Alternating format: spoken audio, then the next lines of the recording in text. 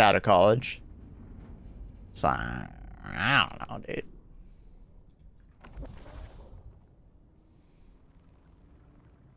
Weather has been rainy lately, unfortunately. Unfortunate indeed.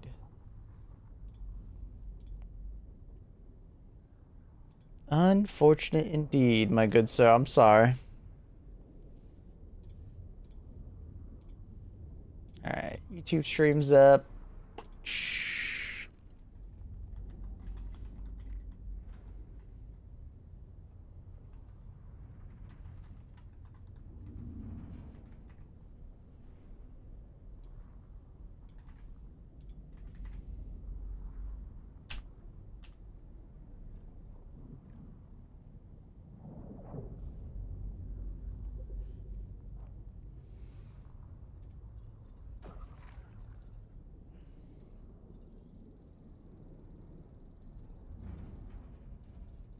Teo is no stunt cock?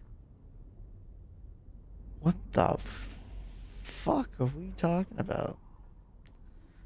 Who avoiding their shit right now? I'm avoiding my warranty, that's for sure.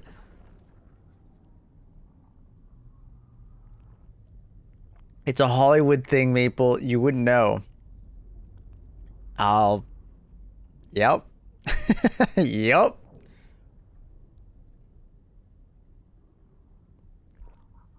Yeah, you're right.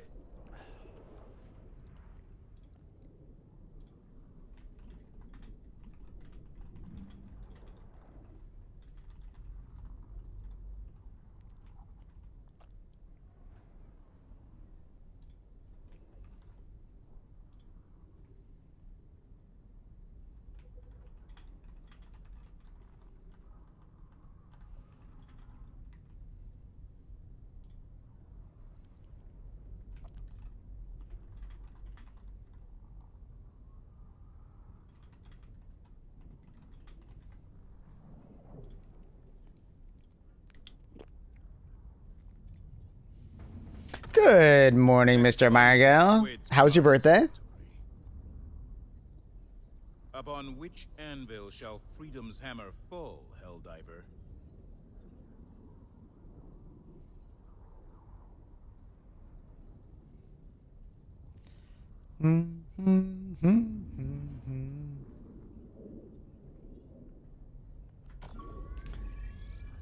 Soggy. We need a Soggy Annie emote. Refresh chat on stream, please. Okay, yes, ma'am.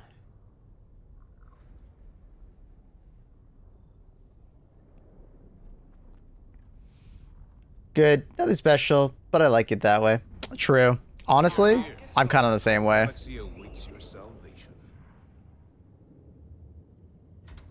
Session is full. I lied to.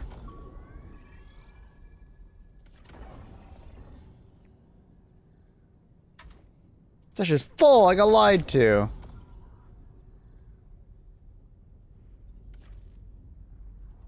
All right. See, this is why I don't do the scanner half the time. I'm getting lied to.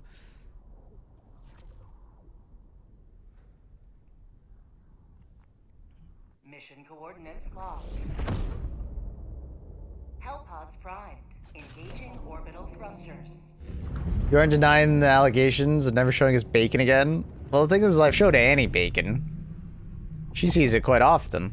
Orbit synchronized. But she decides to only show you the one literally in the moment cooking of bacon.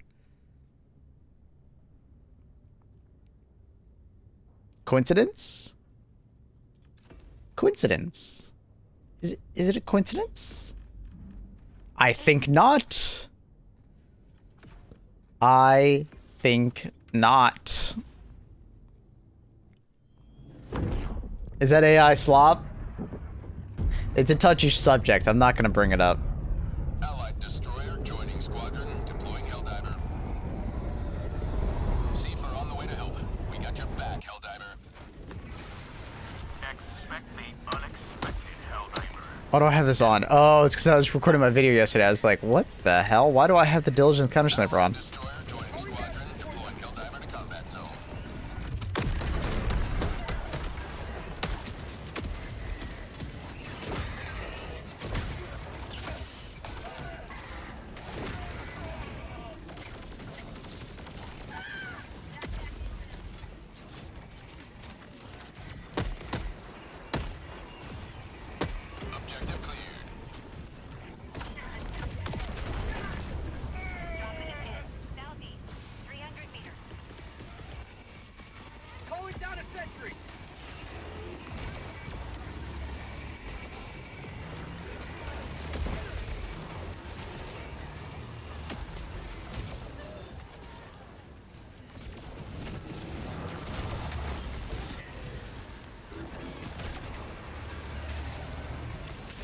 New video coming soon, confirmed.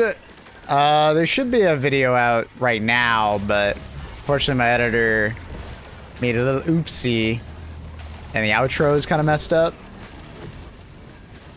I definitely recorded a good outro, just saying. But it wasn't included. He made a little oopsies. Sub-objective near your location. I'm gonna record another video today, but I'm not sure what it's gonna be of. I think I'm gonna do the War Bond video today. Objective located. Southeast. I did the video on loop for 2 hours. Damn, never realized it just cut off because the end of the video and the video seamlessly blend into each other. Oh, I appreciate you, Tron. That's nice of you. Sub-objective in your vicinity.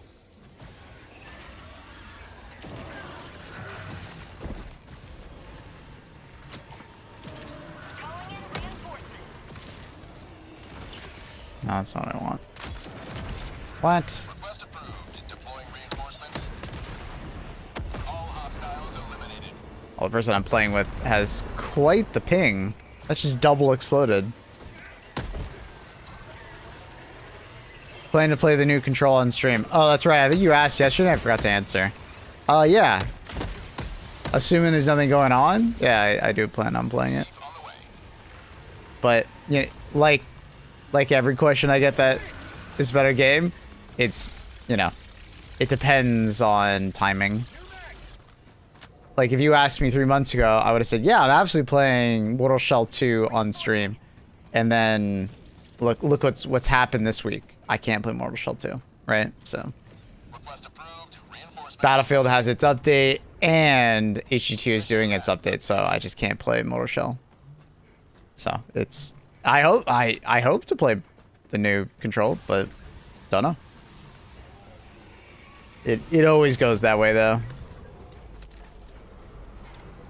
I wanted to play the newest Remnant game. That didn't work out.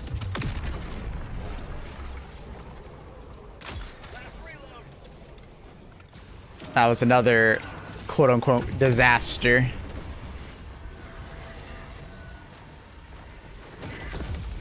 Oh my god, he just did so much damage to me. Unfortunately, I ran out of stamina at like the worst time. And he headshot me, I think, twice.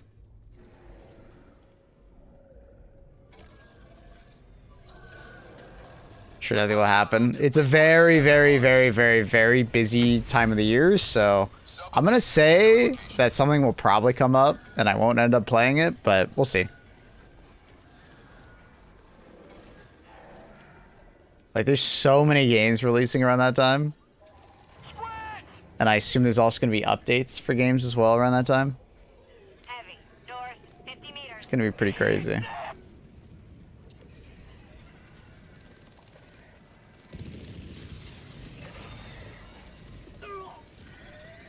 Drink coffee? Nah, tea.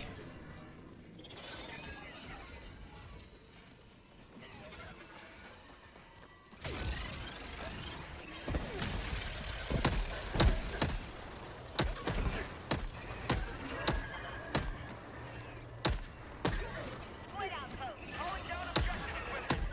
Stand by. Receive quick response team. Bag's empty. Requesting walker. Sending in an eagle.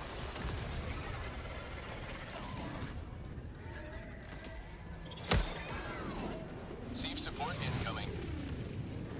Calling in. Hello, Carl. Just realized it's like no reticle. It's funny. Tracking weapon though. Outpost cleared.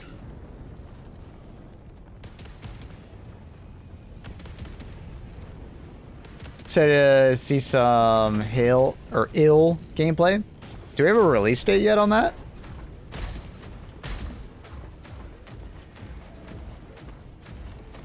Freedom forever. I don't remember seeing a... Oh, okay, yeah, it's still in development. There's a couple games that I feel like are Requesting objective equipment. like kind of exciting, hope they're good kind of vibe, but no release time yet. Tagging location.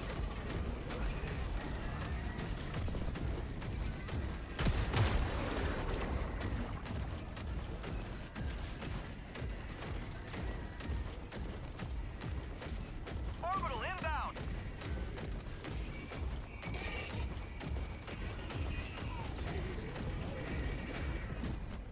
How's the last teleporter? Oh, there it is.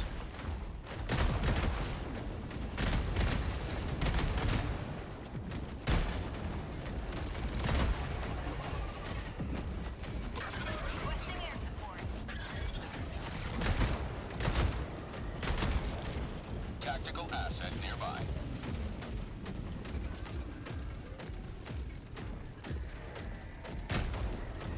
Open up. Mission progress log.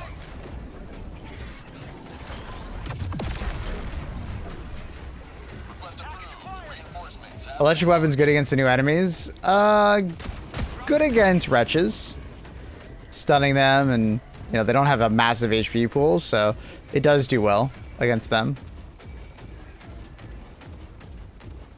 Electric weapons do not do well against the crushers, though. They are very resistant to electric weapons. It takes quite a few shots to stun them, and then in general they have such high HP pools that unless the arc bolt is going through like the head, which doesn't happen very often due to like the angle of attack, it's really bad. deploying sieve.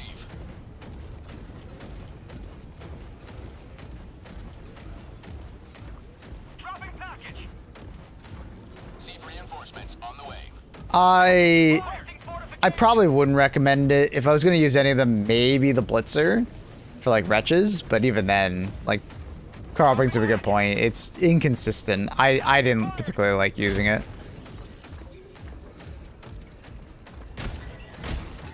I thought it was pretty meh. Package fire.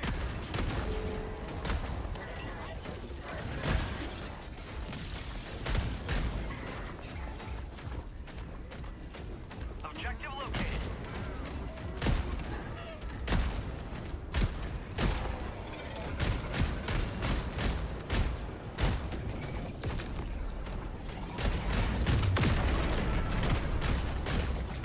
The only annoying thing about these portals is that sometimes they don't activate, I think because we're on a spawn cap somewhere else on the map.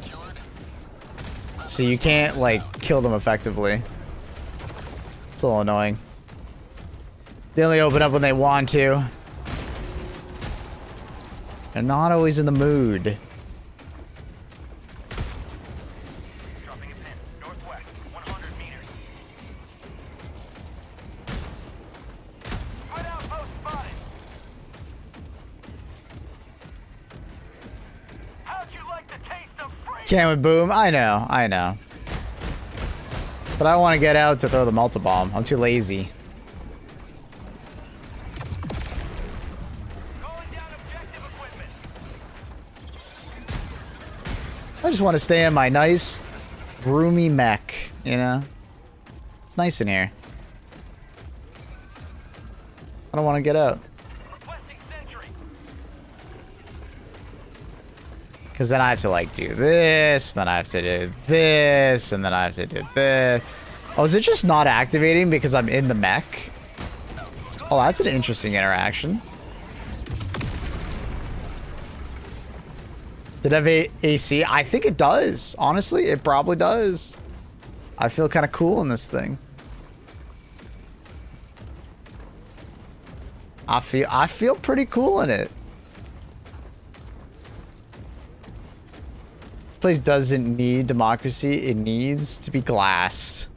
Sheesh. Well, maybe we liberate it, then we glass it, you know? Press log. Insult to injury. Hello, Mabel. I love the AC mech too. Yeah, the AC mech's pretty insane. It's got air conditioning and everything. You just mogging on Europeans with it.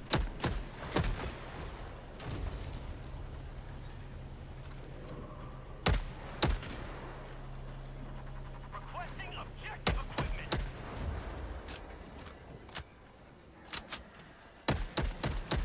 Heavy enemy presence detected. Deploying seed rapid response. Hang in there, Helldiver. Oh yeah. Lobby leader, little laggy. Gotta do that slow. Not on me anymore. Objective I'm above those lowly peasants. Calling in reinforcements. Tell him, Margo.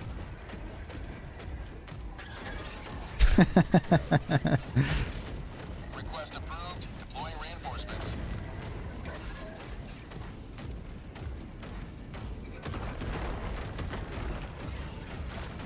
Tagging map. Love seeing one German flex on another.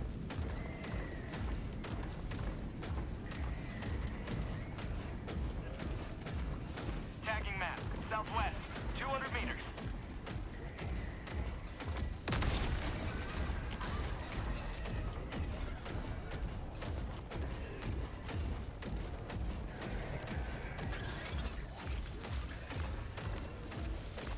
Dropping a pin. South, 100 meters.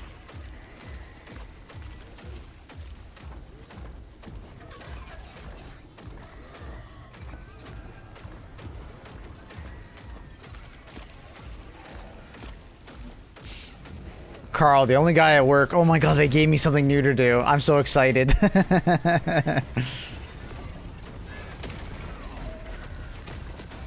Everybody else at work. Ugh, they gave me something more to do.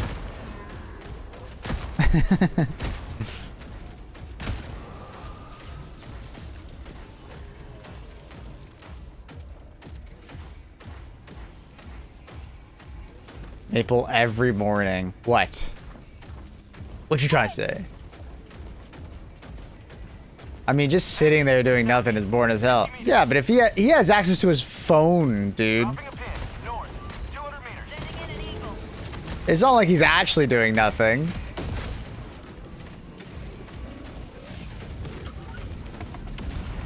Germans hate doing nothing. I can tell. See, whenever I had nothing to do at work, I'm like, hell yeah, I got my phone with me. Sending in an eagle. Oh my god, it aimed right at me. Jesus. Oh no, have to stream, earn money, and listen to my amazing chat. Whoa, whoa, whoa, whoa, whoa. I am not begrudging at all. Okay, there is like occasionally a stream that happens where I'm like, guys, I'd rather stay in bed and I don't really feel like playing HD2 today. But like, that's not the average stream. Oh my god, it bounced off his head. That's so annoying.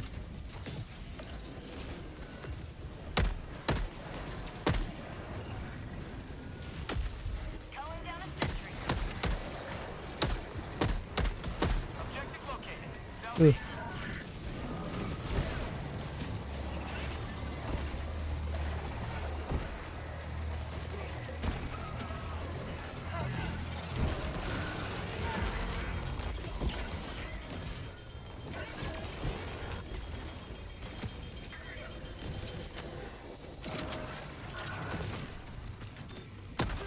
Our citizens depend on you for their sleep. The hell? I called the Thief? When? Tagging map. Northeast. Far.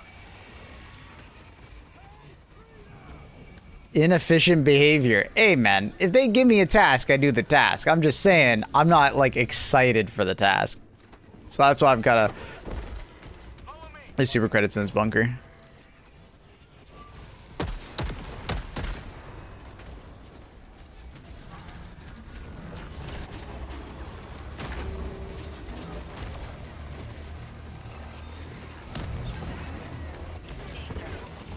I can't see his head. There it is.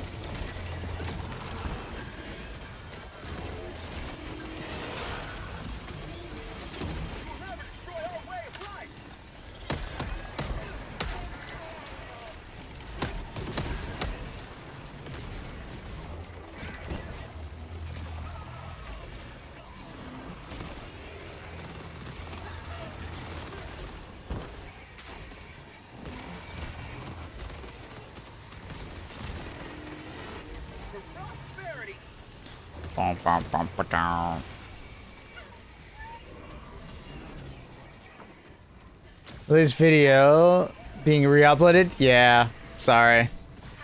It's kind of one of those embarrassing parts where like my editor kind of forgot one of the parts of the video. Sorry about that, man. It should be re-uploaded a little bit later today. Apologies. A little awkward.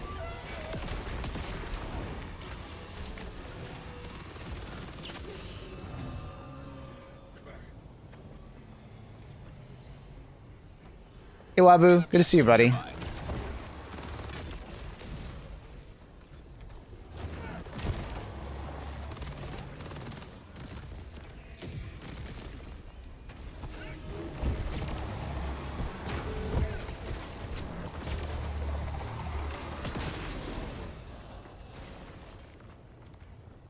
This is guard Doug plus late. Yeah, it's great combo. Oh, there's Teo. During a football game, I was filming on a camera and you can hear me talk with the guy next to me after a goal. I'm so professional. Yeah, you are, Teo. Were you mogging on the enemy team? Like,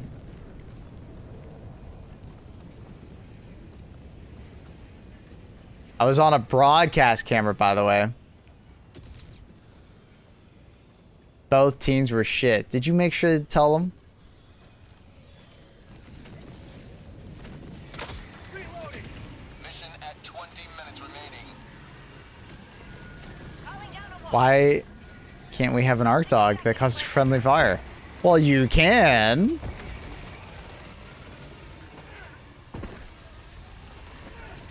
Yes, I did. Did your boss get mad at you, Teo?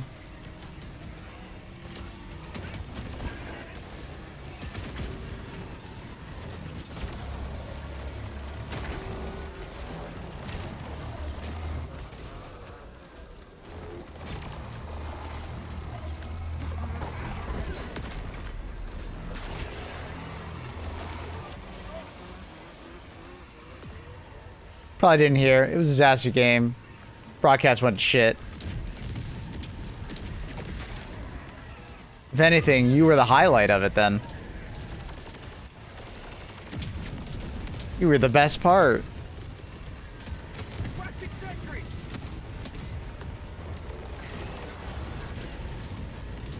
Hey, Swizz. Swizz, how's the update? I didn't get the opportunity to play yesterday.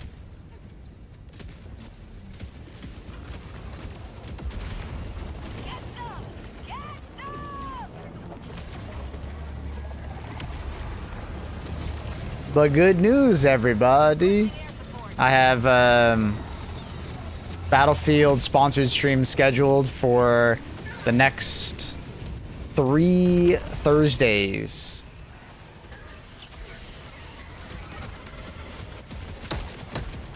Not this Thursday, but like the next couple. But I'm going to be playing Battlefield 6 this week anyways. Doesn't matter. Big money. I wouldn't say big money, but it is paying the bills.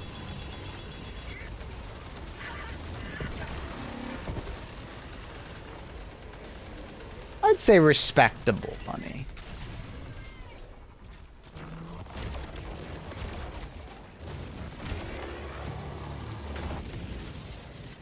Pay your bills money, you know? Book Island has too many vehicles, but it's alright.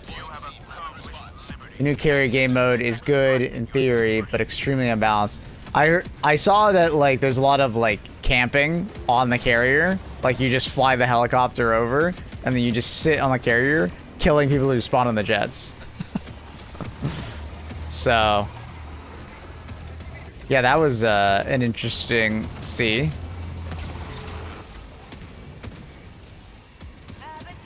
I can't comment on that, Jason. Alright, I won't. Their lives were in our hands. Sending in an eagle. Breakthrough and Wake is the coolest, but needs 64. They have it's 64 player Breakthrough? Damn. Good for them. Love that. I hope it actually fills up, dude.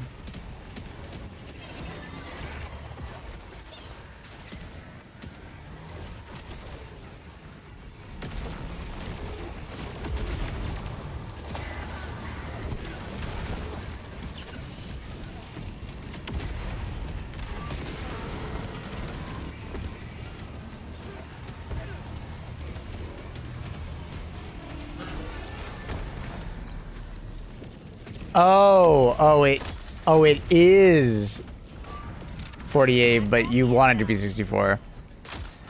I feel like breakthrough across the map is or across the board is just 48, right? Are there any maps that actually could do 64? I'm trying to think.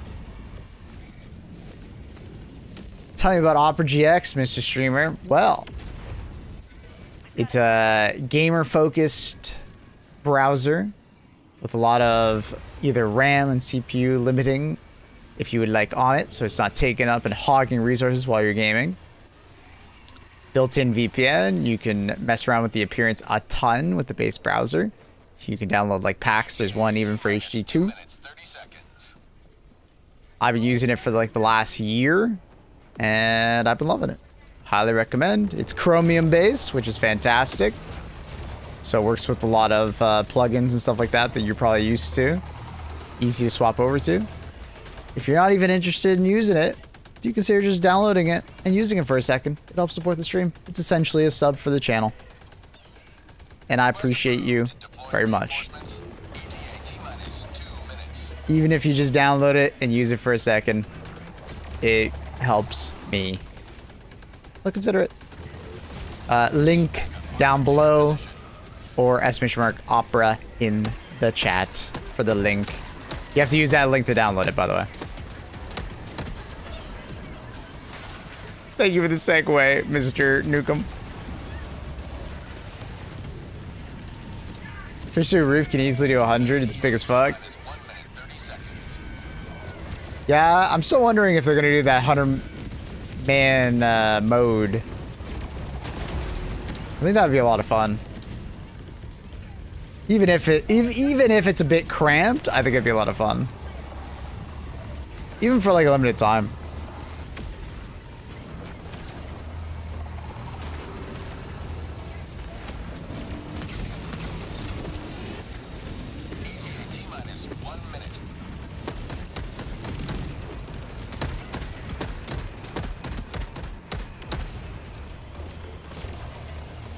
This man's be dancing.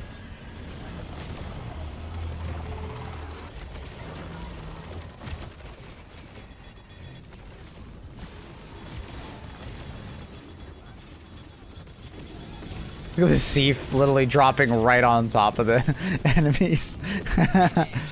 Great landing zone, dude. Excellent landing zone.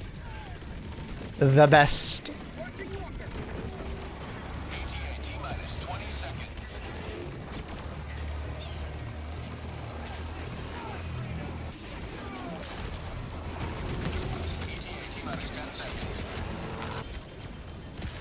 Laser cannon, my first love. Yeah, it's great. Oh my god. This is Pelican 1. I have visual on the extraction zone.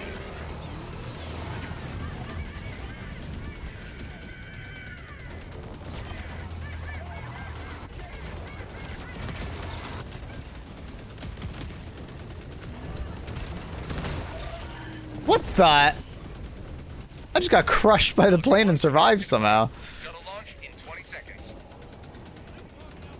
It feels more accurate than Seafood is pure meat. Yes, I agree. I agree. Step by step, order is restored to the void's chaos.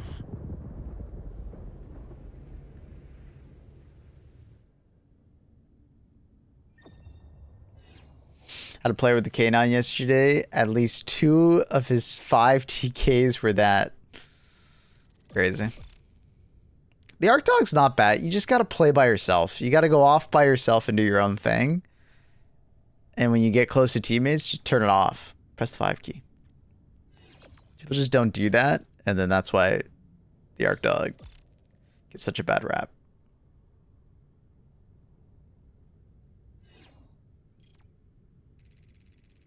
Is it okay to say yours, Tao, when emailing my boss? Is your name actually Deo? Or are you just messing with him and using your screen name? Are you dumb? I don't know. Am I?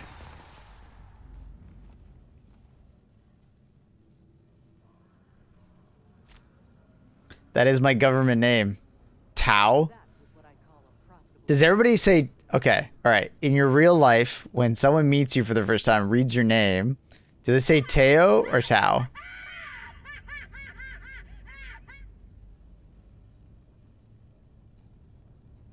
Depends. Allied destroyer has left squadron.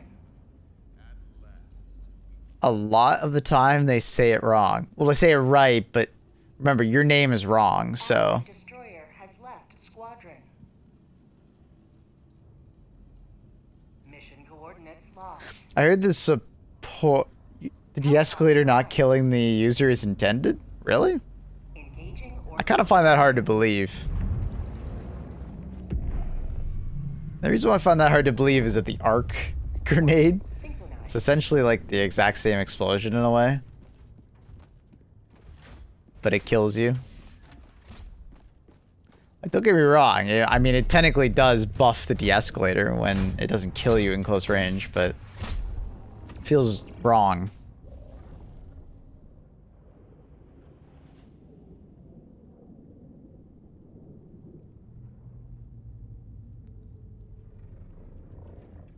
But Aussie men say it right. It's a fucking Asian accent or not. So I say it right for a white man. What in the rant did you just say? Having a full squad wearing Tesla armor does allow for some truly hilarious arc shenanigans. It does. It does. It makes for some silly situations for sure. I've definitely done those. Arc Thors galore. If the arc armor was better, I think it'd be easier to convince people to do it. The problem is that it's not particularly the best armor. So, sometimes hard to convince people to do it. In my opinion.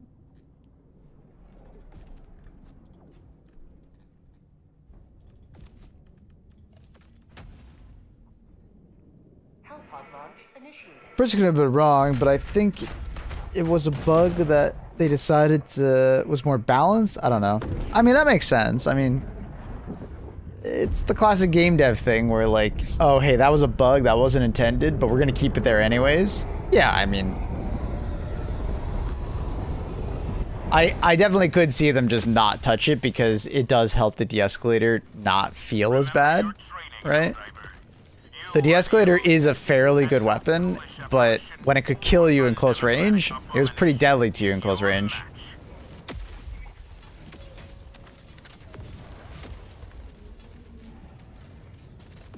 Chief units on standby.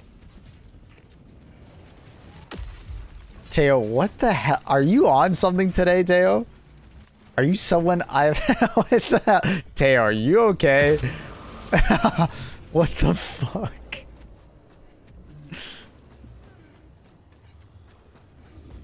Teo, you're a bit more unhinged than normal today. The escalator would feel so much better if they gave it a speed loader when it was completely empty. It would definitely feel better if they gave it to it. Be kind of a massive speed loader, though.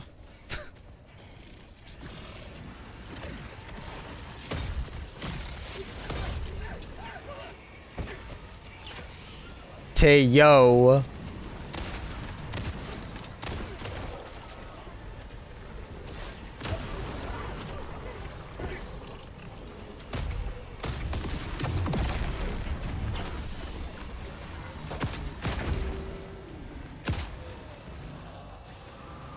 Weird trade-off after release since like OP at launch, and then they fixed it. Yeah, dude, it was nuts at launch. Oh my god. Remember that? Remember that chat when it was like super OP? It was correct. Oh my god, Steve, stop. Yeah, it was nuts at release. Due to a bug, but yeah. Luckily, it kind of ended up being the way I wanted it to be, because I thought it was too much damage at release. Okay, whoever the host is lagging their ass off. He's playing through like 3 VPNs, I think. My god. Did you see the GTA links? No. Unfortunately, by the time I heard about it, Rockstar staff had like taken it all down. I was busy doing stuff, so I didn't see it. Was it good? Did it look good? I get you links? Actually? I don't know if I should show it on stream, though. I probably shouldn't show it on stream.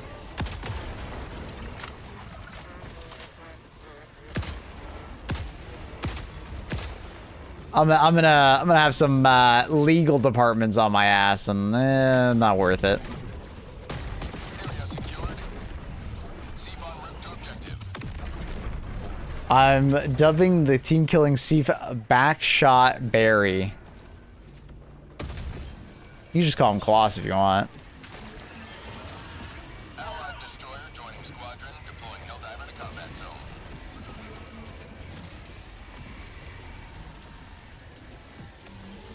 My link is fine. Yeah, I'm not clicking that.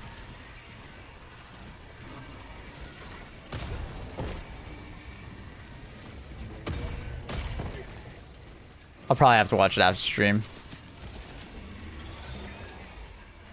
Or I guess I could technically just watch it on another screen and then like live react to it and describe taste kind of energy. You been liking the update? Yeah. That's a good update. I'm not like blown away by the update.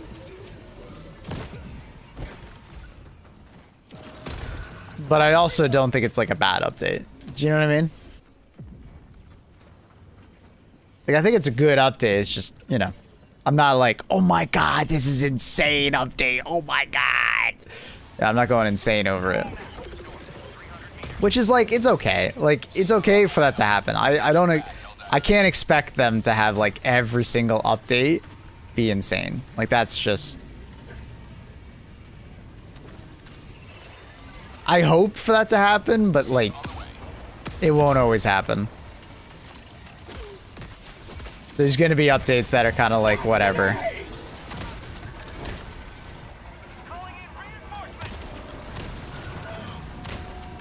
You know, but it's not all like bad, right? Like, the Warbond was obviously a complete success. They did amazing with it, right? It makes me very excited for like future like updates, right? A Hive Lord boss, yeah, and that's happened for the last 2 updates, right? It happened also with Cyberstan. The same thing happened with Cyberstan. Cyberstan was a good update, actually better than this one, arguably, and there was just no big boss, so it left some people disappointed, right? They've kind of done that to themselves, where they created the Hive Lord, and the Hive Lord was implemented very well. So by not giving us more Hive Lord like things, it's leaving people like expecting that. And I don't think it's wrong to expect it, right? That's kind of what happens when you deliver something really good and then you can't do it every single time. Vox is not big enough? Voxes are not a Hive Lord.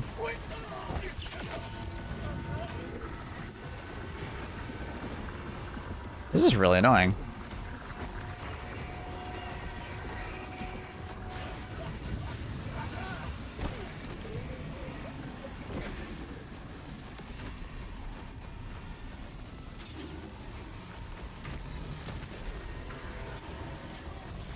Like, even Leviathan technically is not the same as a Hive Lord, right?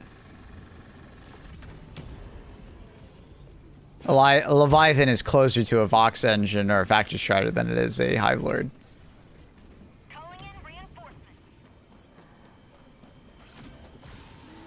Gator's way better with that Hive Lord, yeah. Absolutely. Must approve. Reinforced objective critical stratagem available.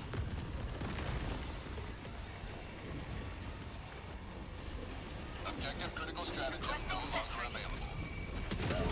Wait, no, I just dropped my backpack. I didn't mean to. No. Damn, dude. I'm getting mogged out here.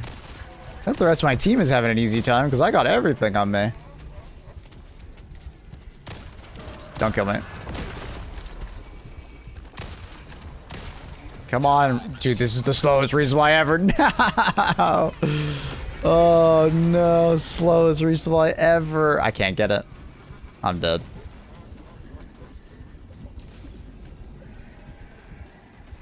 Objective located. Handle that north.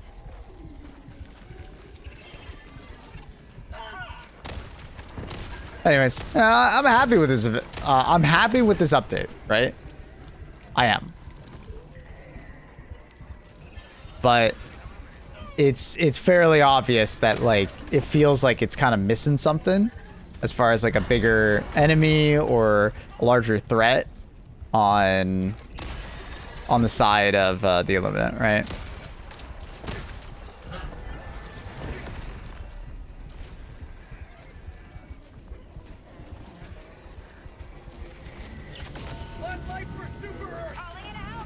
Right? Like, it's fairly obvious that is the case. Like, not even having like a Vox engine type enemy to fight against here is also a missed opportunity, right? Obviously, people want as big as a Hive Lord, but we don't even have a like a Vox enemy, which, you know, leaves me feeling like this faction is missing something. Because I love the Crusher and I love the Wretch. I think they're great enemies. I like the new missions. I'm happy with them. I like the new planet. I like the Void. I would say planets. Technically, we got more than one biome, even though they're just recolors. Yeah.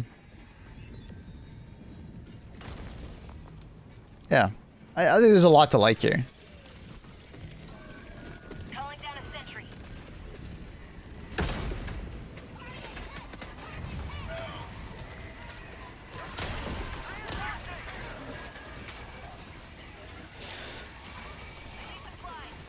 Quit outpost spotted. Good thing this planet is pretty crazy to fight on. Yeah. I do hope that they change it from mindless masses to like another sub-faction like the invasion fleet. Because I find mindless masses to be a little easy.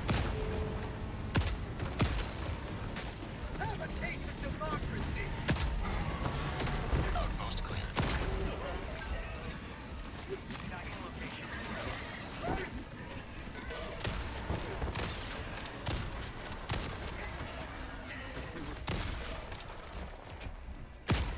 Tactical asset near your location. It's kind of insane the heat map this objective has.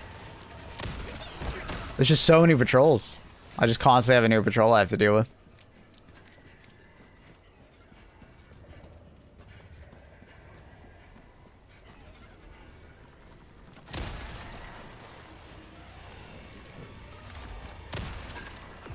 I got the terminal.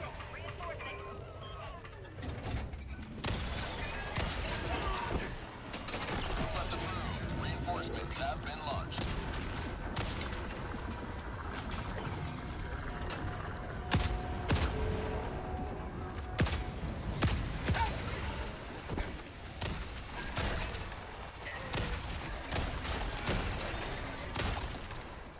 Reloading. Telling you, bro, there's just always another patrol. Engaging terminal.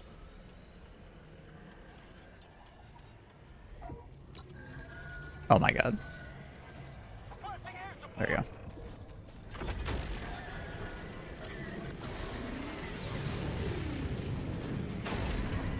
He was just a walking box the entire time? What the fuck? Reloading.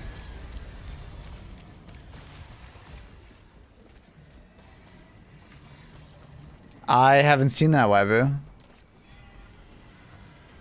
I mean, I assume what you're failing is the drilling gator? And maybe you're like, maybe it's taking damage from something? I haven't seen anything instant fail. The sieve can also technically fail if someone activates it but like doesn't finish it. Follow me.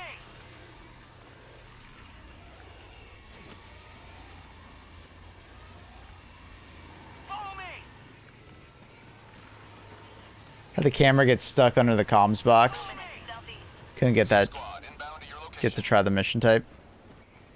Camera got stuck underneath the comms box. Fuck. Damn, I bet it like landed in like the perfect spot so you couldn't grab it even if you're like prone next to it. That's annoying. Unlucky.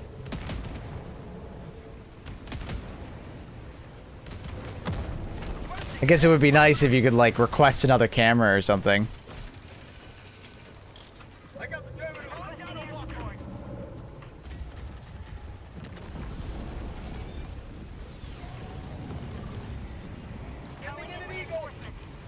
Now there's like a safe anti-air and one more. Don't remember what in particular. So it wasn't the planet. I mean, you can, like I said, you can fail the safe anti-air if you activate it and don't finish it. Because if the safe anti-air gets destroyed, it fails. And it's like in a vulnerable state after you hit the button to make it come up, but you don't finish it. If that makes sense.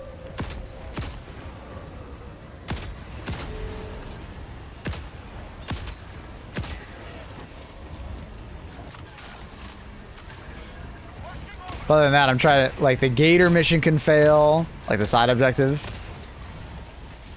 Objective complete.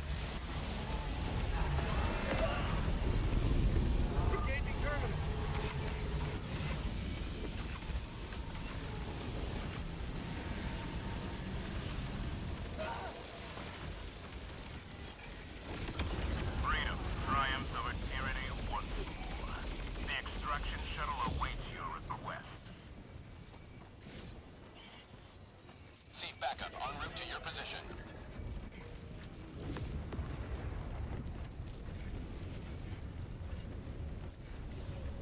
Super Earth High Command, limited explosives, also Super Earth High Command, only one camera. Yeah, they should let you call in a new camera, but you have to, like, take the pictures again, right? Sending in an eagle. This guard dog's putting in work. It's insanely good. It's perfect for a streamer that's trying to read chat. Let me tell you. Follow me.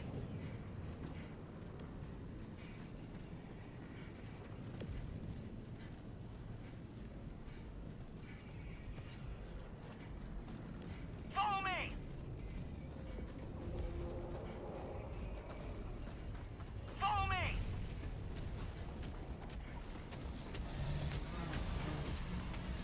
Follow me.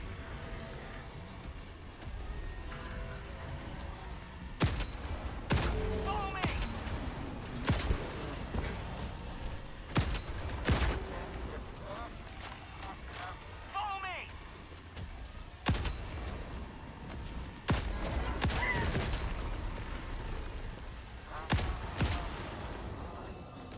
New mag.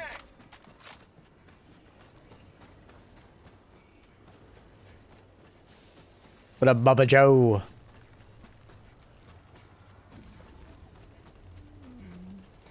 Hold on tight. Receiver en route to assist.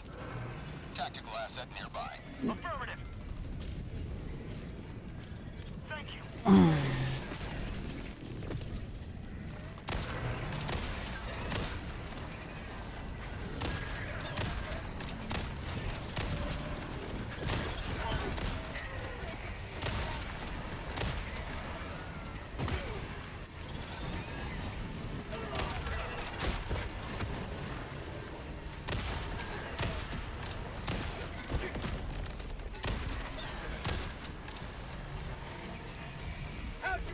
Damn, you see that Crusher who's speed running for a second there.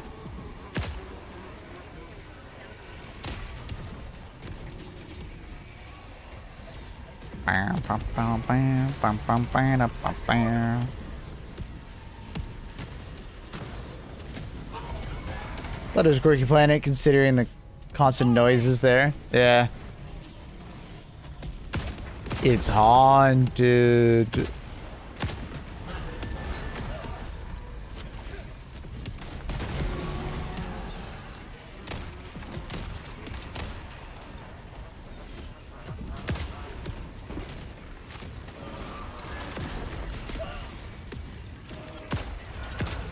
Sending in an eagle. My God, 7 watchers are on me.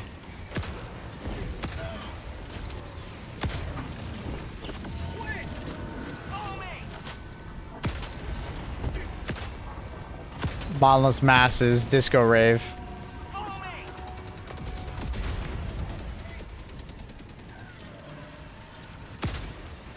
Brought to you by Zuber. Thank you for the Margot, Mr. Mark. Thank you for the Margot, Mr. Margot. My brain is not operating correctly right now. Thank you, Mr. Margot, for the Margot. You're an absolute Margot. Shuttle inbound. I'd like to point out, supposedly, the final assault in the void of the SS is still spooked out of commission.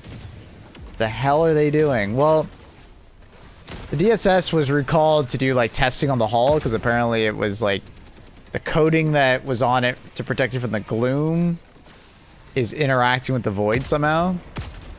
I believe something like that. ETA T-minus 2 minutes and 30 seconds. So I think it left to do testing, right?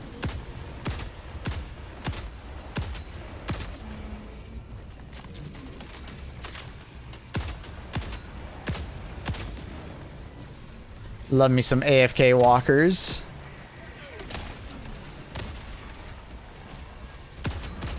What's this guy doing? He's cheating. ETA T-minus 2 minutes. Look at me.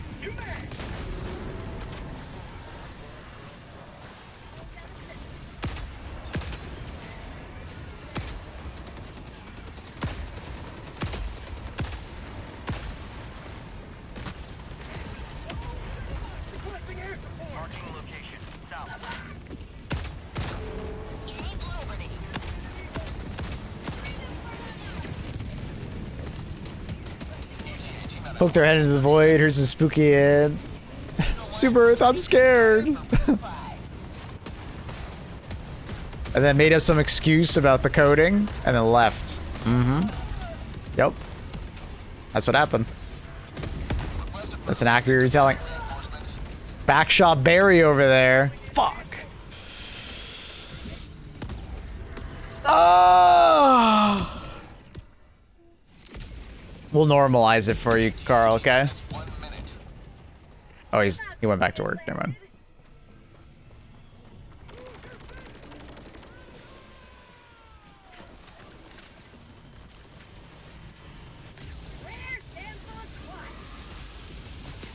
Damn it, Barry. I didn't throw that far enough. Watch out. 120. Old shallow. ETA T-minus 30 seconds. I don't know why I didn't throw that full distance. Whatever.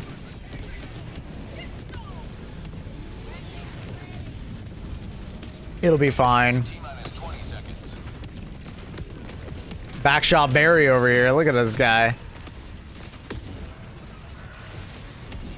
ETA T-minus 10 seconds. Damn it, Barry. What you doing, Barry? Our citizens depend on you for their safety. This is Pelican 1. I have visual on the extraction zone.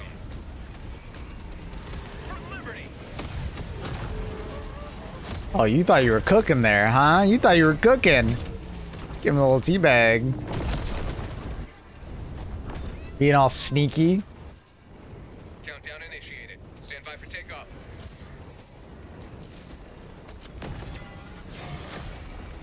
Extraction complete. Pelican 1 beginning ascent.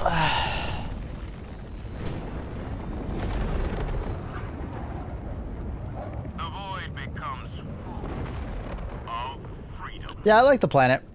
The randomized missions, they don't feel... I mean, they're not that randomized. It's basically 3 objectives and you get a random distribution of them. They're all right. If they did it for more types of missions, I'd be okay with that. The double extract is basically just more XP. It doesn't... It's like a slightly harder to leave extraction because it takes longer, I believe, on average, right? Instead of 2 minutes, 3. You see the GTA links? No. You want to link now? I'm just going to watch them. I'm going to look at them off stream. Chat, I'm gonna do a live reaction.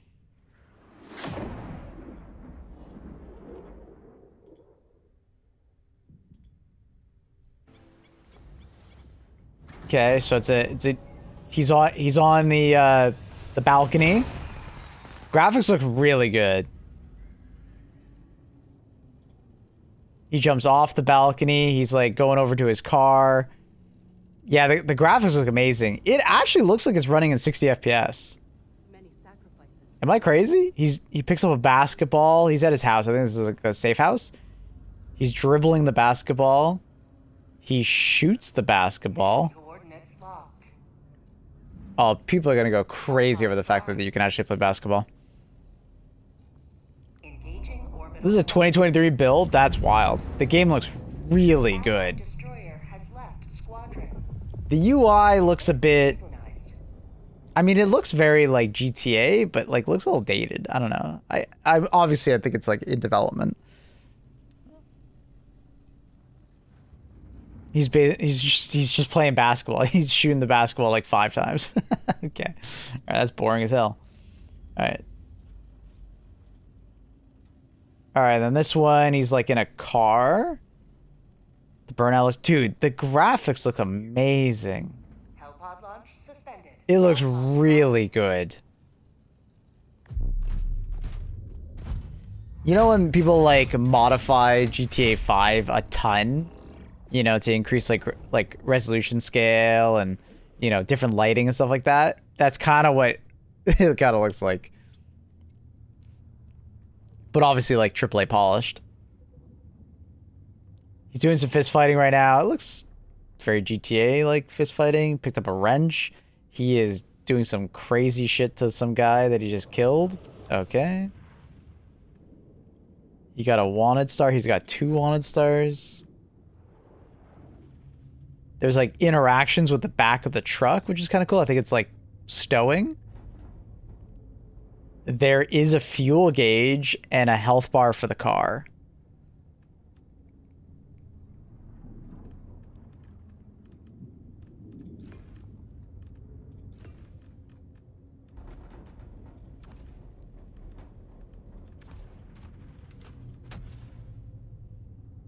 Launch initiated.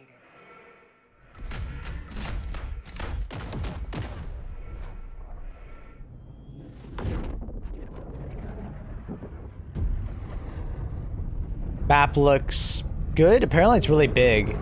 Apparently it's like double the size of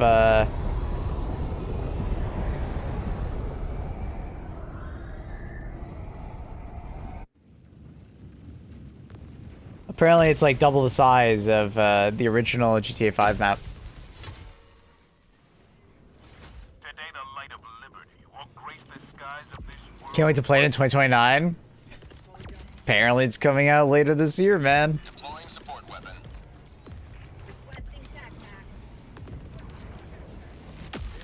It looks good. I mean, it's what I expected from GTA 6, right? It looks like there's a lot of interaction, stuff that they've learned from Red Dead. You know, lots of interaction with the environment, and things that we interact with are like feel meaningful.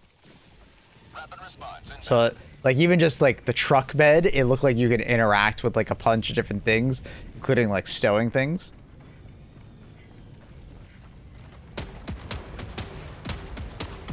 I don't hate the fact that there's like a fuel gauge for your car. I don't hate that at all. I know some people might not like it, but I personally like GTA being less arcadey and being more like more like a sim, right?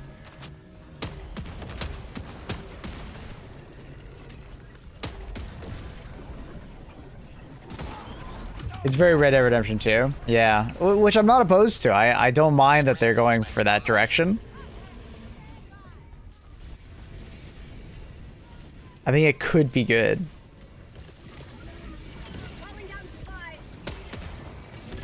Is there too much though? Like, could they go too far like Red Dead? Yeah.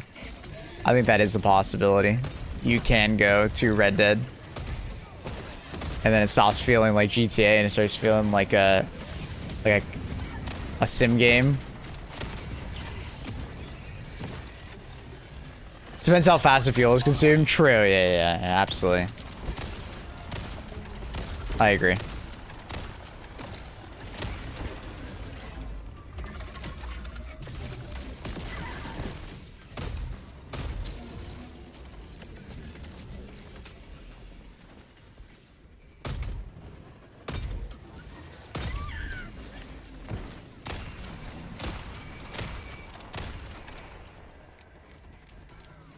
You have to stop like every 15 minutes, it's gonna get annoying. For sure, for sure. But that's hopefully something that they've like balanced.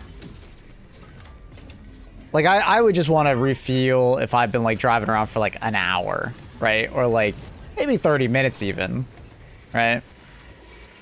If I've been driving around for 30 minutes, I need to refuel. I don't think that's a pain in the ass, especially if it's like a pretty fast process. But yeah, like if I'm stopping every 15 minutes, that'd be really annoying.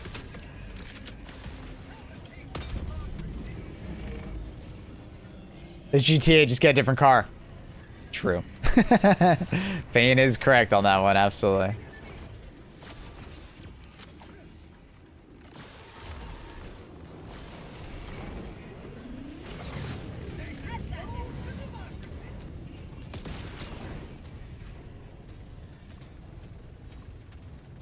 I'll just wait for PC release. Fair enough.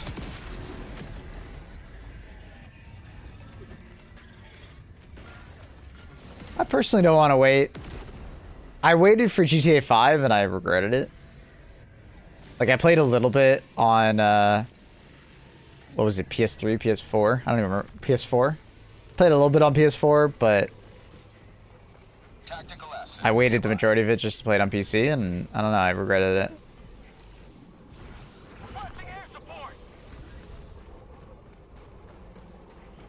So, I don't want to do that this time. And to some extent, I'm kind of happy that so many games are trying to avoid releasing their games at the same time. Because it means that it's more likely that I'll have plenty of time to play it and not get interrupted.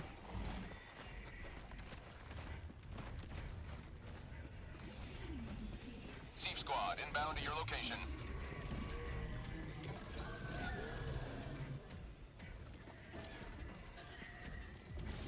Objective near your position. GTA 6, it better have realistic gas prices.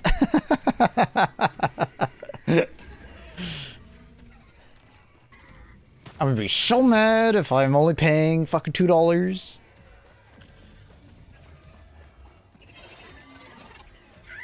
Tactical asset near your location.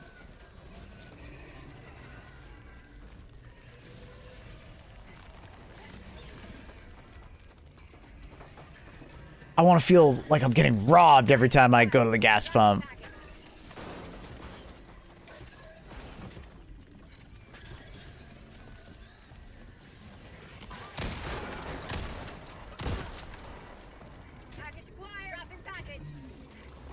Maybe you can steal gas from other cars. I mean, I would assume you'd be able to steal gas from the gas station also. Right? Just don't pay.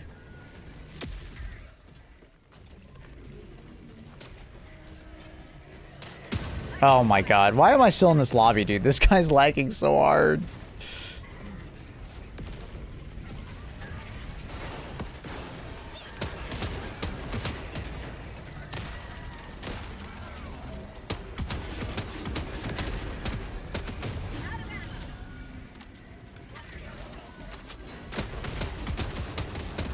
That's a lot of gas.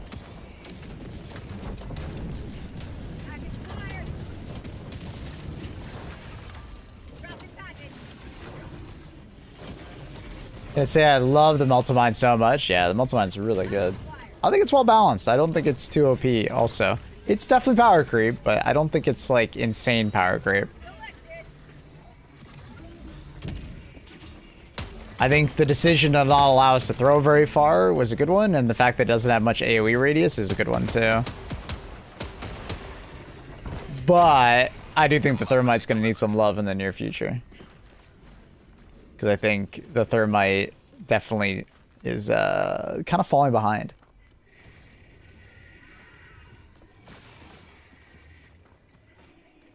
Isn't every car in a video game technically electric?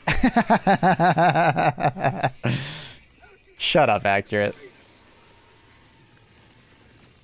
I've been loving the update. Steve Soldier is something I can play without, honestly. Make it all feel like a true war. Steve Soldier is something I can play without, honestly. Oh, okay. Well, I'm sure you'll have that opportunity in the near future. I thought you were about to say you love the Steve's changes. Objective near your position.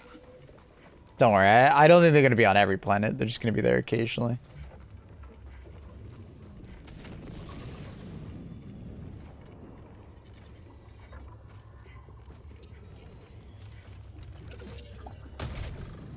Objective critical stratagem available.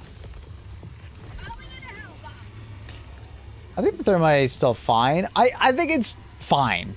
Like I said, I think it's fine, but it will need some love in the near future because the Melt of Mine kind of does do basically 80% of it, and then also have an additional, and then also work immediately, right? The only thing that the Melt of Mine doesn't do is you can't throw it far, right? So if you're trying to deal with like an objective at a distance, it doesn't do that. You have to get more up close and personal, which I think is a good balancing point, but like, Seafer on the way to help. We got your back, yeah. Helldiver. That's right. I meant that I can play without it. Make it look so cool, like a real battlefield. Sorry, I don't quite know what you mean. The way you phrase it is like you don't like the Sieve. I can't play without it. Oh no, I think I know what you mean. Okay, sorry. Saying it's dope. Yeah. Nah, I know what you mean. Sorry. I was reading it with the wrong intent. My bad. I get you. Yeah, they're cool. They're really cool. Situation yesterday, my friend threw a thermite at a crusher and he batted it with his club? Seriously? Oh yeah, that's such a cool interaction. Near your location. Batter up. Imagine they actually tried to do that on purpose. Like anytime you threw something at them, they would try and swing at the thing that you threw at. That actually would be pretty neat if that was like something they did. A cool Easter egg.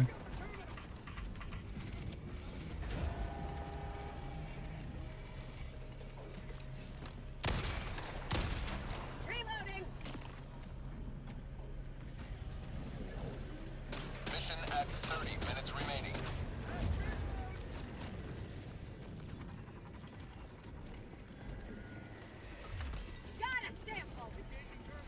That situation when Thermite is not sticking. Yeah, that was another thing that I was talking to Chad about Thermite, is that I feel like they probably need to patch Thermite to not have the handle, Liberty dispensed. right? Because if the handle hits first, it doesn't stick. It needs to be the top part that sticks. So what they probably need to do is remove that interaction. It's cool, but we're at the point where Thermite kind of just feels kind of unreliable compared to more reliable things like, you know, a Giga Grenade or a Melta, right? Thoughts on Crushers being mutant children babies? I mean, I see where people are coming from. They do have the temper tantrum. They kind of like laugh, giggle like kids. Yeah. I see it. I see it.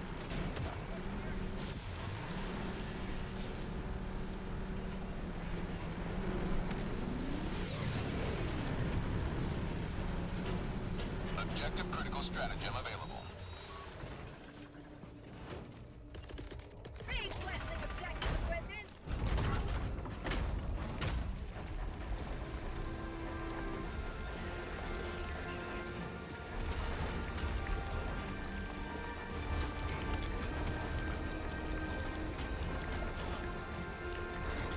We're bumping. They're grenades that need to be buffed more than Thermite, in my opinion. I mean, they do. They have been. They've been constantly buffing those grenades.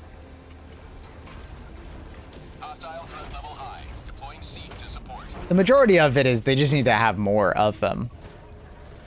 For the less powerful grenades, I've usually said that I think that they just need to up the count on them. You know, like impact grenades and stuff like that. Just give us more of them.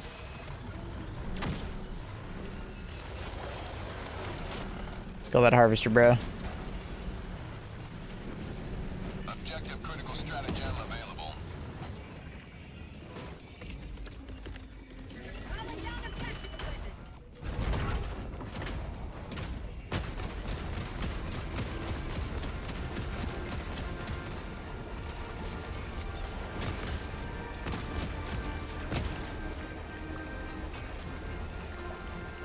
Because a lot of time they actually do enough damage. It's just you don't have enough of them to feel good about, which they've been doing though, right? So they just got to keep doing it. Played Hell Let Loose today with Kimmy J. Oh, you're actually playing Hell Let Loose? Accurate? Did you like it that much? That's good. I'm glad you liked it, man. I thought you were just kind of memeing because open beta.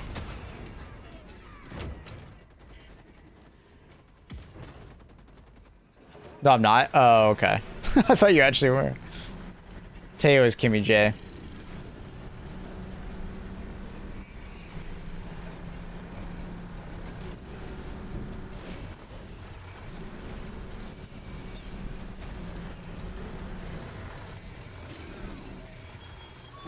Thief squad inbound to your location.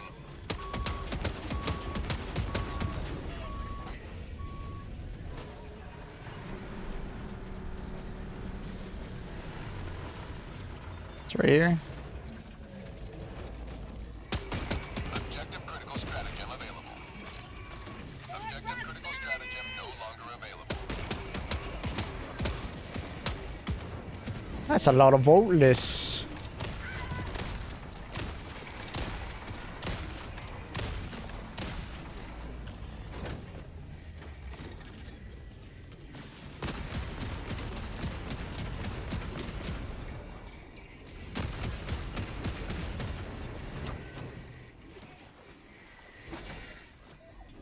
Objective critical stratagem available. Yeah, I was like slightly outside the range on that one.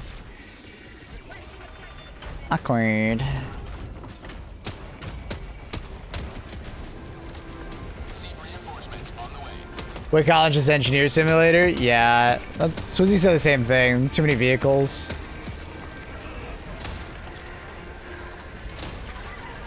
Because I think what you have a bunch of tanks, you have APCs, I'm sure. You have like 5 jets per team, helicopters. Like, yeah, I'm sure it's basically the team that has more engineers probably wins. Heavy enemy presence detected. Deploying seed rapid response. But that's something that they can adjust pretty easily. They just have to remove some vehicles. Luckily, that's not a big deal. That's something that's like pretty easily fixed.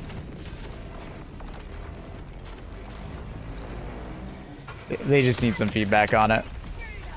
The issue is that there's going to be some players that like it, right? The vehicle players, the Armored Warfare players from like, you know, the DLCs.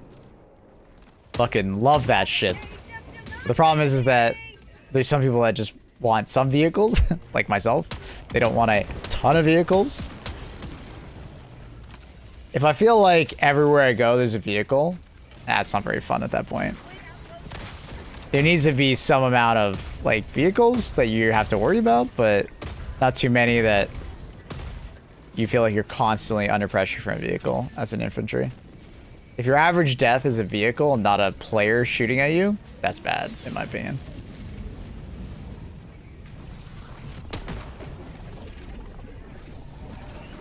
I was gonna say.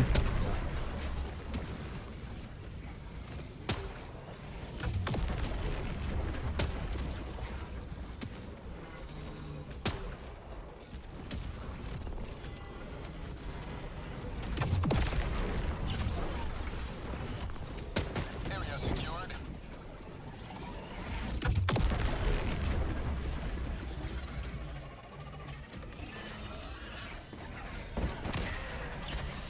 They need to They are just going to milk the game for another 2 years. Bots can hit you on the first shot. Ragdoll City. It's a run and gun simulator for a year now.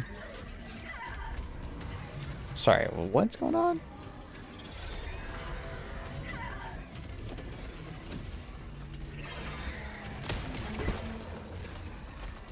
What's going on, buddy? YouTube chat is being YouTube chat right now.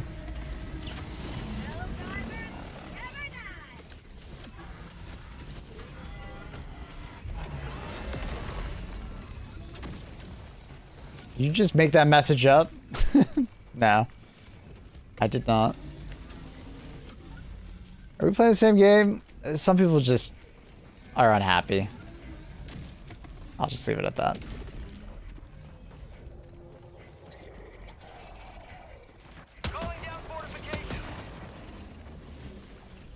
Unhappy individuals.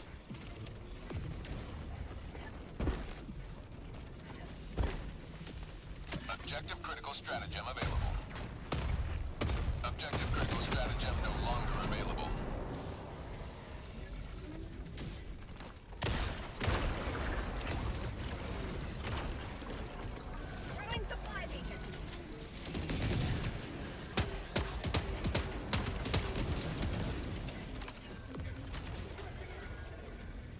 Bot's accuracy did not get cranked up.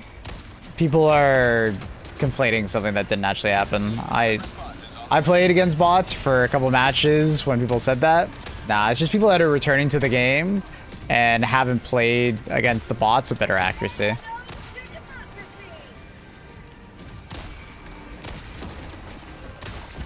A lot of returning players. It did a couple months ago. They improved bot accuracy, especially when there's lots of enemies. Because what was happening was, when there were lots of enemies, basically, bots were turning into dumbasses. They would just start randomly firing instead of actually firing at you. Which resulted in bots feeling sometimes really easy. Orbital barrage incoming. Stand clear.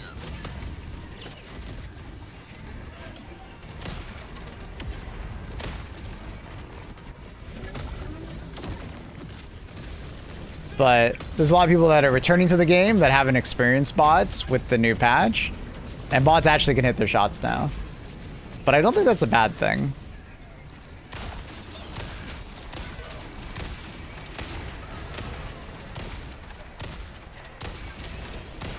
Mission at 20 minutes remaining.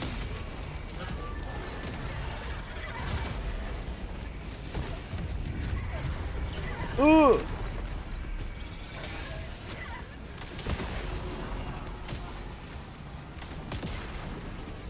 Melts, go! Save me! Oh my god, through the fire, through the flames.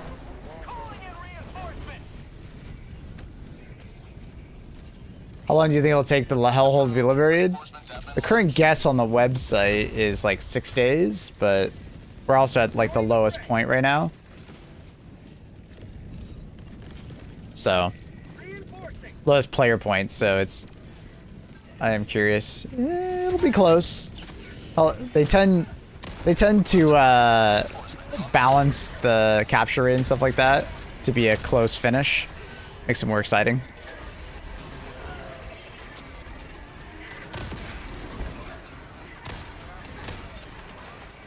It's kind of bad.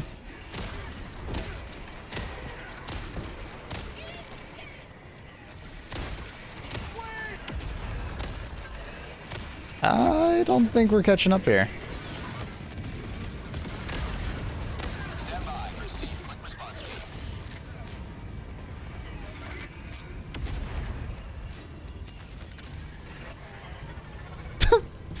I'm just running back and forth, stimming to keep my stamina up. Seafer on the way to help. We got your back, Helldiver.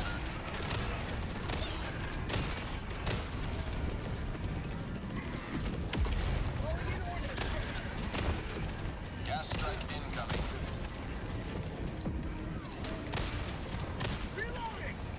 Woo! Oh, we caught up.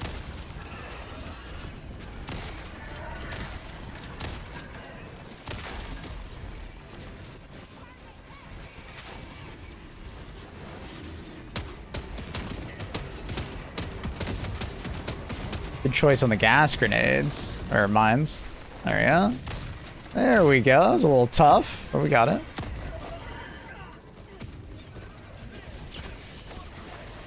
Oh yeah, dagger is amazing. Just a little scythe lighting everything on fire.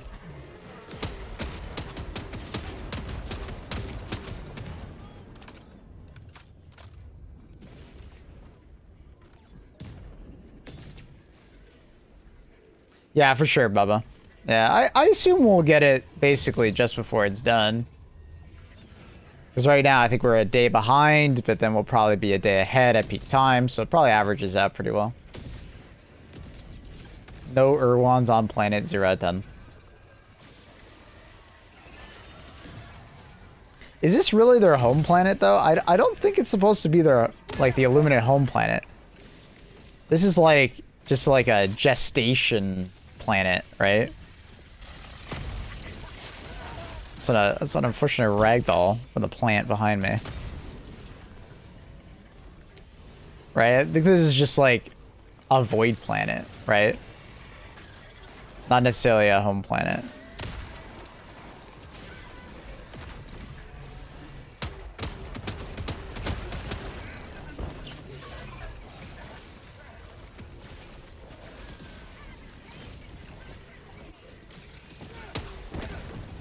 Yeah, this is like an original, like, planet from our dimension, yeah.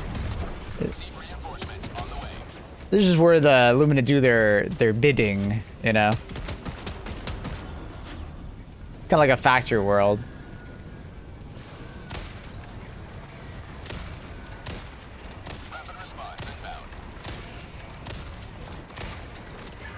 Jesus.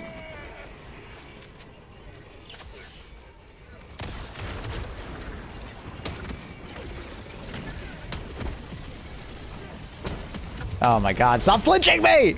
Every time I go to shoot, I get flinched. That's so annoying. Oh my god, that was fucking annoying. Every time I go for a shot. Little Vola's behind me. Hey, can I talk to you about car insurance? Hey, can I talk to you about car insurance?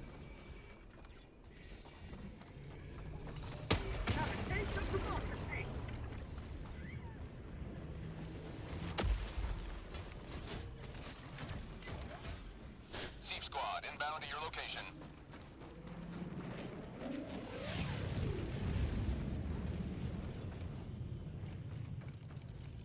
It's just like a terraform. I mean, there's like ancient Illumina ruins here, so I don't know if I'd say terraform, but it's like there's definitely some like sickness on it, right?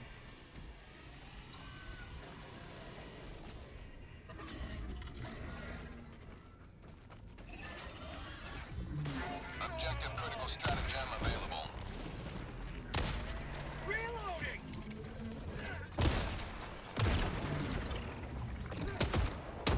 Objective cleared.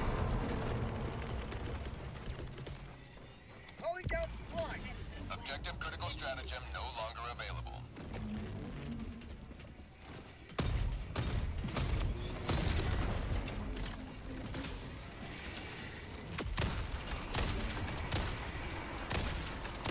Oh, by the way, just heads up on the accuracy topic. It's not just bots that got more accuracy. Illuminate also got more accuracy with the change.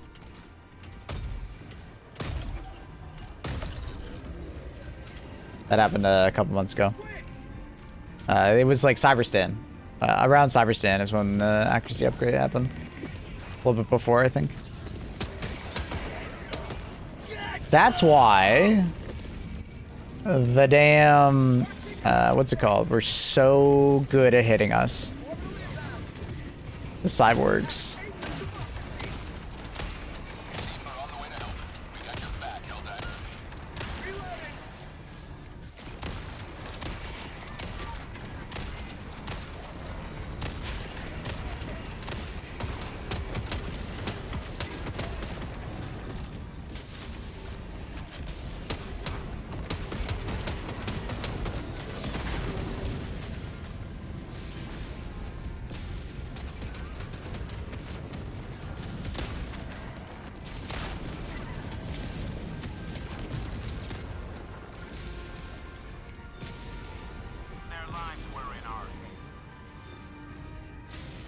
Question is CC the same planet in HG1?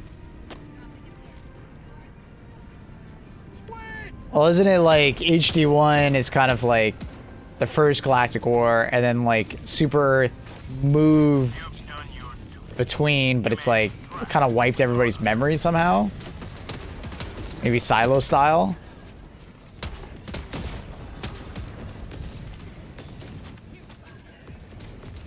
Stand by. Proceed. Quick response team. Cam, saving me? You rule!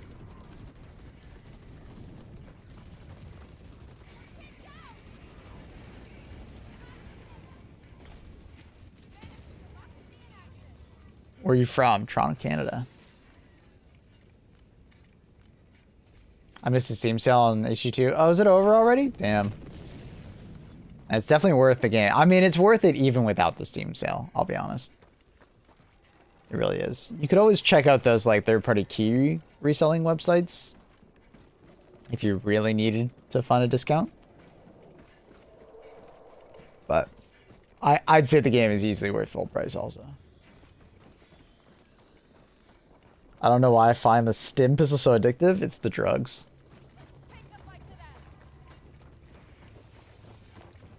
You and Annie watched the first episode of Lanterns? What's Lanterns? Extraction is available.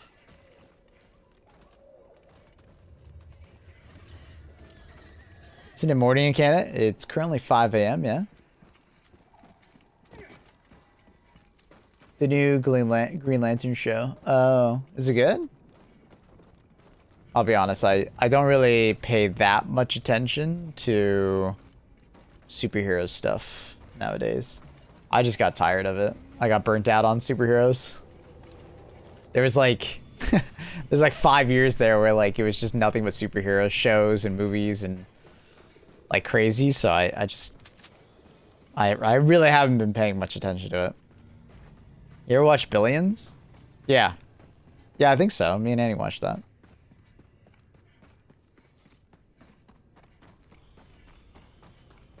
It's like True Detective, not like a hero stuff. That's good. Okay.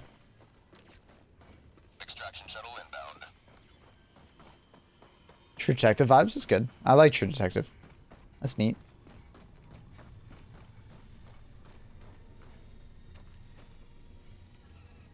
Really liking it. Just don't understand why they added the sus scenes. What do you mean sus?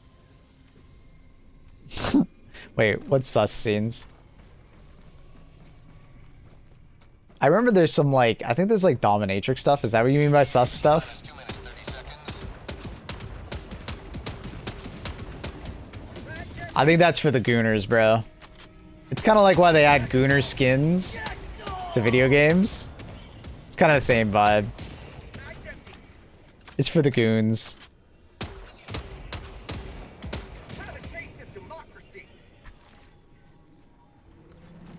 Gooners just be a goonin', you know? ETA T-minus 2 minutes. Does it play a major part? I mean, it does play like a subplot, technically. Firing orbital barrage. Clear the area. And some understanding of the characters, if that makes sense. But they add the scenes a lot. Right? They're pretty frequent.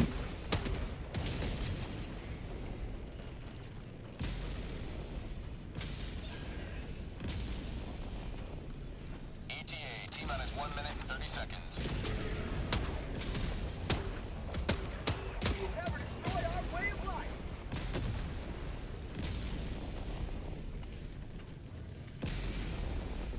Watch Lioness. No, is it any good? I saw it advertised. I watched like the first couple episodes of Lucy. Did not like it.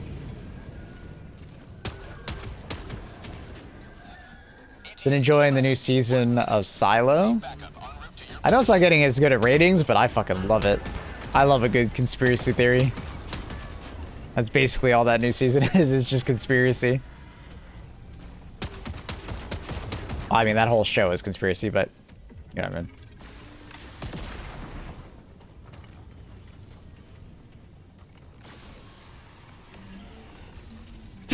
Accurate. That actually, I've never heard that. That's fucking funny.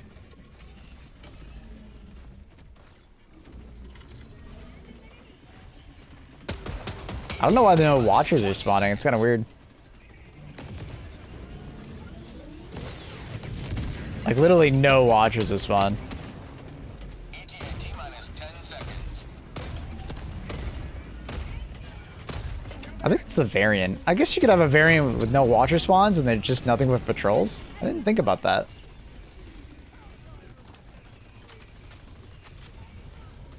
Pelican 1, landing House of in Dragons got garbage? Definitely not. I love that show. They just have a pacing issue. Or not a pacing issue. They have like a storyline issue where they preparing to depart. Shuttle launch. sometimes they like end their seasons sometimes at like bad times. So like season 2 had all this build up to like a great battle, and then they didn't show the battle yet. But then they started with the battle in season 3. Launch countdown complete. We have to So leave now. that was just weird, right? Pelican 1 beginning ascent. But I really like the show. If it continues along the same like path, I might like it more than House of, you know, Game of Thrones in the end. We'll see. 'Cause Game of Thrones was really good, but just like obviously the last couple seasons went downhill. But Game of Thrones or House of Dragons, I've been really enjoying. It's not a very hard bar. I mean, it is a very hard bar at the start, right? Like Game of Thrones is obviously really well liked at the start. I read the books. Oh, gotcha. Yeah, I didn't read the books, so I'm not going to be like super anal about like, because I know they've changed some things here and there. So I can understand your perspective of just like disliking that they've changed things in general. That's fair. But as just a viewer, it doesn't bother me at all. I don't care. I like the story that's going on.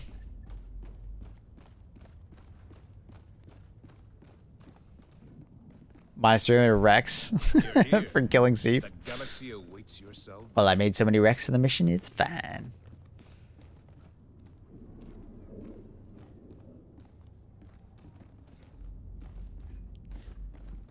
Poor George, probably too afraid to end Song of Fire and Ice. Yeah.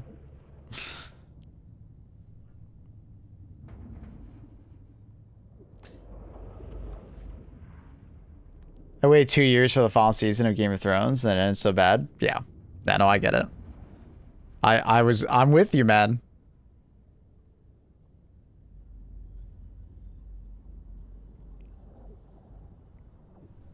Oh, Night of the Seven Kingdoms is awesome. The way I describe Night of the Seven Kingdoms is it's kind of like watching a play. It feels so organic and like human. It's so good. It's so good. I love it. I can't wait for the next season. It is short but sweet. Such a good show. Ready If you have for not your watched mission, driver? Knights of the Seven, or whatever it is. Yeah, it's Knights of the Seven Kingdoms. It's really good. There's some like lightheartedness. There's some jokes in there, like, or just like funny moments. It's great. It's really good. Very down to earth. Yeah, I like that's a good way of describing it.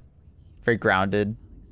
The action scenes are great, well acted. I love the characters. The characters are very enjoyable. You know, even the ones that you hate, they're like that you actually like hate them, which is good acting, right? Good acting, good writing. That's good.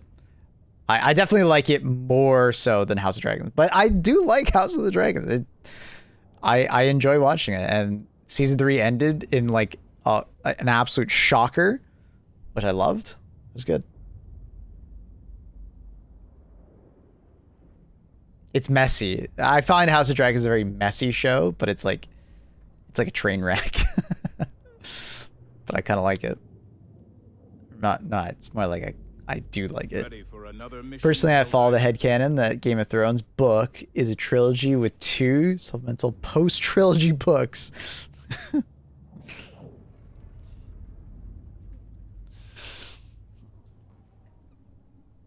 Oh, yeah. Yeah, the fighting in Knights of Seven was very well done.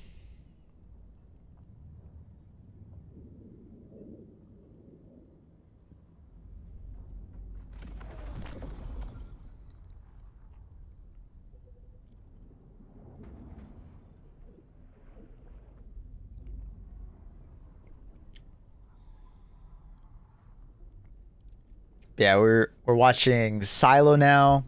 Silo's great. Highly recommend. It's not in like insane, but it's good.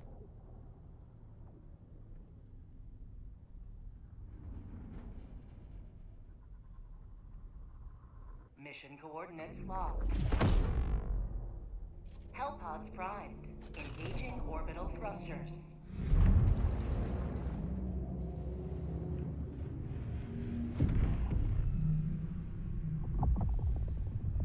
Orbit synchronized.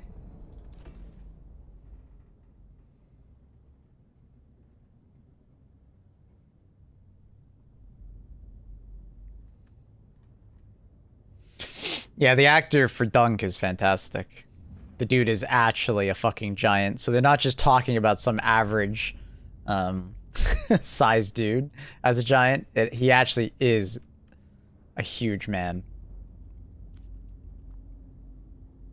I think Eggs actor as well. Very likable. But also just, you know, still a kid, which is good.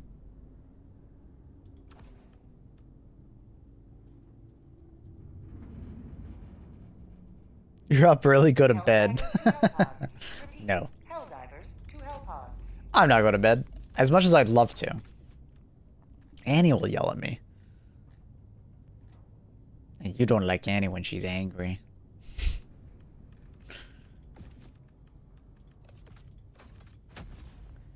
Ba, ba, ba, ba, ba. What? What? Hi, Annie. What's up, babe?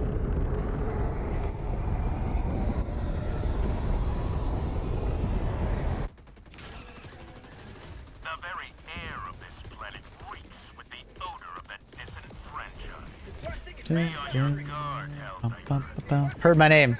Oh, just admiring you.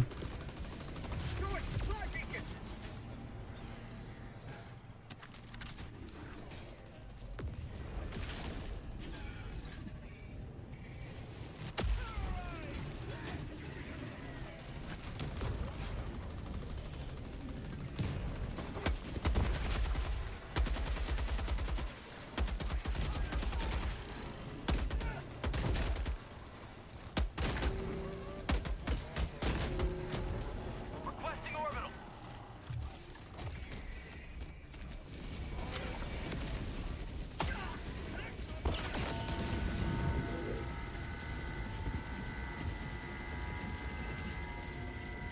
They finished that? Wait.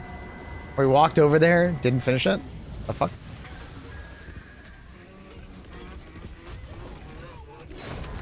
Multimod.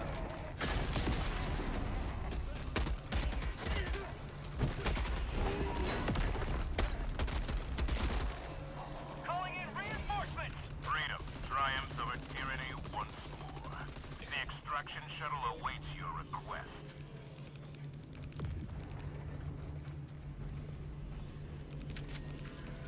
Annie, can you recommend visiting Orlando? I've actually been to Orlando. If you're not going to Disney World, I wouldn't really go there. Or Land. Which one is it? Is it World or Land? I can never remember. Calling down fortifications.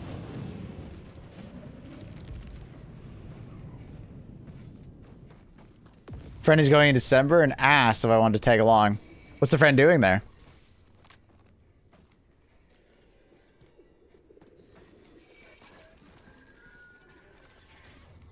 Seek rapid response is on the way. Don't read it out loud. Don't read what out loud? extraction when ready. Any context? 100 meters. Deploying Sieve. Reinforcing. I heard Florida is like the UK of the Americas. Is that correct? I don't even know what that means. Request approved. Reinforcements on the way. Squid outpost. I went to Orlando for like a gaming convention, Guardian Con. I met with friends. It was some time ago though. Dropping a pin. Southeast. 200 meters. Any what? Why? What?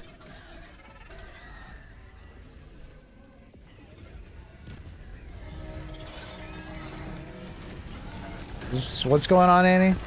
I don't understand the context. Oh, okay. Got you, Annie. Okay, okay. Calling in reinforcements.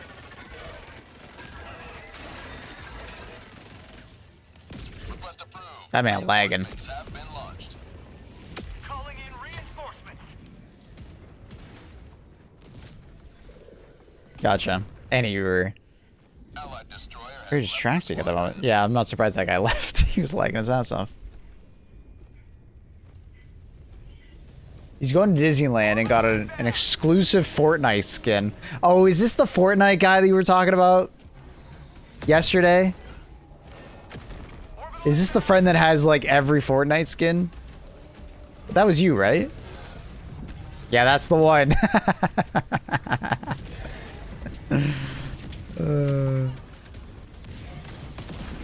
That's funny.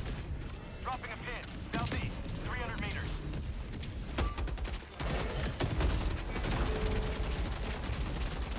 Five minutes left. Liberty speed your step, Helldiver. How's one of my favorite Sears? The one and the only.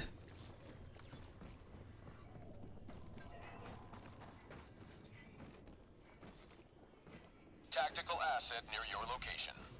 Came to watch some teen PvP. It will happen. Backshot Barry will get me, dude. Package acquired. Dropping package. Calling down supply. Sieve backup en route to your position. Calling in extraction. Extraction shuttle inbound. You should watch me play it, Maple. Bad at PvP in-game. Oh yeah, Annie is constantly killing me. Annie has the mindset of, whenever I throw a stratagem, you should just run away. Alright? She doesn't care about where you're positioned, it's where we're positioned in relation to her stratagems. If we die alongside the enemy, it's worth it to her. T-minus 2 minutes, 30 seconds. And then she gaslights us, you know, telling us it's our fault. Democracy's on its way. Let's reload. Ugh. Right on target.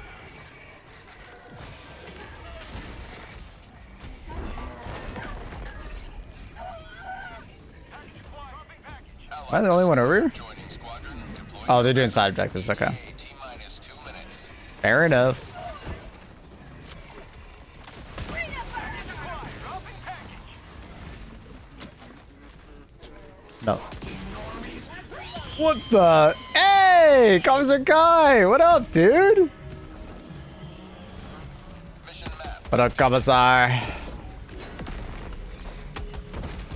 This is like your update. How you liking everything, man? It's good to see you. Thank you for the raid. That's so kind. Calling down water. Welcome in, everybody. Hello, hello. What up, gamers? Just currently playing Ring Around the Rosie with some crushers. Try not to get shot by berries. Backshot berries. Thank you, Ms. Tofu. What up, game Matilda? Hello, gamer. How are you, gamer? Would you like a taste of freedom? Good night, mate. Reinforcing. Request. Thank you, Ms. Tofu. Thank you again, Kai. If you're there, hope you had a great stream. Request approved. Reinforcements. Welcome, Raiders.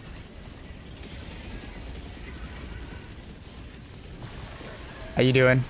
I play this game a lot. Maybe a bit too much. You may know me as the tier list guy. I love a good tier list. Very rare chance for me to rage you. I'm not usually yeah, that's why I was really surprised you. It's 5 a.m. It's good to see you. Thank you so much. That's really kind of you. But I'm loving the new stuff. Hell yeah. That's good. That's good. I'm liking it too. It's good. I still feel like there's a missed opportunity with like some kind of bigger enemy, but you know, the Seaf are awesome, Warbond's awesome, Planet's awesome, new missions are cool. I like the change to the camera for the main mission. I hated having to bring the camera to extract. I never liked that, so I like the uploading. So there's a lot of stuff that I like. I think they're doing good.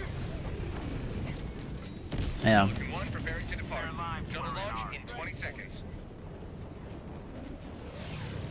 Welcome all my Kai Raiders. What up? Hi gamers. Good to see ya.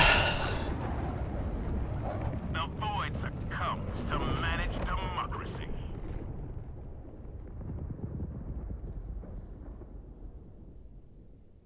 I like the new enemies. Same. Same. I'm a fan. They're good.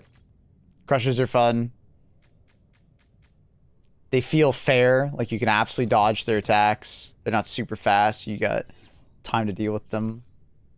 And then you have the wretches that are kind of like the inverse, right? Easy to kill, but they are constantly on you. They're good. Like I said, I feel like the only thing that's missing from the sub-faction is like a larger enemy. That's it.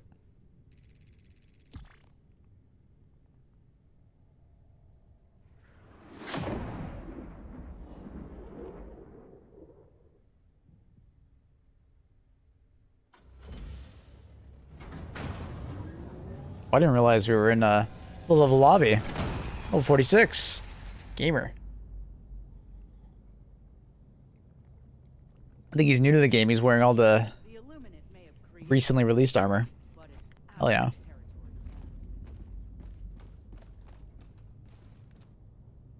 Give him a hug and on to the next. Oh! GG's gamer.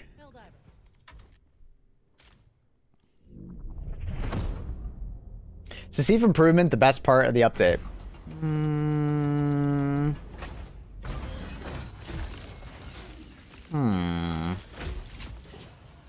I think my favorite part is the Illuminate. Just the Illuminate faction in general receiving a facelift. That's my favorite part. I think the Seaf is like probably a close second. Warbond third. Maybe Warbond second. Like, I like the Seaf, don't get me wrong. I want to see them keep doing more things to the Seaf, right? Like, I want to see Seaf, like, jump in your vehicle. I want to see Seaf potentially, like, pick up support weapons that you drop for them. I want to see a Seaf stratagem that you can, like, then command, similar to, like, the mortar turret, right? You ping a target, they shoot at it. I want to see them keep going with the Seaf. I think it's great that they're investing in the Seaf. And I want to see more of it. It's awesome. Like, I said it originally that it makes it feel like it's an actual battlefield rather than you just playing a horde shooter. You know what I mean? It makes the world feel more alive that you're, you know, hit bunker buttons. Yeah, exactly. Just interact with you more often.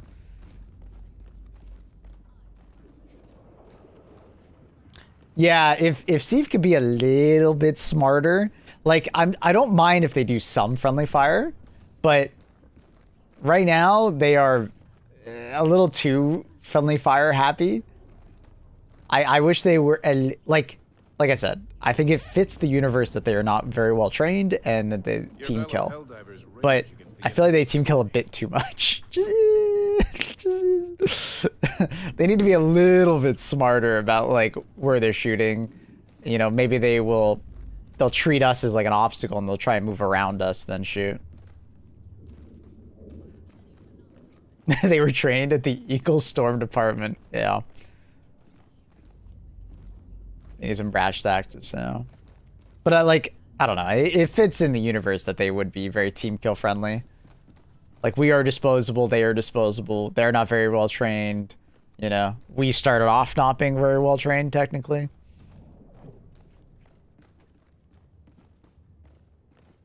They should spread out more, for sure. They should spread out. They do tend to, like, clump up, and then they all shoot at the same enemy. And the enemies, the Sieve in the back tends to shoot the Sieve in the front.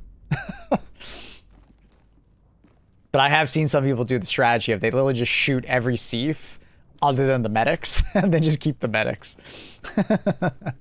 And, I mean, it works, you know what I mean? It's kind of funny.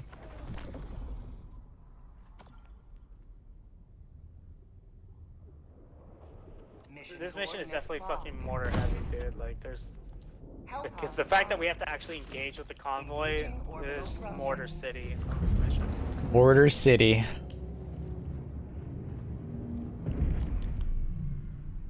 What up, gamers? What do we need?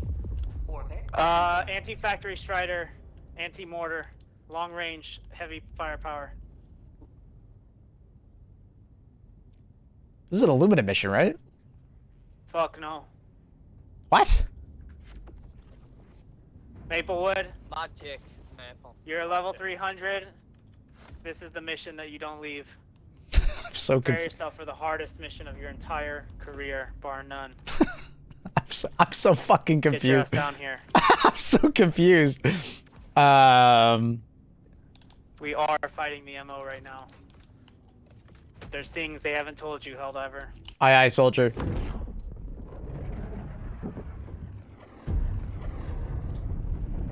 There are things they haven't told you. Are they spawning in enemies? Is that what's happening here? I'm so confused. Fuck, dude. Fuck. I'm trying to move. Christ. We're in a situation here. What the fuck is We going have to on? engage. There's a convoy of Cerberus class factory striders nailing us with their mortars. You guys spawned in We some don't enemies? If we don't flank around and destroy Okay, those bro. mortars, we are fucking cooked. That convoy is mandatory for the mission, by the way. It's gotta go. Seed rapid response on the way. Fuck, dude, I'm surrounded by enemies at the corner of the map. Chad, we found the modders.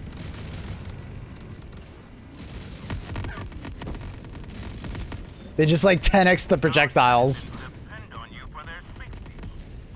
Look how fast that fucker's moving Do you have any too. idea where they went? So what? That was just a mortar position opening up on us? I think the icon isn't moving. Southeast, 50 You meters. might be right, but damn, if that's true. We haven't even engaged the. Dude, look at convoy yet. look at the shit on the bottom. Oh, my camera. There's just like 7 side objectives in the bottom left-hand corner. Southeast, 100 meters. Reinforcing. Bob Duck, we need you. Get down here ASAP. Request approved. Deploying reinforcements. Spot. Southeast. What the hell am I looking at? I know, but it felt like there was multiple mortar positions lighting us up. I mean, I Okay, can okay, have these mortar these guys are positions down there, fine. but it's so Okay, far. they're kind of fine. Alright, I'm gonna start heading towards the icon, see what happens. Brother, This vehicle. this is so stupid. Yeah, but we have to verify that it's not moving. I am not playing Helldivers anymore. This is a very different game. I gotta say, that does look fucking sick. Well, that's got its own fucking problems. You're Alright, probably right. where the hell's my shit? Oh, it's way over there. Northeast, 200 meters. Oh, dude, abominations on this are fucking OD as hell. The hell is wrong with that thing? Bro, your brightness is way too dark. I've seen that shit. Did you see that rocket strider? You need to get distance off that drop. They're gonna disintegrate you, Maplewood. I gotta get my shit though. Allied destroyer. It won't matter if you get sauce. Deploying Helldiver. You don't understand. These bots are here to absolutely destroy you. They're not here to be your little challenge. They're not here to be your easy win. These bots are designed, capable, willing, and eager to put you down without any hesitation.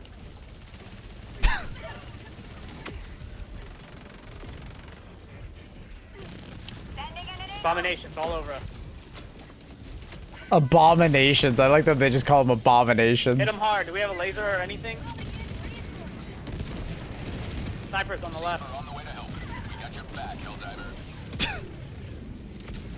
Honestly, I don't know what's happening. You know as much as I do. Good God, dude. Oh fuck. I know. Oh, nothing I could have done about it, dude.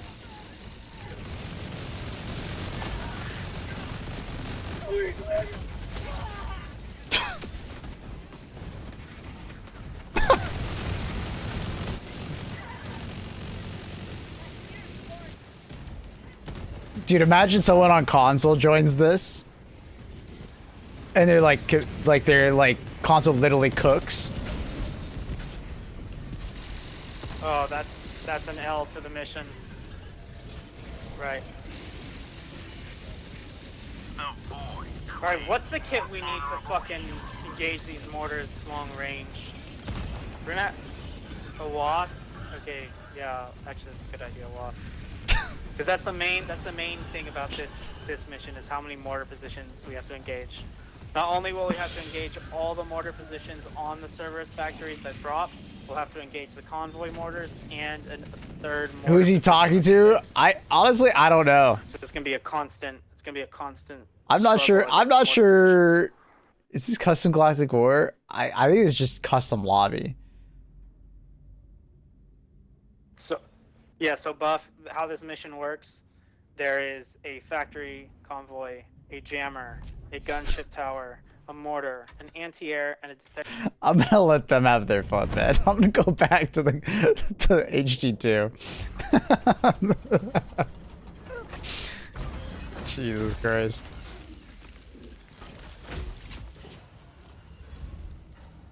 Thought only a modder could see changes the game.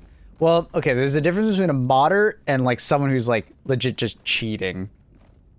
So he's going above and beyond what a modder would do, right? So when someone just like changes the texture files in their game, like I can't see it, right? But these guys are like injecting code and altering code in the game to do that, right? It's like full on cheating. I wouldn't call this modding anymore. It's different. Yes, Helldiver. The Galactic War awaits. They're like full on doing things to the game. So, hey man, have fun. As long as they aren't bothering anyone, have fun. Hellpods primed. Engaging orbital thrusters. Is it cheating if you're just like buffing the enemies? I mean, Orbit synchronized. it's not cheating in the traditional sense of like people when they think of like hacking and cheating, they think of just, oh, you're just making the game easier for yourself so you can win. No, they're cheating in the sense that they can alter things, right? They can do a lot more, right? They could modify their own weapons. They can modify anything, right? These are the same people that also spawn in super credits. Well, some of them do, right? They essentially have like, yeah.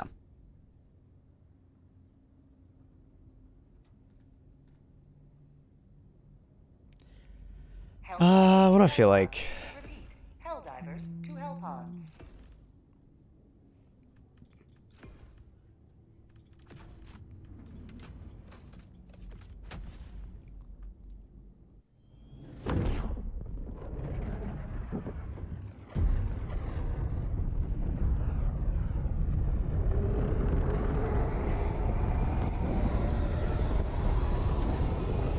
It's more like anti-cheating. Yeah, I mean, hey, that's fair. they're hacking, right? They're hacking the game to modify things. It's the same reason why some cheaters have like, you know, a gun that shoots an autocannon full auto on their back, you know, or why some cheaters have the ability to literally just be immune to damage. But those guys are doing the opposite, where they're buffing the enemies instead, which, yeah, fair play.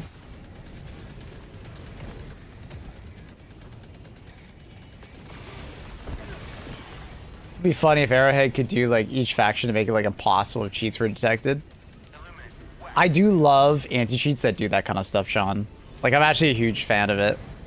The cheats that, like, the cheat engines, if a cheat engine is detected, the game will, like, go out of its way to, like, basically fuck with you. It's always funny. Just making their own fun, for sure, yeah. I would be careful if I was them, you know, don't get caught up in, like, the anti-cheat, but... as long as you're not hurting anyone. Are there super credits in the current mission? Yes. There has been discussion that there's going to be a new anti-cheat for HG2. Can't find any. Well, any of these diamonds could potentially have super credits. Requesting sentry. Squid outpost spotted. Game Guard's trash doesn't do anything. It doesn't do much. It's not a very good anti-cheat. Which is why they're able to do that.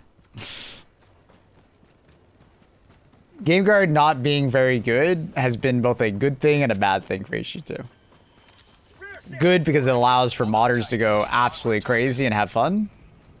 But bad in the sense that, you know, cheaters could ruin your experience or spawn in super credits, spawn in XP, samples, mess with people. Sub-objective nearby. It'll be interesting to see how the game reacts to a better anti-cheat. It may not allow for things what those guys are doing, Squad inbound to your location. which would be a little unfortunate for them, but Hold on tight to see for en route to assist. maybe they'll have some kind of like offline mode. That's what a lot of these games do, is they have like an offline mode that allow for modding. And then you have an online mode that is actually the base game. That would be the most based thing that Arrowhead can do, is an offline and online mode. Online, they don't allow any modification. Maybe textures, but that'd be about it. And then offline, you can just fuck with the game as much as you want. Hopefully, they're pretty open to it and do that. Because people really like the offline modes and like, you know, Vermintide and Darktide and Deep Rock Galactic and stuff. Hopefully VZ anti-cheat comes through that doesn't like affect normal mods. Yeah, hopefully it's like I said, like I'm hoping that they can, the anti-cheat would be smart enough to tell that all they're doing is messing with textures, right? Because like that's what most people mod the game with, right? It's just texture swapping, right? And I think that's totally fine. Like I don't think Arrowhead should not care about that. But like when you're like full on modifying the game, that could affect the Galactic War, and you know, spawn in super credits and stuff like that, or like spawn in things like, yeah, that kind of cheating.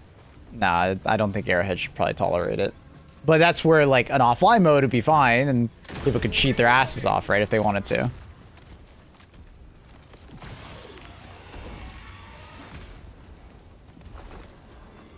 What happens if Arrowhead accidentally enables easy cheat instead of well, it'd be a wild day.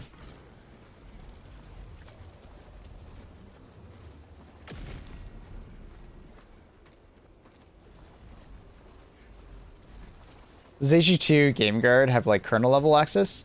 It does have kernel level access, but it seems to not really do much with it. It's not a very good anti-cheat. I don't know exactly how much it's actually doing. Obviously, it does some things. Like it's helping catch people who are SC cheating now, but it doesn't seem to be a very aggressive anti-cheat. Or Arrowhead is just not being very aggressive with what it's doing. Do you know what I mean? Like Arrowhead could just be very lax. Right, they could be detecting cheats, but just not doing anything about it. And it might be because they don't want to, like, false ban modders, which could be, like, that would be a PR disaster. Imagine they, like, actually start using some of the information that Game Guard's gathering, like, from your game, and you manipulating stuff, and then they just start banning a bunch of, like, modders. That would be a PR disaster. you know. Because it would probably hit some guilty individuals, but then, you know, a lot of them would just be like people just modifying their game slightly and just, you know, for fun. And it wouldn't go well. You made your Helldiver into a thick diver. Classic. Requesting air support. Calling down a sentry.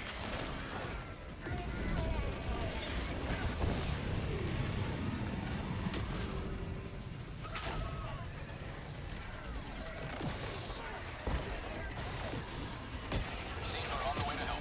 We got your back, Helldiver.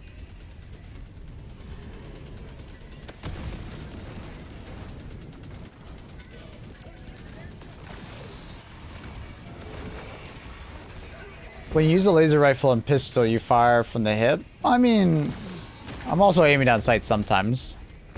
Kind of depends on the situation. Someone brought orbital railgun. That's crazy. That guy must really hate crushers or harvesters. Or both. Requesting sentry. That's a lot of enemies that I can't really deal with my current loadout.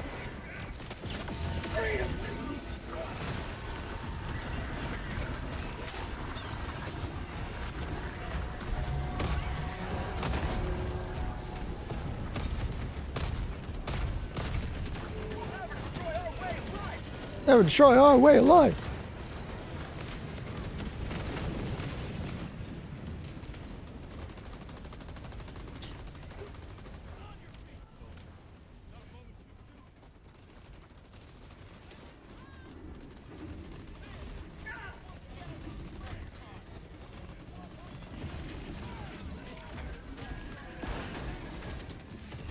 Oh, that's what use of weapons was asking. Oh, okay. Yeah, in the settings you can have your crosshair be on all the time. Even when I'm hip fired. Or not even like doing anything. Yeah. Thank you, Licko. Thank you for understanding that. I was like, yeah, I'm just hip fired. I was like, just understanding what he was really asking. I kind of forgot that was an option. I changed it so long ago. It's in your HUD settings. Yeah, I enabled it very early on, maybe the first day as well. So I haven't really thought about it.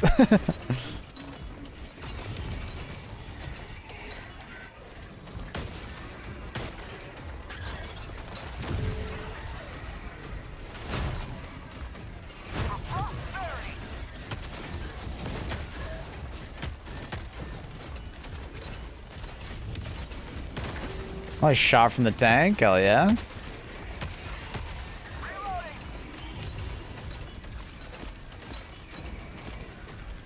Seamer on the way to help. We got your back, Helldiver. Got your back, I love her. Oh no! I hit my shield, let's go. We love it.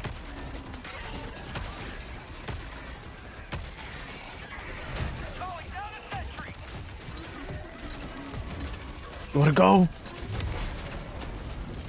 Extraction is available.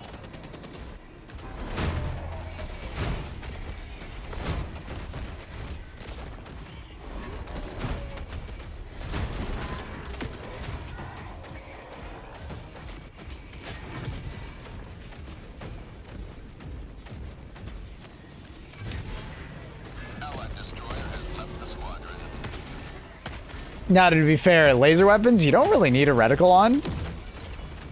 Because it's a laser weapon, and where it's firing is always, it's always showing you where it's firing, so.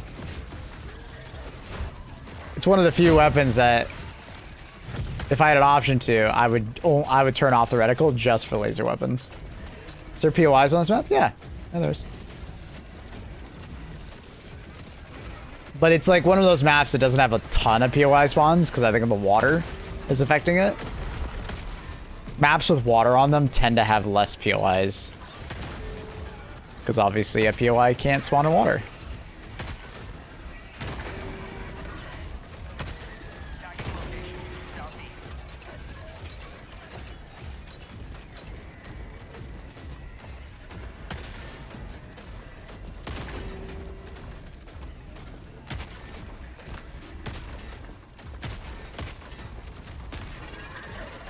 Sometimes the breakthrough mech feels amazing versus crushers, and sometimes you're like, I just can't get that shot.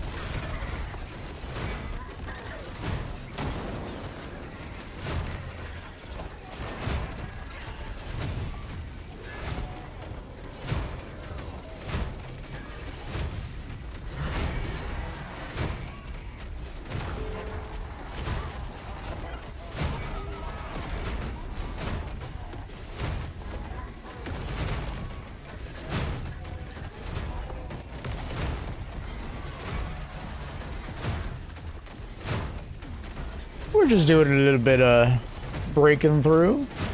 It's actually crazy how many patrols there are right now.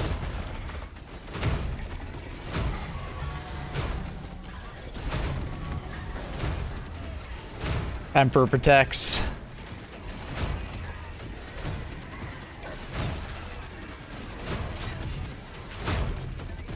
I am really surprised I'm still alive. I'm glad they did that bug fix on the shield.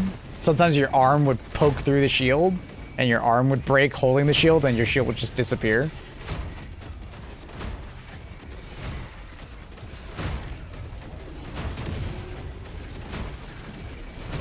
Tried laser cannon earlier, it just wasn't for me. Oh, gotcha. It's all about accuracy.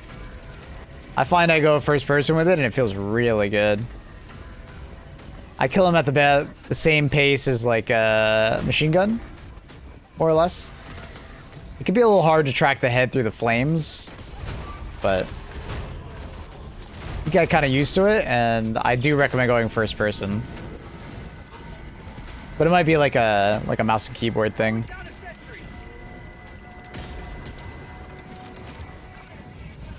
Oh my god, he like dropped down as I shot.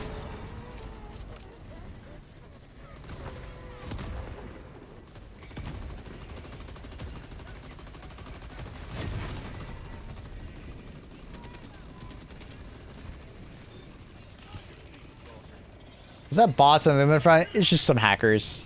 They're messing around and spawning in enemies.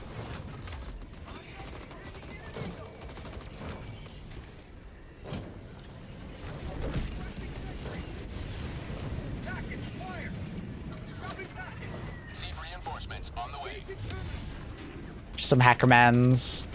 Surprise, motherfucker. Yo, thanks so much for the gifted sub.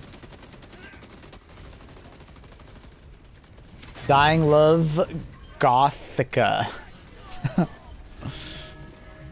Appreciate you. Appreciate the gifted sub. That's very nice of you. Thank you for supporting the channel. To me, or the game crashes like every time when I dive and throw a Meltamine at the same time. Nah, not here. I would recommend deleting your shader cache. It's possible you might have some kind of like conflict there. Verifying your files, reinstall your graphics drivers. I'm assuming it's just something to do with your install or your shader cache. It being able to deal with wretches and crushers feels really great. Yeah, it's so good against wretches. And then what I like about the laser cannon is that if you bring like laser backpack as well and like a scythe, you just always have a laser going. So like wretches become like a non-issue. They just fall over. The tricky part is like being accurate with the laser cannon. It can be tough to do. It's not super easy. It's not giving me the... I can't see. Some weapons are easier to look through it than others. Scythe is not particularly a good one.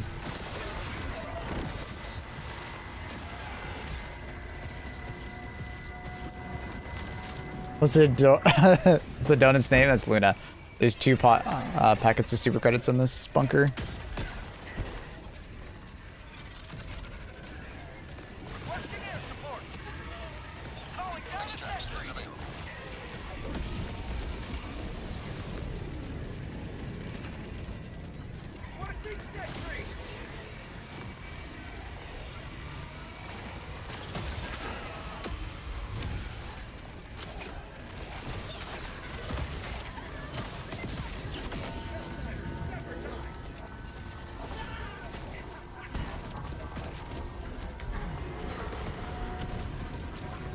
I just walk past my Meltamine. It's crazy. Oh. Ooh. Calling in reinforcements.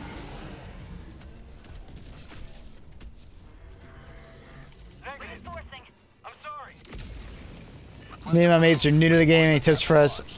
Loving the content. Had your streams in the background all day at work. Hey, experiment. I think it's easy to sometimes like get comfortable with something in HG2 and then like never use anything else. But just experiment with stuff and try to like learn something new from every mission. I guess like try to reflect on like what happened and you know weak points and like what worked well, what didn't work well.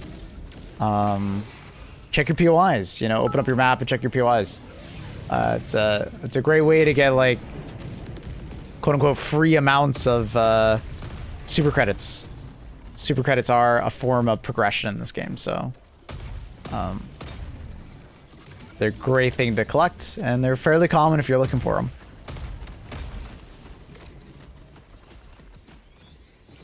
Yo, use of weapons. Thank you for the 1K bits, dude. Really appreciate you. Can someone help me open up this bunker?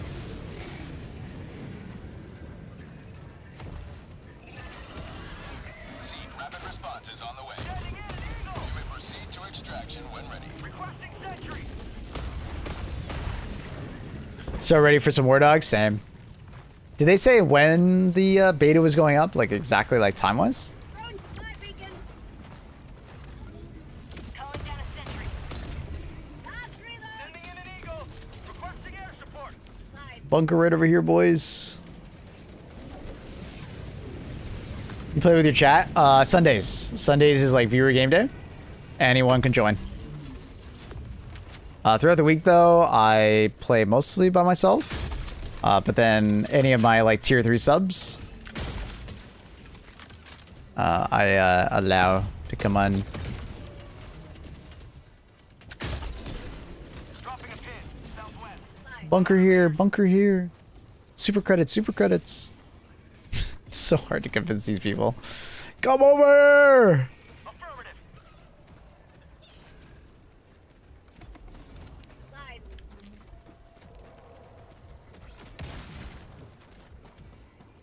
Calling in reinforcements.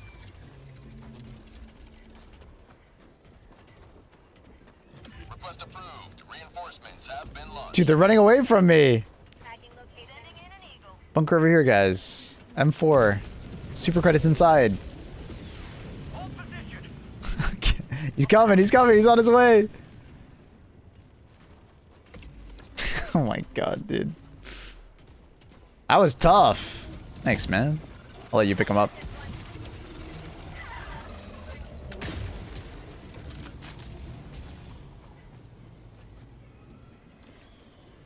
Calling down a support weapon.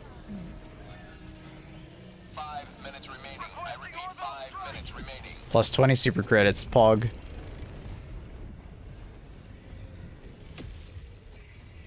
Favorite part of the squids is the variety of loadouts. Hmm? Absolutely.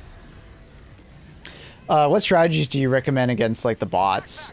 We had like emergency exfil after like 5 minutes, and we're not sure why it did that. Got into emergency exfil after 5 minutes, and we're not sure why it did that. It could be because you failed the mission, like the main objective.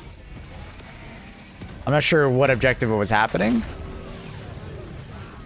Hold on tight. Seed are en route to assist. I'm assuming you just mean like pure strategies rather than stratagems. But versus bots, I find that stealth is actually particularly really good. But also bringing like stratagems that like whenever there's a bot drop, your entire team turns and like deals with the bot drop when it happens, rather than trying to run away from it.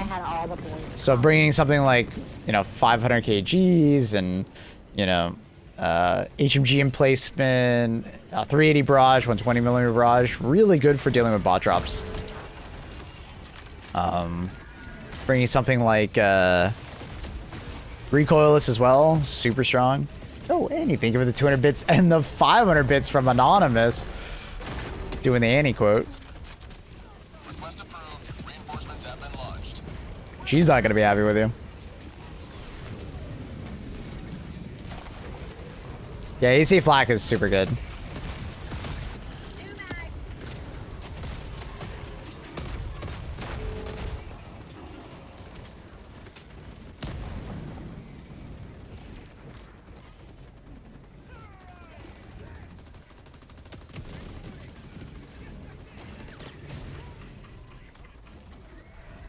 Extraction shuttle inbound. Luck of the draw, unfortunately, Trindle. Could also be the planet. Some planets just don't spawn as many POIs. Could be affecting things.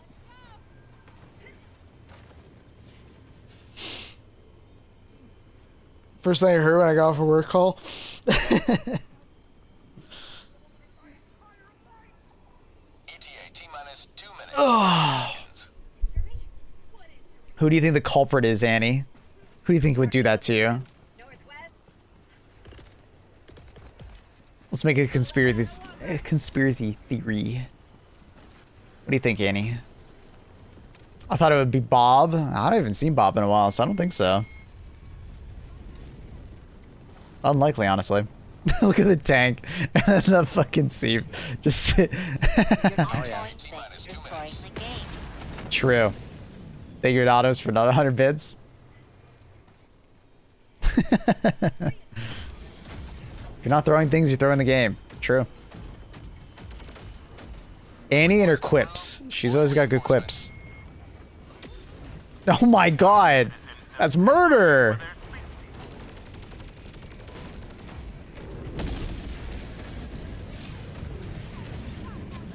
ETA T-minus 1 minute and 30 seconds.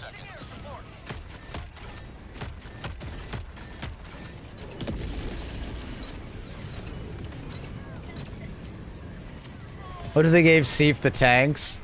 I feel like I'd be team killed even more. But I do wish that Seif could get into the tanks, right? Halo style. Be really cool. ETA T-minus 1 minute. And you're always like, bomb tuck me. Going through the whole list. That's a classic right there.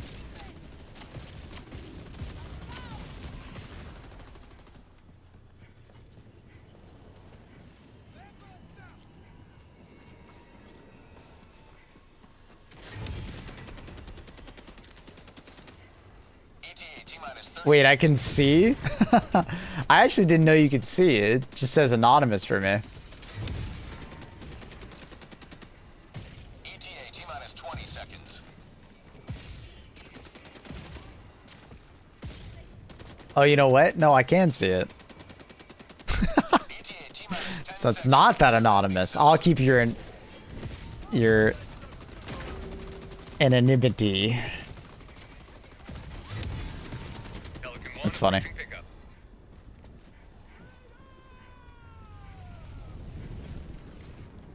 Spill the beans. Nope.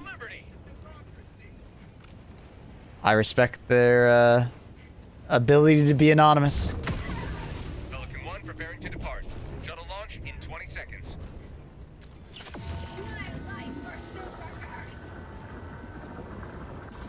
Extraction complete.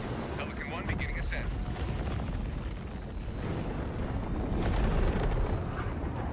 Surprise, motherfucker. Another sweeping victory for Super. And he gives a sub to Trindle.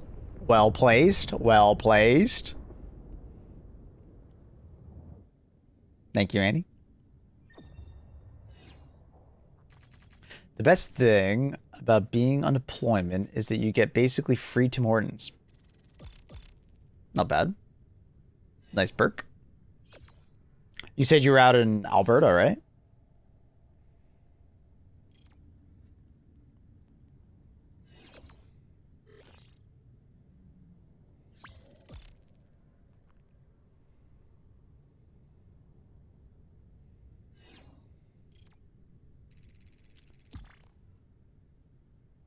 My senior mod needs it. She's calling you old. CFE Edmonton, yeah, okay.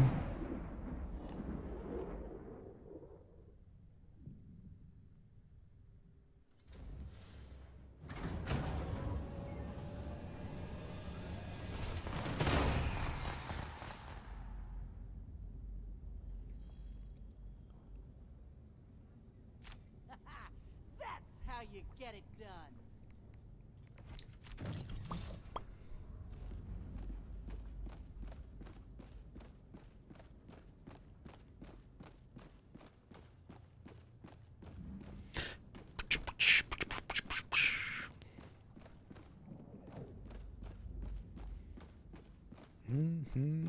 Greetings, Helldiver. The Galactic War awaits. I would say 200 timpets while on a deployment.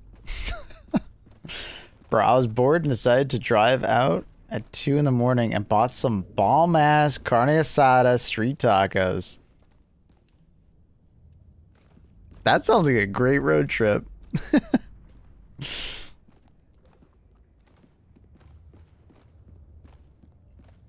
Living in San Diego is awesome for that.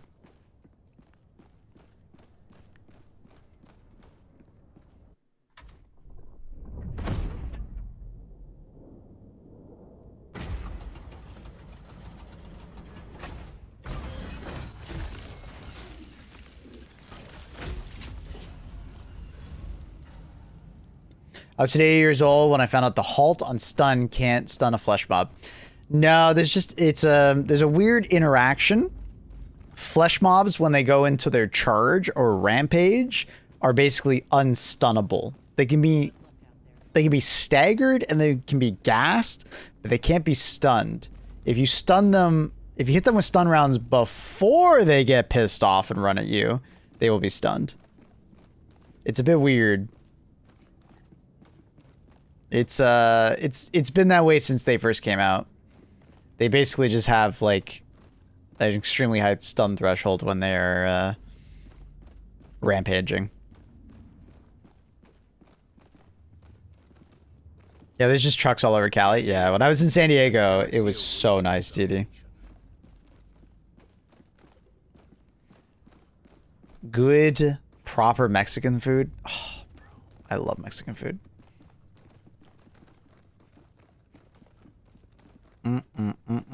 Speaking of which, I'm gonna heat up my food. I'll be right back. I have some raviolis.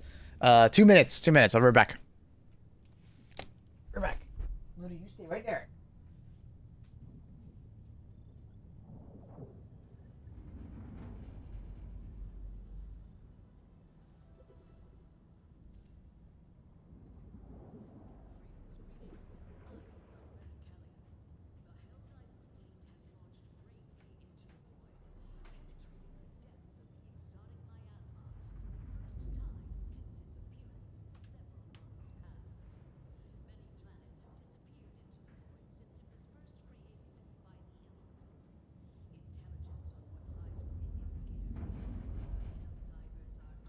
Innocents perish with every wasted second. We must act.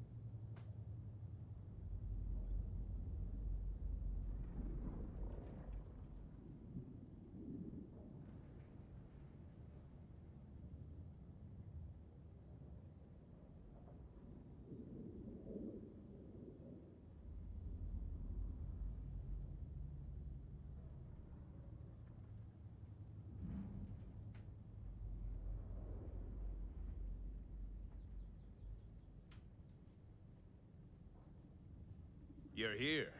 The galaxy awaits your salvation.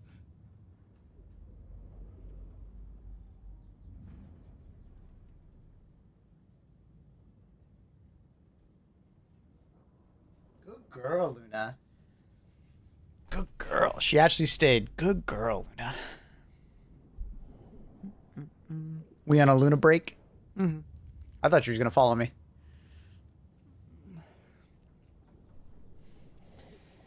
Okay. I got some raviolis. We're feeling good, bros. We're feeling good. Okay. She entertained the audience nicely. Yes, she did.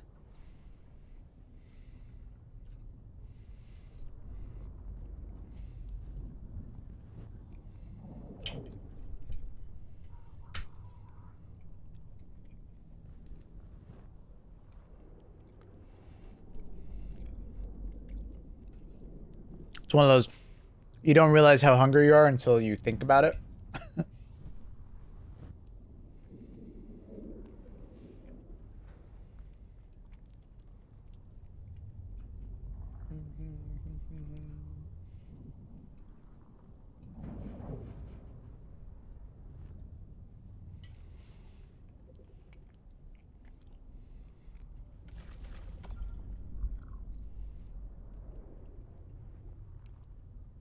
What you munching on?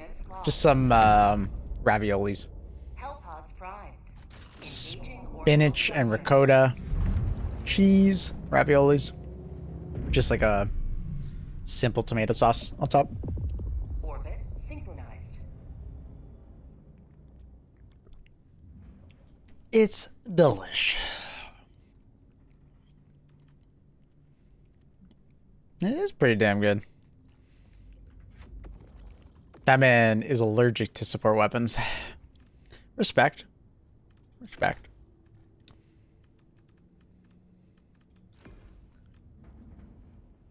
Can't stand ricotta. I love ricotta cheese.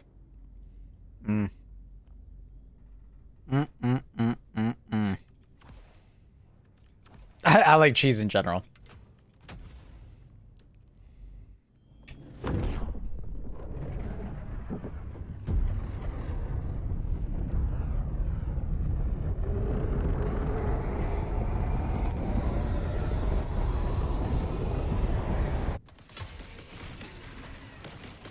Let them come.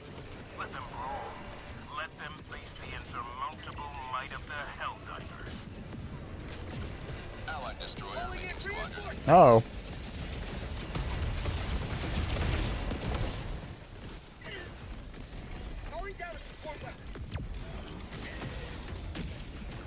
Sending down equipment package.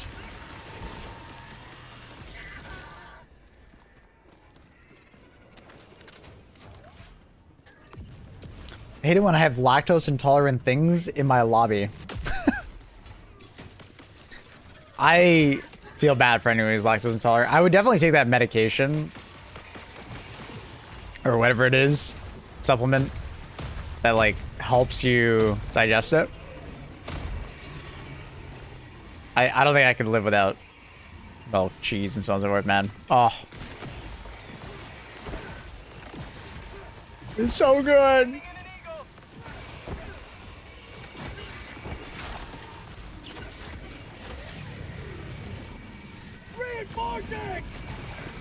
We are very low on reinforcements. Request approved. Reinforcements on the way.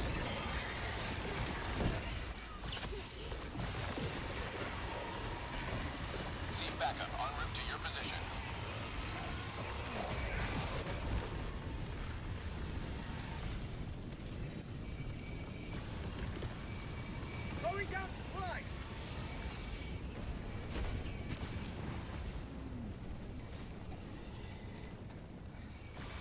Some herb chicken, veal tortellini. Nice. Yummy.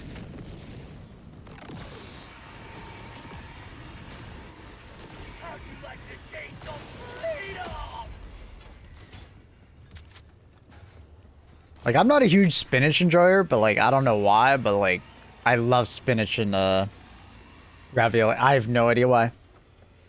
It just hits. Like,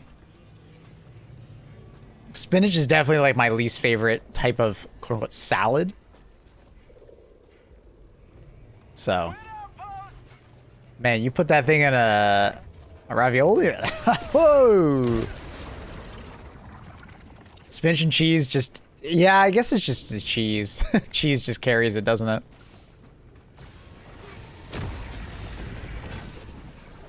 Yeah. I never use a laser drone because it keeps shooting my teammates and myself.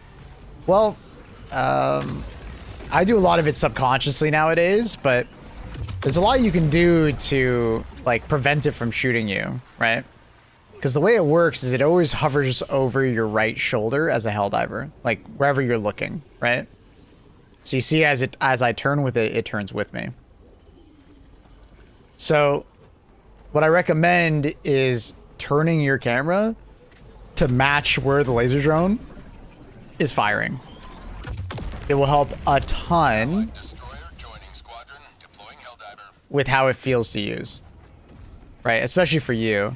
For your teammates, that one is more of like they need to just be a bit smarter. Like it's like how you position versus how they position. That one just comes with time.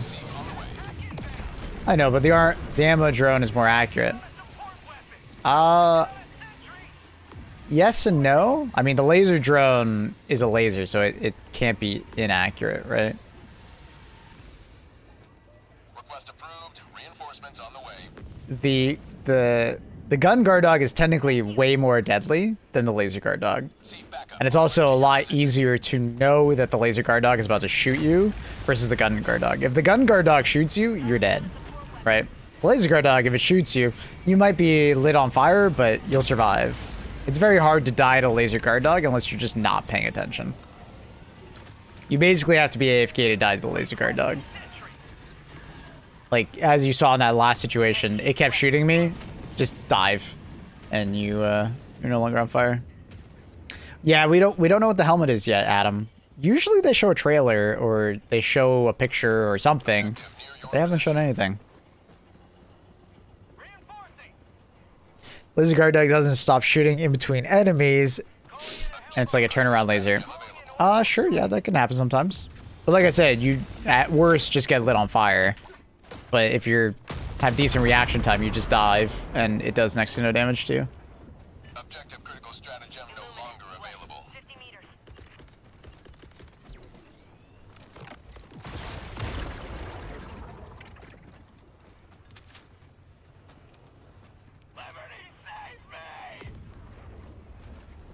The laser guard dog is genuinely insane, and it's not very deadly to you. Maybe something to do with the void then? Maybe. Could be like Illuminate themed. Yeah, I don't know.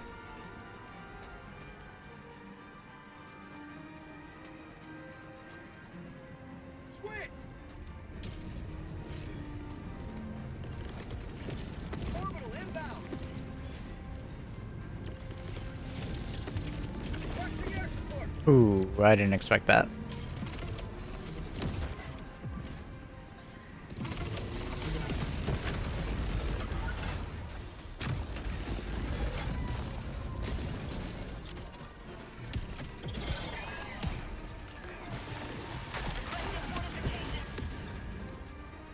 Leaks can't always be fully believed, so you gotta take them with a grain of salt.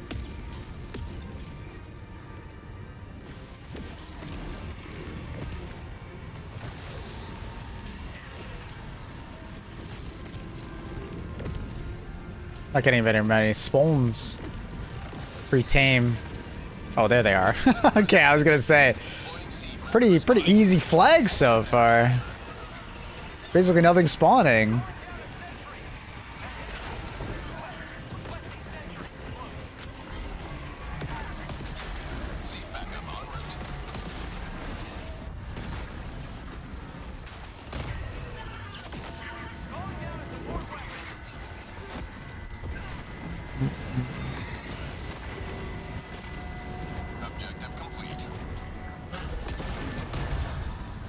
Get the fuck out of here.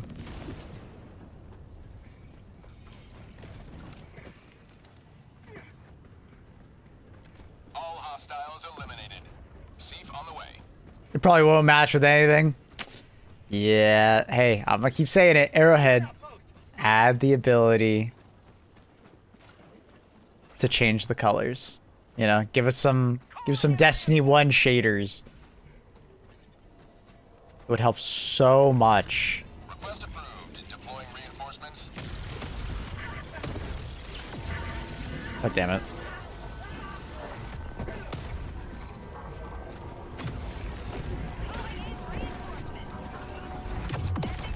Surprised you aren't using one of the other las weapons. What do you mean? Like other than the scythe? The scythe is by far the best laser weapon we have at the moment. Especially versus these guys. Calling in a Hellbot. Calling down a sentry.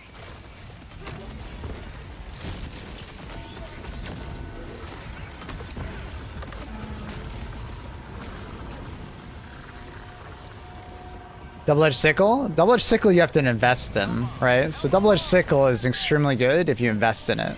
So you have to wear the laser or fire-resistant armor. You have to make sure you have vitality on. You have to make sure you probably bring a supply backpack, right? So it limits your loadout quite a bit. And if you've watched my stream for more than 10 minutes, you'll know that I constantly change my loadout every single mission. So... yeah, I just never see it get used. The scythe is insanely good, especially against this faction. It's very fast to light enemies on fire. It's very easy to use. I think it's mostly just like for so long people just kind of forgot about the scythe, but it's really freaking good against the majority of factions in the game.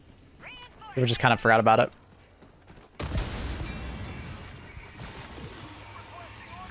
Fire damage is insane in this game, and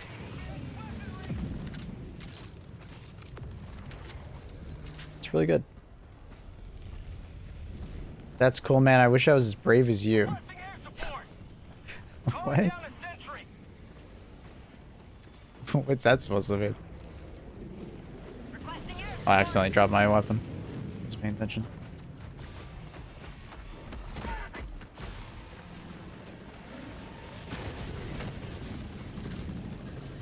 Yeah, the scythe's attachments are nice.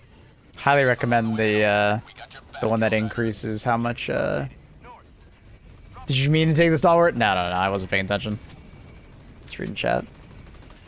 Hi from Commissar Kai. Hi. What's up, B312-0?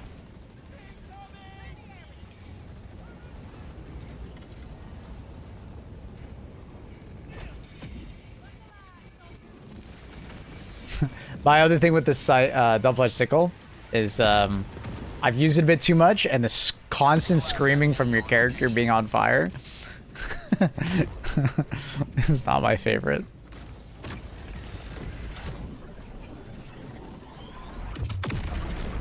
Having to mute dialogue is kind of par for the course.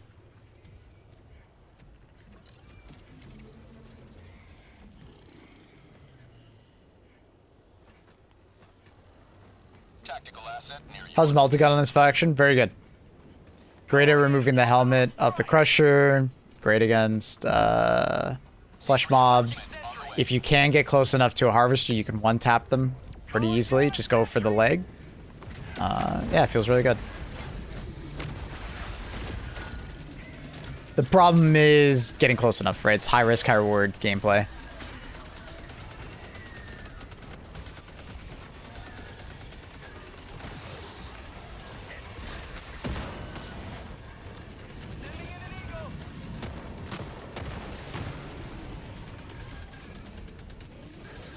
I guess I'll do that side objective.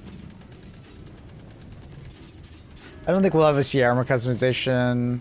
I don't think it would incentivize purchases for new war bonds to finish trip styles. I mean, they could easily just sell like the armor patterns and color schemes inside the war bonds, and people would eat that shit up. Similar to how we have like camos for our vehicles, right?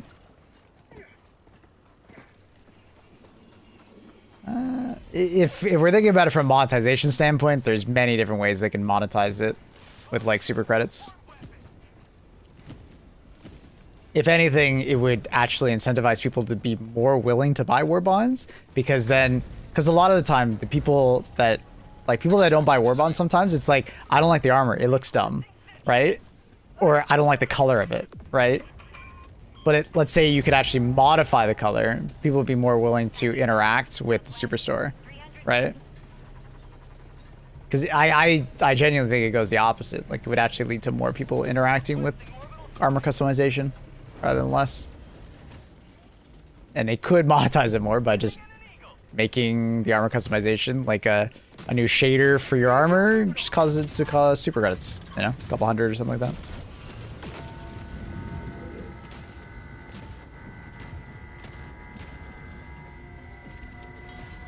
More patterns to weapons would be nice, yeah.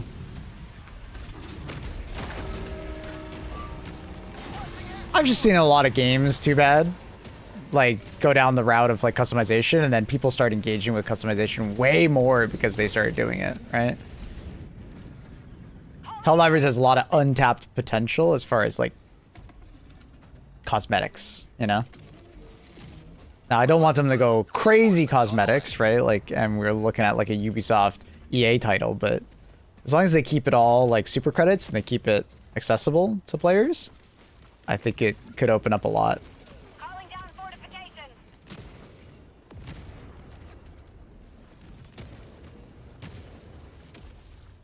And as much as people don't like to hear it, super credits are a form of, you know, progression. It's a currency.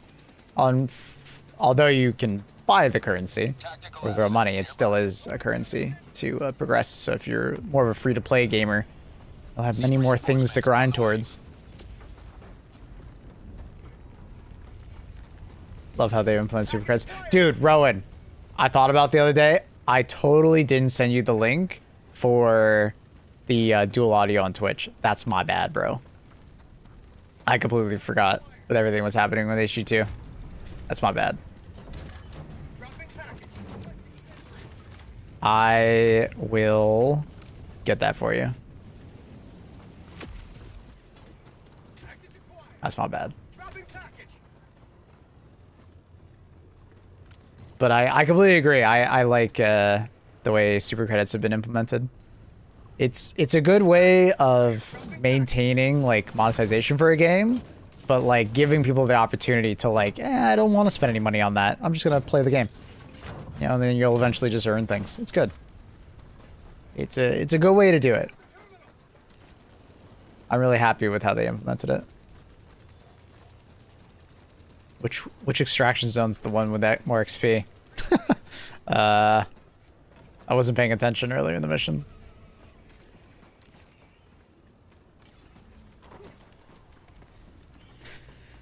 I'm currently on a super credits chill run. Nice, nice.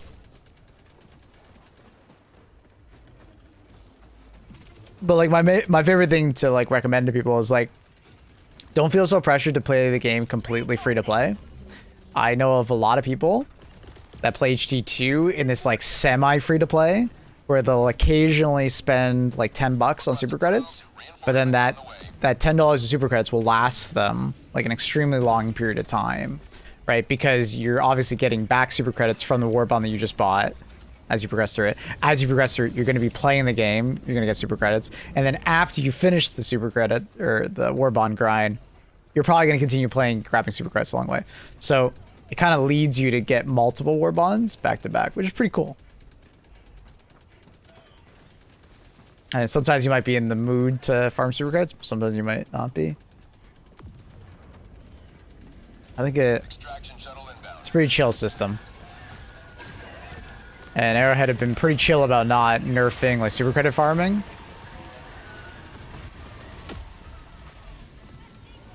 So.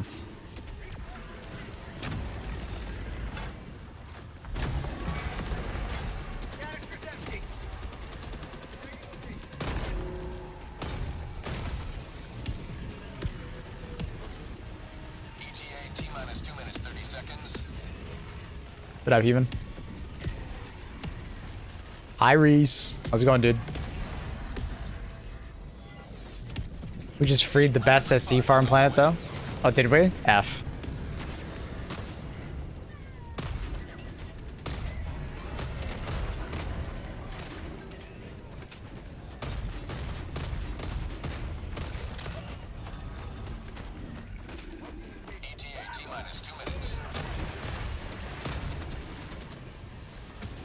Sony's money situation. I'm surprised they don't press Arrowhead to remove the ability to farm super credits.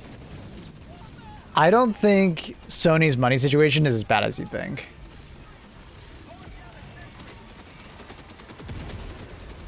But also, Arrowhead is already like a kind of a cash cow in that regard, so I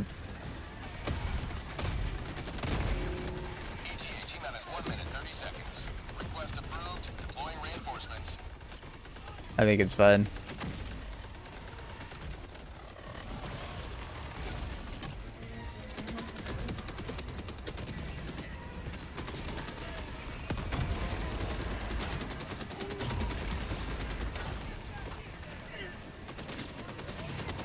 Get up, soldier!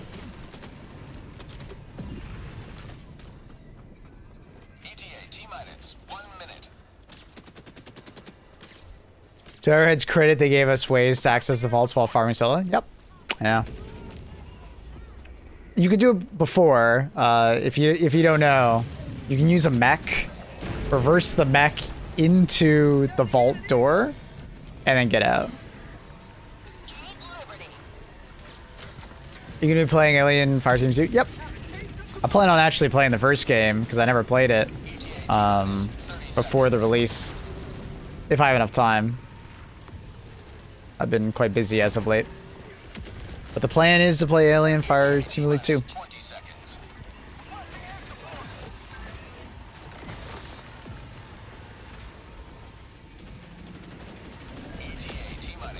It all depends if I have time.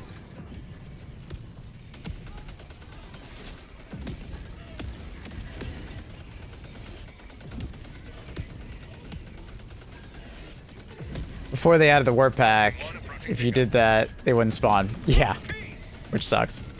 But it was good that they added it when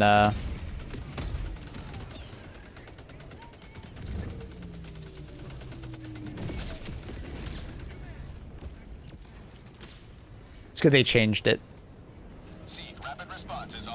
Because poor solo gamers were less efficient at SC farming.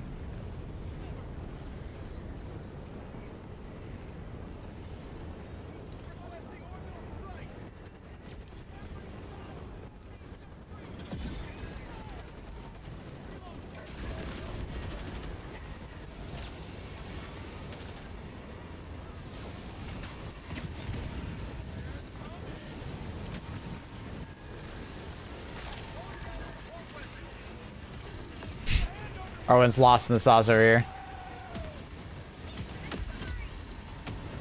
I'm amped for Alien Isolation 2. I watched a lot of Alien Isolation be played. I didn't actually play it myself.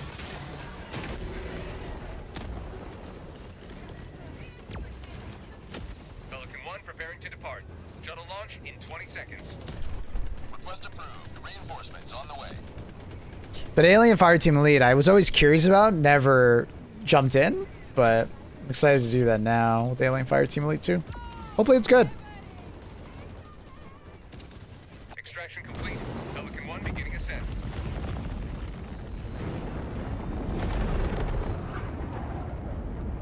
The void becomes full of freedom.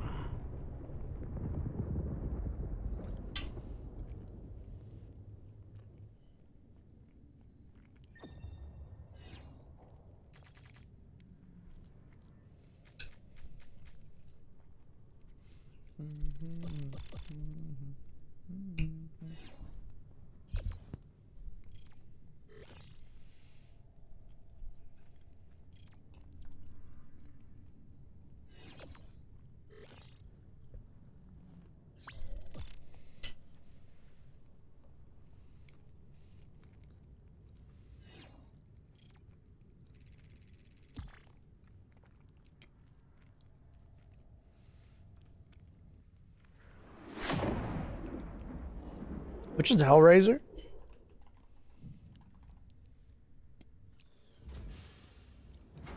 What's Hellraiser? This one? Is this Hellraiser?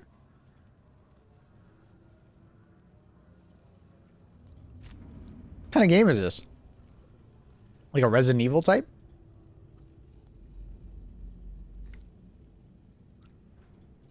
don't think I've actually heard of this game. Kill, lots of samples collected. That's a good mission in my book. I need her. The things we think we need are not all that good for us. Welcome aboard, Helldiver. We can never have too many. I have witnessed you, Aiden. Okay, certainly a story game.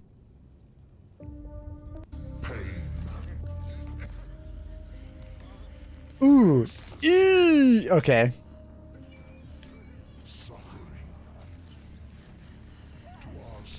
Resident Evil Bioshock, gotcha. Oh, melee combo, okay. I can see what you were talking about. It is extremely gory. It's kind of like BDSM gory. It's kind of funny. Okay, I say that and then we see that. Do you know what I mean? It's kind of like BDSM gory. Everybody's wearing like leather masks and shit like that. Orbital thrusters. I just got jump scared by it. Orbit synchronized. It's funny. That's Hellraiser, okay. Yeah, I've never heard of the franchise, I think. I don't know. Maybe I have heard of it. Were they super popular games, or are they kind of like, you know, kind of niche? There's a lot of nudity, sex. Okay. You watch the Hellraiser movies? Maybe that's where I recognize the name from? Maybe? Hellraiser. Hellraiser thinks Slanesh, yeah. Yeah, okay, I can see it.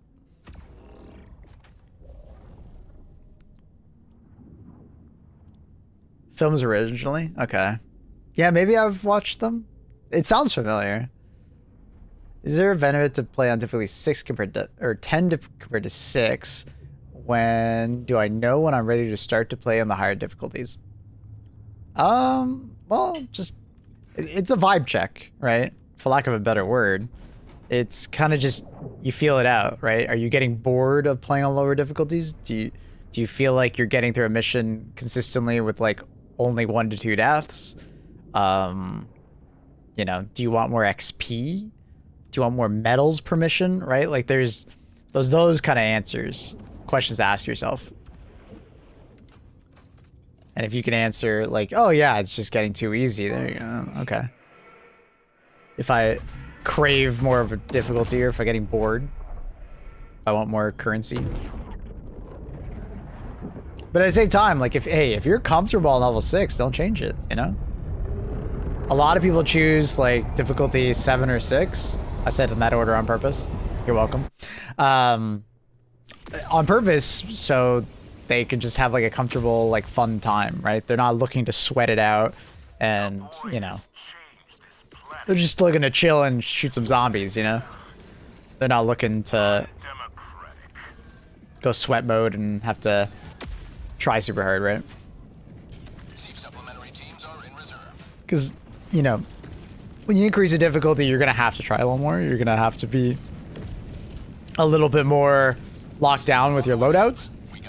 You know, you can't just pick any loadout, you know, because on difficulty 6, I feel pretty confident that I could just do a randomized loadout and be completely fine, right? But on difficulty 10, a randomized loadout could be my detriment, right? It could cause for the mission to go poorly, right?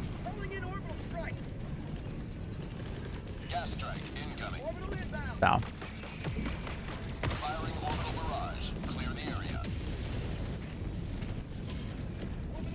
Depends on planet's resistance. I've done 10. It's felt easier than 6, depending. Well, it has to do with a lot of factors, right? Level 10 missions can sometimes feel easier than a 6. And it doesn't have to do with resistance. It has to do with the players that you're matched with. Because typically when you play on lower difficulties, your average person you're matched with is going to be less experienced, right? So you as a player will have to carry more of the round, right? You'll have to, you can't depend on them as much as I'm trying to say, right? The other part is when you play on lower difficulties, I mean, you can still get like a hard variant, right? That maybe your team wasn't ready for.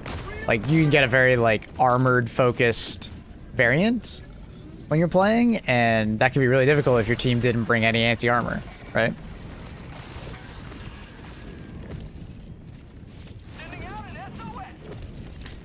It's a phenomenon that I see in a lot of PvE games.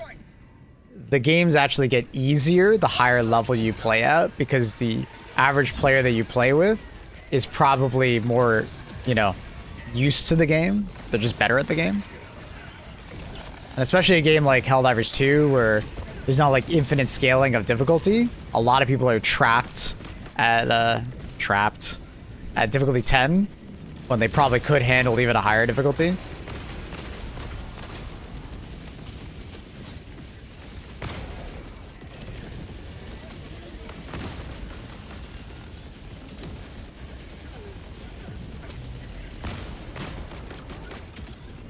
Sometimes difficulty 10 can stop spawning chaff. Yeah, that's the variance, right?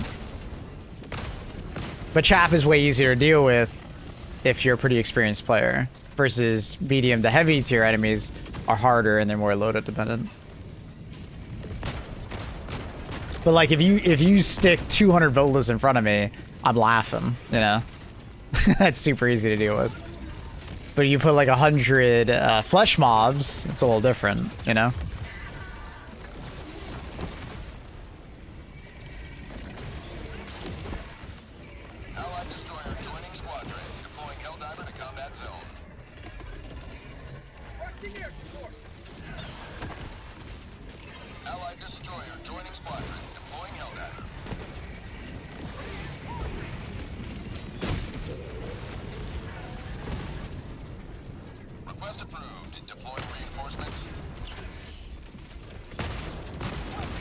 Surprised at how manageable 10 was? Yeah. I think the majority of 6 difficulty or feeling difficult is more down to the players that you get matched with. No offense to them by level 6 gamers, but they're just not as experienced. So they're gonna need some help more often.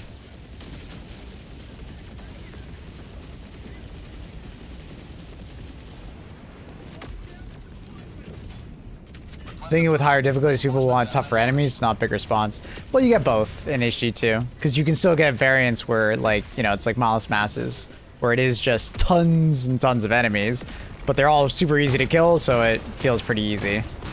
Or on Bugs, you can get a Hunter Scavenger variant, which is like super easy to, you know, deal with, but there's a lot of enemies.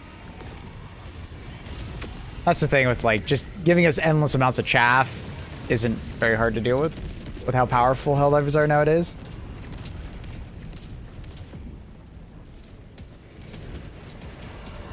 I want more enemies in general.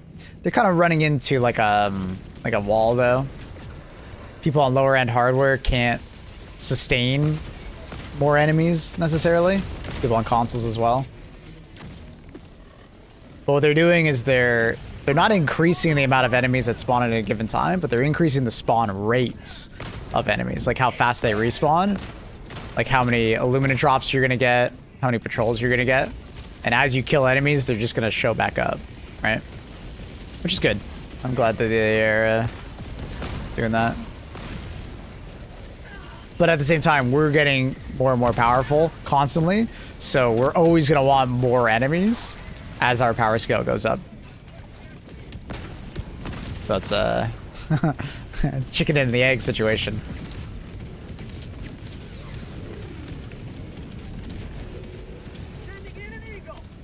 People want more enemies, but as we get more powerful, they're always going to want more enemies.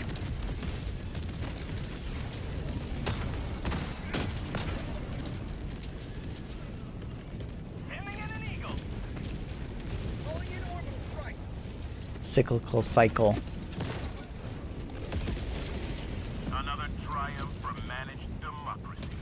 May liberty guide your safe destruction.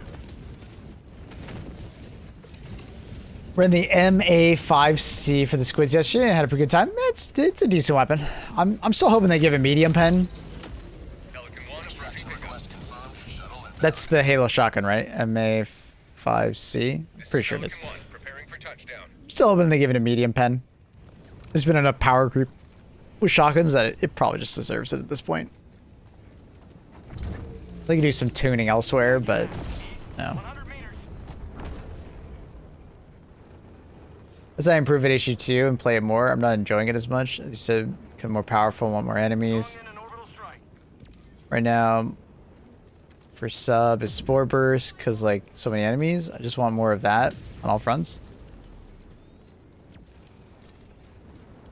Yeah, no, I get what you're saying. But it's like for instance, Spore Burst doesn't actually spawn more enemies necessarily than normal. It just makes them faster, so they're on top of you faster. They're like more aggressive, so you see them more, right? It's actually more of like, it's an aggression difference, not a numbers difference. And that's where like the enemies just need to be more lethal, right? And that's what I like about like Wretches, for instance. They're just more lethal than Voteless, for instance. You know? Because Voteless aren't very lethal. They're just, you know, zombos. No, that's the AR? Oh, my bad. Yeah, it's pretty good AR.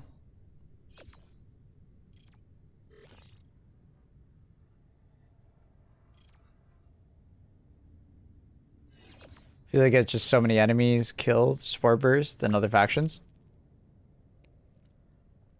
For bugs, it should be basically the same unless you get like an armored version.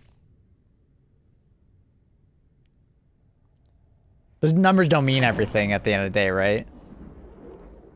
Like, numbers in HG2 have always been something that I try to stop people from like concentrating too hard on because it's always like subjective, right? Because you could easily have a Helldivers matches that is like very intense and scary, but you only killed like half the amount of enemies as another mission, right? It's more about pressure and timing and like cadence, and then the quality of enemy that you're killing rather than the quantity of it. What do you prefer, Sickle or Scythe? Scythe by far. The Sickle has been in a pretty meh state for a while now.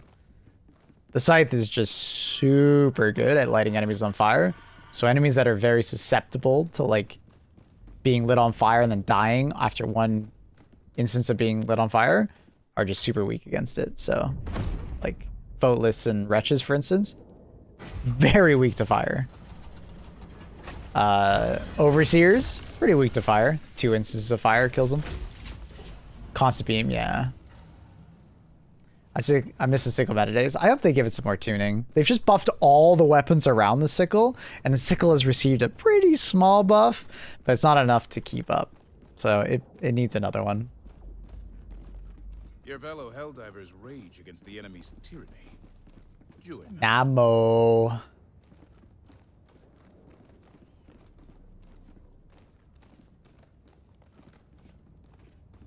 I feel like the dagger does that job, though. It does a similar job. Yeah. The dagger and the scythe are very similar to one another. The thing is with the secondary slot is that it's actually more contested with having like a bunch of like really high utility items in it. Which the primary slot does have, but a lot less of. So typically I take my secondary slot as my utility slot, and then my primary slot is more for just slaying out. But you could swap it, right? You could bring like crossbow as like your utility flex, or you know, eruptor, and then you could have like dagger in your secondary. Yeah.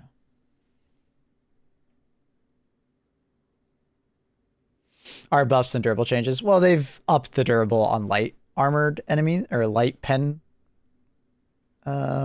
weapons, which is when the scythe got a buff. So a couple enemies got more durable, but it also got more durability, so durable damage. That was their rebalancing.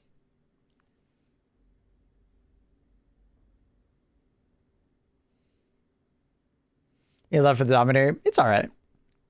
I am curious to see if they'll retune the Dominator to be more like the bolt pistol, but in the primary slot.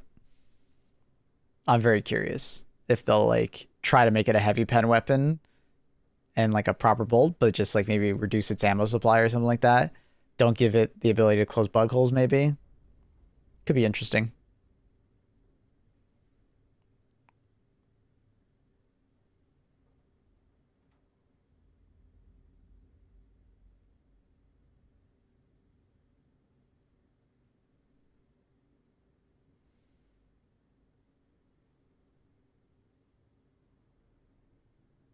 The buffs in regards to sickle just kind of sucks. It's all right. I don't think it's bad, but I also don't think it's good. It's all right. It deserves more damage per shot, though. That is a definite one. A little bit more durable damage. Where's Bear? Probably upstairs. Look at Luna just looking straight at the camera. G'day, sir. What up, dude?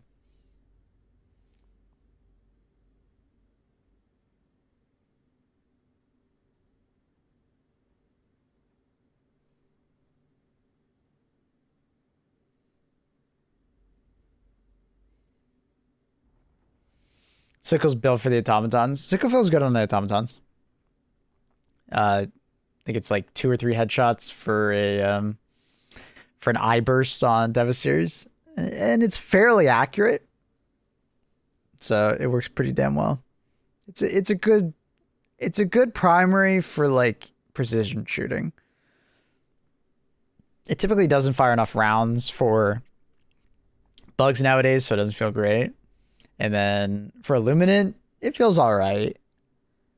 It feels all right. Like if all you're going to shoot at is like Voteless and Wretches and the occasional Overseer, it's fine. But I wouldn't want to really shoot too much other stuff.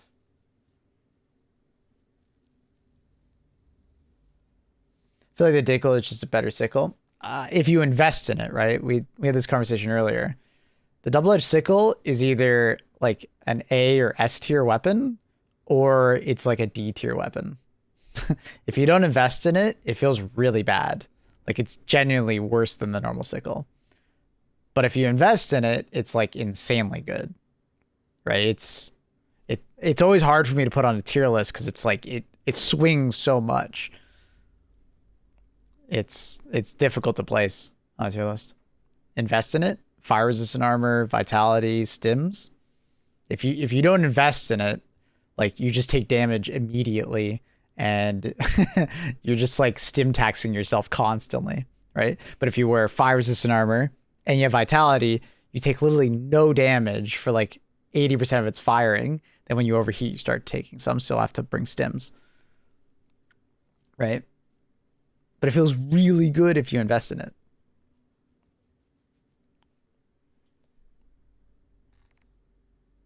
So, wow. Obviously, Trident still feels really good.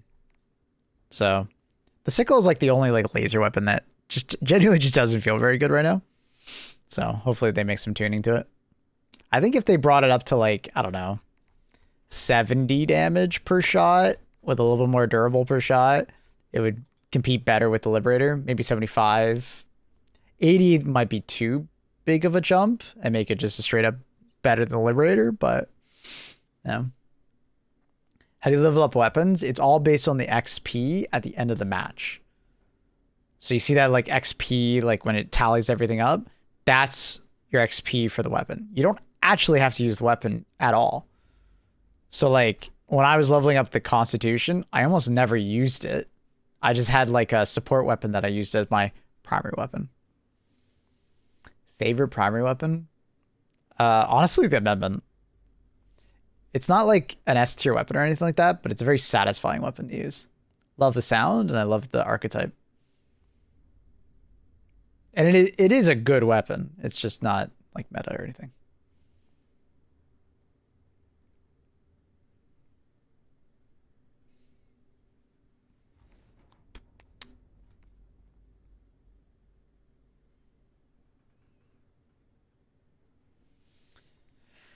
Have you ever tried a full fire build for the Dickle?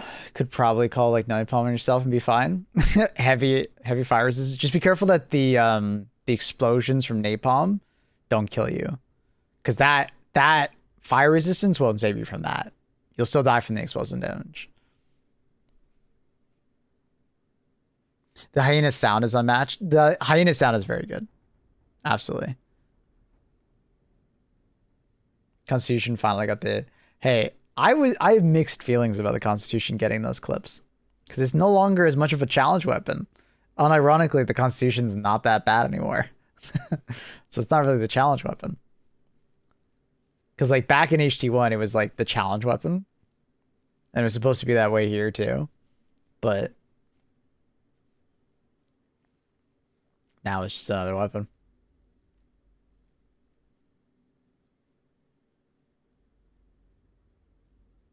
Shooting from Prowlmall. Yeah, if you're being set on fire, yeah, it puts you out of fire. Yep.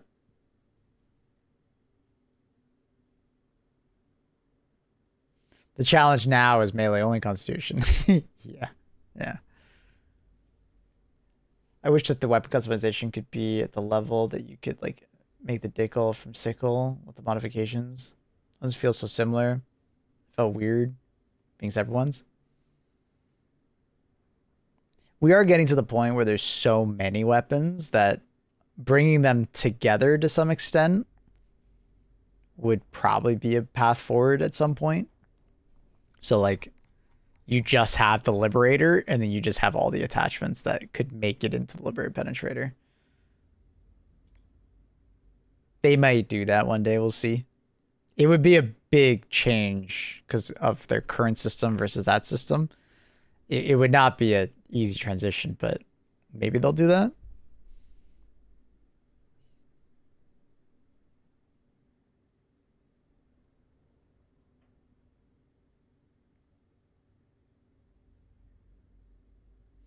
We don't need 5 separate Punisher variants. I mean, it's okay that we have 5. Like, I don't think it's like a problem. They all do very different things, and they have very different balancing tied to them.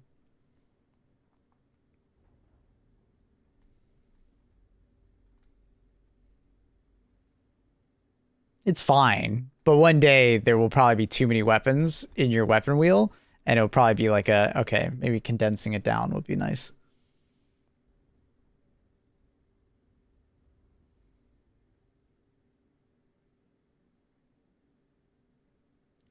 That change would drive the community. Yeah, there would be outrage. But, I mean, the way they would have to do it is, like, attachments.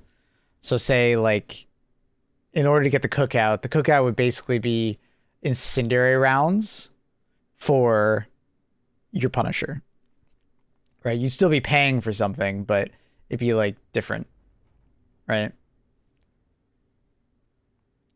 Like I said, I don't think there's really a problem with the current system.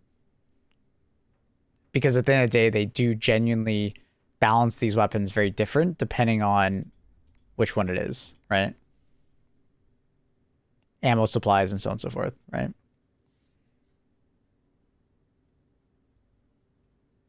Need to overhaul the UI. Yes, choosing armor is pretty annoying. There's so many armors now that it's pretty rough. I think there needs to be like an easier way to categorize them for sure.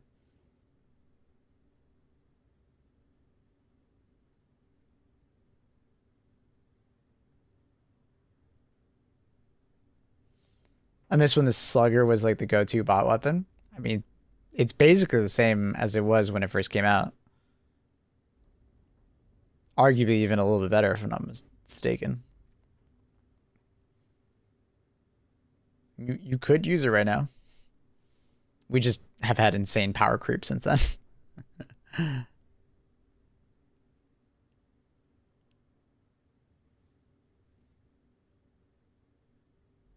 We need presets? Yeah. Preset loadouts for sure. No doubt. I'm surprised we haven't gotten them yet. I don't want presets for stratagems, but I want presets for like our weapons and armor and stuff. Because I do agree with the philosophy that if you do preset stratagems, that would erode team play even more. Because people would just instant lock their stratagems and not pay attention to what their other players are picking.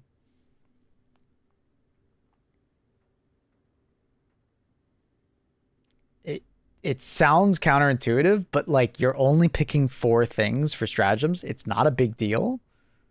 But if people could instant lock 4 stratagems immediately,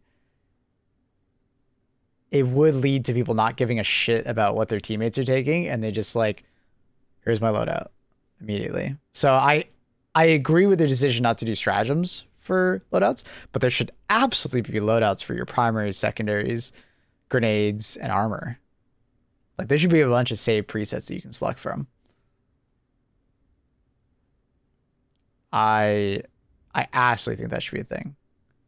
I would use it all the time. Like if I'm swapping from bugs to bots, I've just swapped my armor, my weapon, my grenades, stuff like that.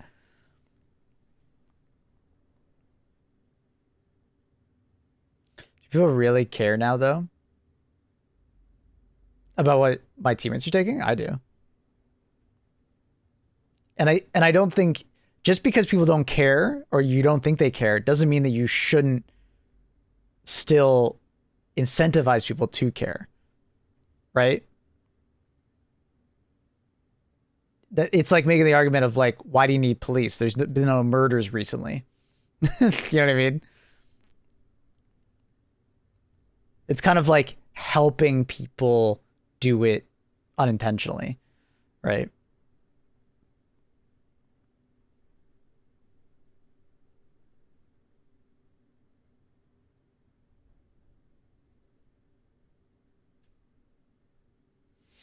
Yeah, I agree, Barrelicious. It's a team game, and I think incentivizing team synergy is important.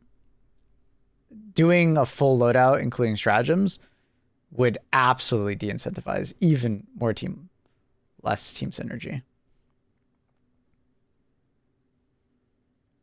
But at the end of the day, like guys, it's picking 4 stratagems. I don't like if they just didn't include stratagems in that, I don't think it would be a big idea. Like, come on. it's clicking 4 stratagems when you get into a lobby, right? It's not a big deal. Mission coordinates locked. But it actually has a pretty big impact on how you play with the other teammates. Engaging orbital thrusters. But like, I'm definitely checking what my teammates have, right?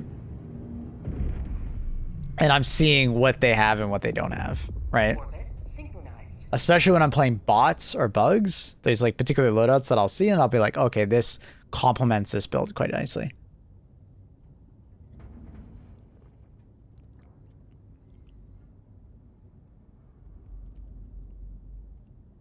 And then sometimes I see like on bots, like they all bring AT, but none of them have like good horde clearing, right?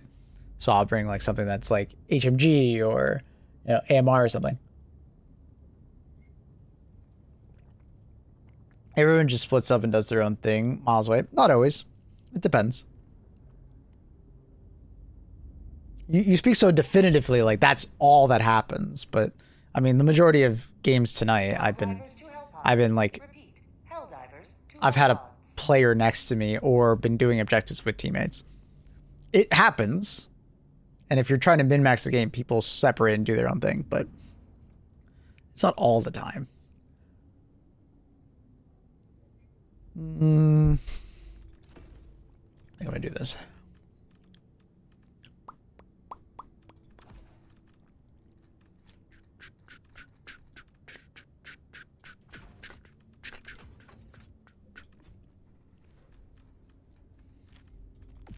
I feel like sweeping.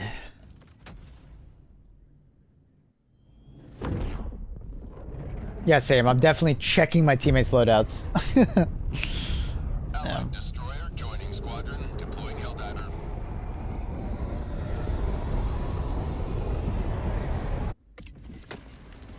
Do not let the Illuminate boggle you. Yeah, splitting up and just driving FRVs is the most meta way to play. I remember saying when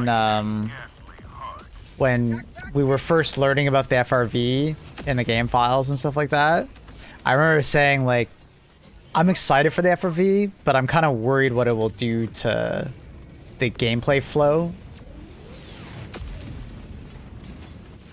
Because obviously being able to drive across the map extremely fast allows you to ditch enemies really easily, but also avoid like friction, right?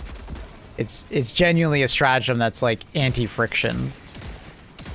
And let's be honest, Helldivers is a lot about like the friction against the enemies while completing objectives. But if you can avoid that friction by just driving away, you know, it's kind of boring. Friction is what kind of makes video games fun. Because if a game has no friction, you're just going to walk all over it. and you won't engage with it nearly as much.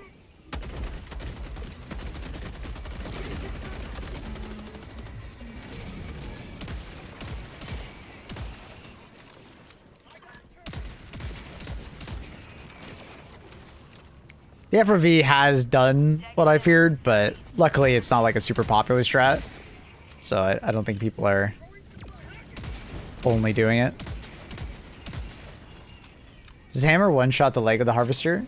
No, I don't think it does. I think it's a two-shot. 2 or 3? Their legs are very explosive resistant. I can't remember. I tested it a long time ago. Maybe someone in chat knows. But it is a one-tap if you hit the weak point, I think. If you, like, use the hover backpack and you, like, hit the face / the leg, I'm pretty sure you can one-tap. Is it 2? Okay, cool. Just make sure to dive anytime you see him doing the electricity.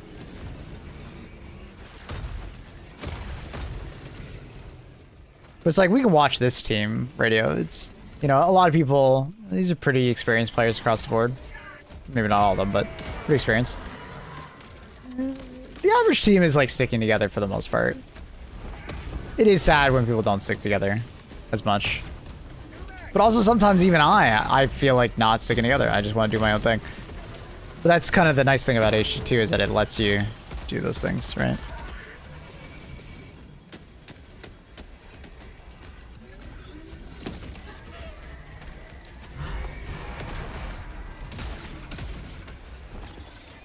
Oh, that's definitely still a strategy, Radio, for sure. It's just not as popular anymore because you don't need to.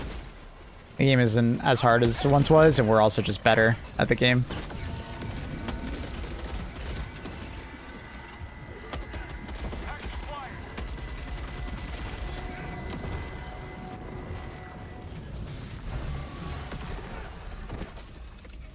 Yeah, I remember that strategy well. One player would bring, or 2 people would bring, like, spy backpacks, or would bring, like, guard dogs, and then everybody would just kind of share them.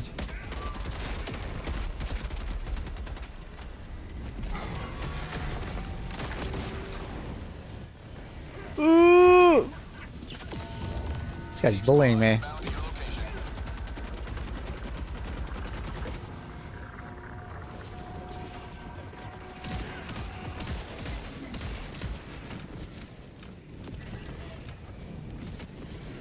I like that even on max difficulty you can fuck around with loadouts. I both like it and don't like it at the same time. Because the game doesn't really feel like it has like a truly super hard difficulty where you have to min-max. Right? Because the fuck around difficulty used to be, in most, you know, horde shooters, typically is like the median point for the game. Right? It isn't really a max difficulty. Exactly. Exactly. You get my point. Yeah.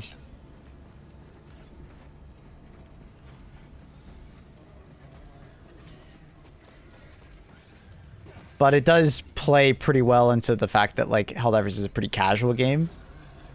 So people can feel very accomplished by, like, hey, I can do difficulty 10.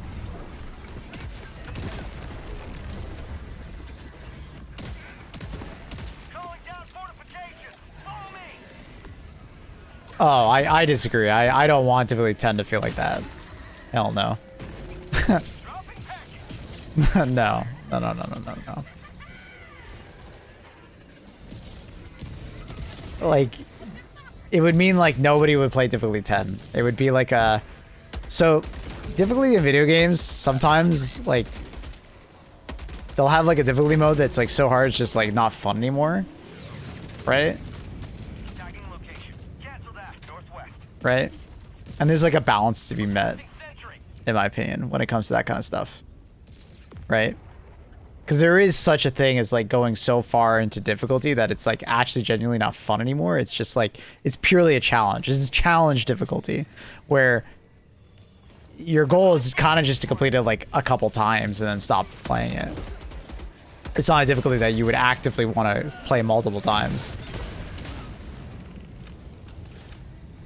Like that difficulty that we just had on that was like you know, yeah, I would do it like a couple times just to like say I did it, and then I would never play it again because it wasn't fun.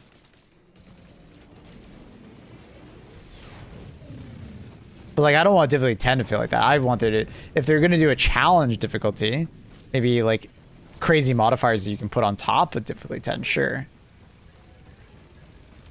Sample collected. Negative.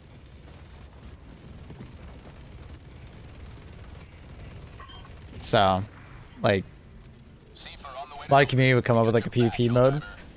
Dude, a versus mode in HG2 would go very hard.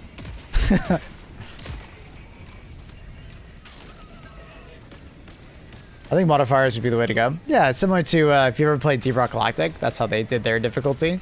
So they have difficulty 1 through 5, and then they have difficulty 5+. And then 5+ is basically you just applying modifiers to your game. You know? And it works well. Do I always want to play Deep Rock Galactic with every modifier on? No. But, you know, to do the challenge, sure, that'd be fun. It's kind of like playing like Halo, you know, all skulls, right? Playing Halo all skulls is like not actually fun, but it's a challenge that you want to get through, right?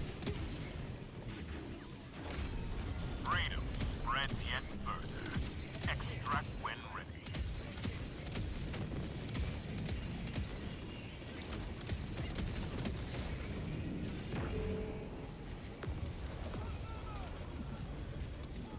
Well, I hope Iron Sights doesn't finish his tool, because I actually don't like what he's done to HG2, personally.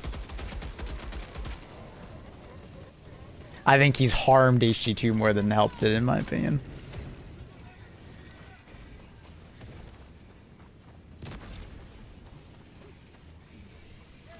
So many cool moments, just... Iron Sights, the leaker. Calling down a sentry. Squid outpost spotted. Harmed? Yeah.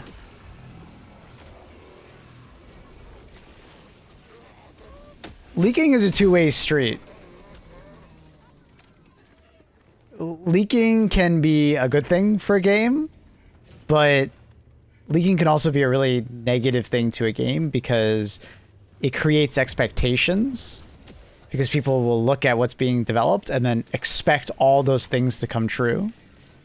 And then they will also start building on top of those expectations, creating unfair expectations against the developers. Another thing is that like some things will get scrapped and then people will be upset about it, right? And then they will then lament the developers about it, right? Another one is like leakers often spoil surprises, right? That the developers are trying to hide from the community. So it's really cool to like learn about a game in development, but a lot of people don't always like treat it as leaks. They treat it as like the future of the game, and then it ends up not always going super well. And then also people that look for leaks often don't shut up about reading the leaks, and then they will go into a Twitch chat and they will just run their mouth about all the things that are coming to the game, and it's like they don't realize that it's like watching a trailer for a movie. Some people don't want to watch the trailer for the movie because it spoils what's going to happen. You know what I mean?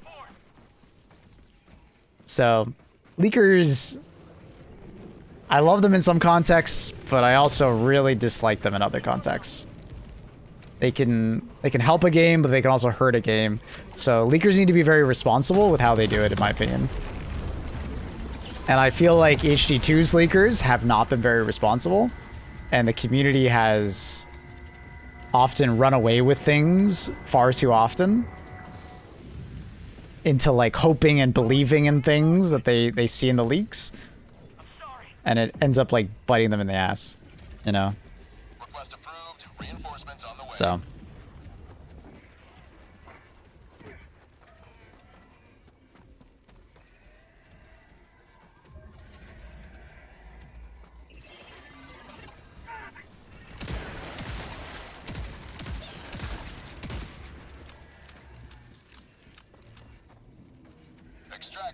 People get upset about because things that self-made. I dreamed you cheated, so I'm gonna be mad at you. Yeah, it's kind of that energy when it comes to people that like look too far into the leaks and then their expectations grow with it.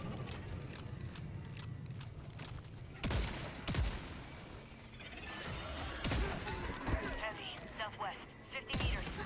Requesting sentry. Requesting sentry.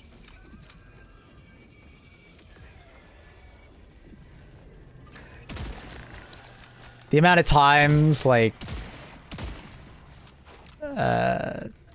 you know, the exciting moments in HG2 have been spoiled by leaks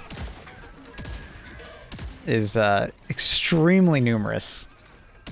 Like, a good example of something that could have been ruined by leakers, but luckily leakers weren't really that quote-unquote powerful yet, is streakers. Right? Hold on tight. Seaver en route to assist. It was an amazing time in HG2 where there wasn't really that much knowledge about leaking and stuff like that, so they didn't really have that much information. So something like the Shrieker event could happen, right? Incoming. But like nowadays, like Shriekers, like the Shrieker surprise, just couldn't happen.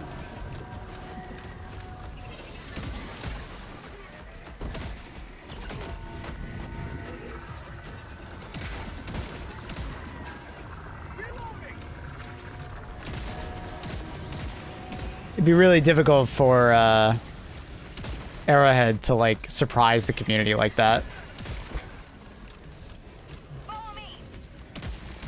It's possible they could, but it's really difficult. Destiny 2 ran into the same problem with leakers. Leakers got so good in Destiny that it was really hard for them to do secret missions. And if you've ever played Destiny, at some point, you probably came across a secret mission that came out and surprised the community. Those were awesome times in Destiny. But they kind of stopped doing them because leakers just were so good at finding things in the files. So a hidden thing was quickly found out every single time. So, kind of sad. The idea of ignorance is bliss is a true one when it comes to video games sometimes. As a new player, is the 40k Warbond so good that I should buy it first, or should I get Democratic Detonation that 99% of players recommend first? Okay. Hot take, a little bit of a hot take. I think you take the gut reaction. When you scroll through the Warbonds, which ones make you the most excited? Don't think about it from some meta perspective or what other people think. Pick the Warbond that you find the most interesting, that you want to play with. Because at the end of the day, Helldivers is like a sandbox game, right? And you're just picking new toys to play with when you pick a Warbond.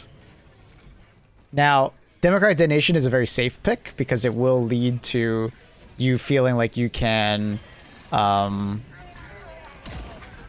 use more loadouts and stuff like that. But don't feel so pressured to like just do the, you know, what everybody else does. Grab the fun tools that you want to mess around with.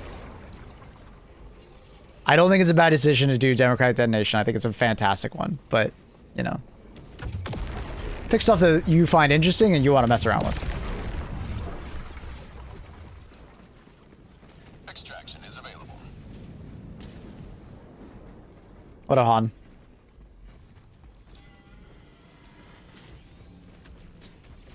Maple's saying absolute truth. I'm about to record my new Warbond tier list / buyer's guide.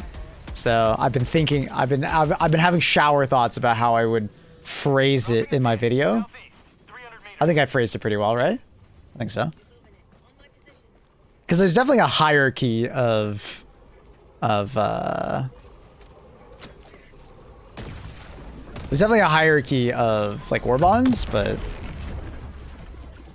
I think at the end of the day, personal preference and what you find interesting will always trump what is quote unquote the best. Objective cleared.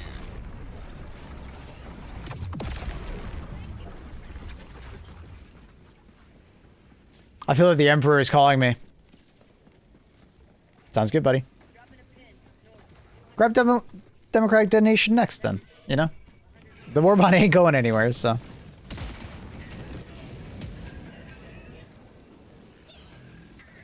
Do the devs ever speak about how overwhelming it is for a new player now? No, they haven't. But at the same time, I think it's not that overwhelming yet, but it's getting there with war bonds. They need to do something about war bonds. Everything aside from war bonds is fine. It's just there's a war bond situation where there's just a lot of war bonds. And they're all available to you immediately, which is great, but also kind of a curse.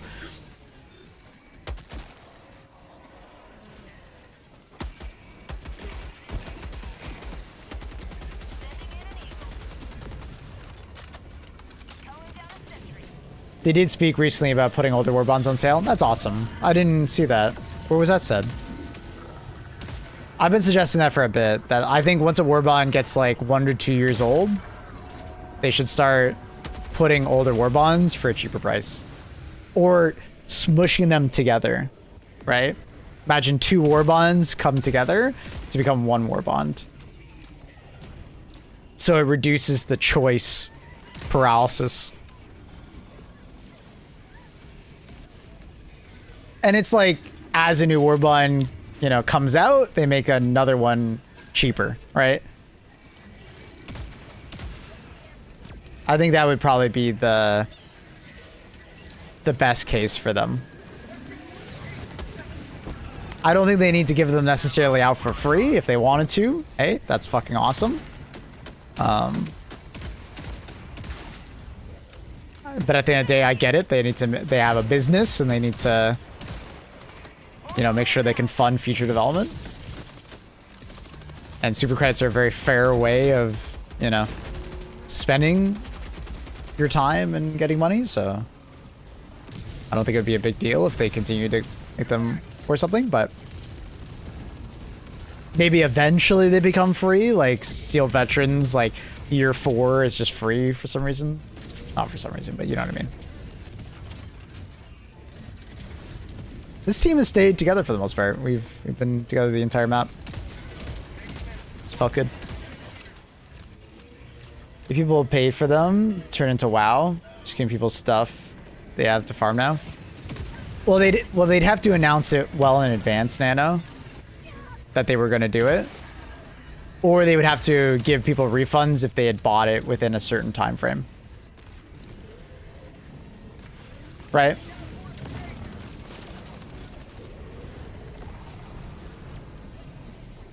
But if they told people like 6 months in advance, like, hey, this war bond is going to be cheaper in the future,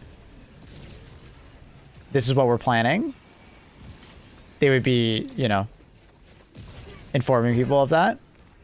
And then they would issue refunds to anyone who had recently bought it, you know, give them back some super credits that the price difference would occur, and they could avoid it pretty easily. The problem is that what you're talking about was Blizzard. Blizzard doesn't do that shit and then makes things free or less expensive all of a sudden, and then it feels like you've been burned, you know? But there are ways to, you know, talk with the consumer to prevent it.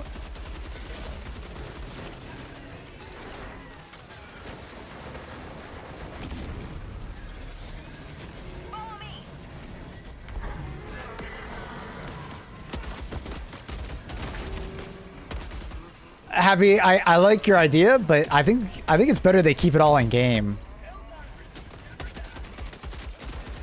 Like, it's just less super credits. I think it would be better and healthier to not force people to swipe credit card, but they just spend credit. They either grind it in game with super credits or buy super credits. Like, you know what I mean? Because like if they do a Steam sale like you're talking about, they have to swipe a credit card. Which is, it's different.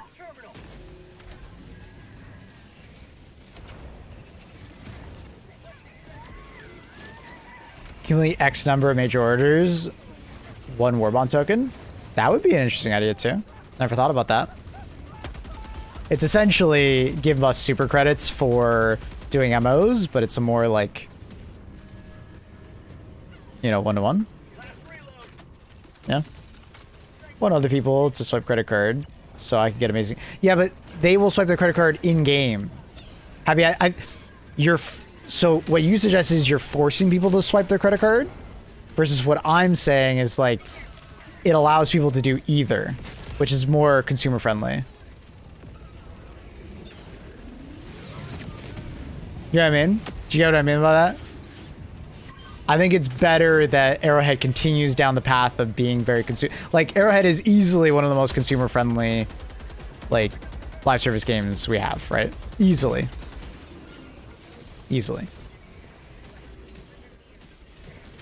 I think it's best that they continue doing that rather than start to implement practices that other live service games do, where they like force you to buy things through Steam so you can't grind them through game.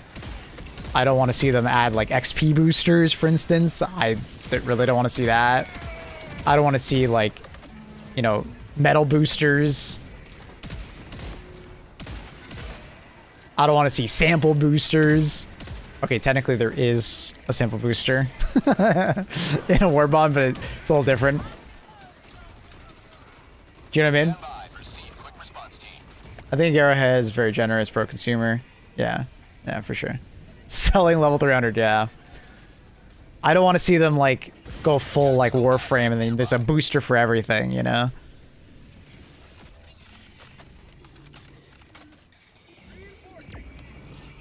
Boosters for your boosters.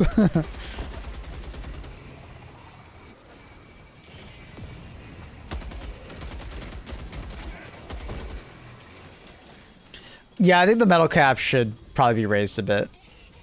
I understand why it's not super high though. It's because obviously they want people to continue playing when they unlock the Warbond. They don't want people unlocking a Warbond fully immediately after releasing it. And as someone who has everything unlocked immediately as a Warbond, I agree with the idea. It's something you don't realize that would actually hurt the game somewhat, because your Warbond would immediately be unlocked, so there's no sense of progression. Does that make sense? As someone who hasn't had to progress through a Warbond in like a year, I miss progressing through Warbond sometimes. I miss caring about my medals. If they increase the medal count by too much, like in reserve, you would basically just have this giant purse. You would buy everything in the Warbond, and then you skip progression, and then you're just like, you're basically just playing to get your purse back up. And it's like, eh. Heavy enemy presence detected. Deploying seed rapid response. Hang in there, Helldiver. You also like not log in and still get them unlocked. I mean, you unlock like 2/3 of the Warbond currently with 250 medals of the stuff that like really matters. So I'm just caring about samples. Yeah, hopefully end of this year we'll have systems in place that samples will actually get used. It sounds like the new ships will be something like for that, you know. I completely agree though. I miss sample grinding to some extent. Now that being said, for anyone who's like, they just need to add more ship upgrades. But the thing is with ship upgrades is people go back to complaining about needing more ship upgrades like literally weeks after they're implemented. And for people that are just getting into the game, it ever increases the amount of samples that you need to grind. So it's kind of like a runaway system that doesn't necessarily solve any problems. What they more or less need is they need to have a sample grind that is like endless. So like using the DSS, but for more interesting things. Spending samples on cosmetics. Spending samples on, you know, stuff. Like right now, the sample grind is actually pretty insane, right? You might not realize it because you did it over like a slower period of time. But if you log in right now, you need a fuckload of samples, bro. It'll take you a long time. Like most people who are still playing this game actually don't have their samples done. There's kind of like this somewhat minority that have been playing the whole time that obviously is done their samples, but a lot of people play this game way more casually, and they come back occasionally. Oh, dude, they still need samples. Like, the average player of Helldivers is very casual, and they still need samples. They just need a system for people like us that have been playing a very long time, so we constantly need samples.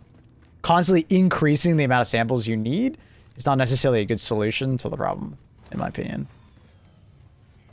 It just makes the sample grind more and more and more and more and more intimidating. Samples on, like, you know, special stratagems from your DSS or like boosters, limited time boosters would probably be the best overall solution to the sample grind. Like, imagine you gain access to a Seif stratagem, like you can call in Seif troopers on your mission, you know? Limited for like a couple, like one operation, 3 missions. And you have to like re-up it. But if you want to keep running it, you'd have to pick up samples occasionally, right? Things like that would do a lot. That's kind of how Deep Rock Galactic did their like beer system, and it works pretty well.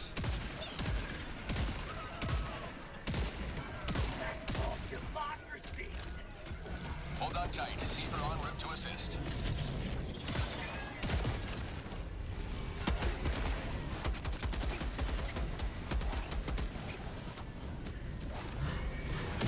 Two other people don't check POIs at tier 10. I do. It's legit beneficial for the ammo stims. Mm-hmm. For sure. ETA T-minus 2 minutes. Request approved. Reinforcements have been launched.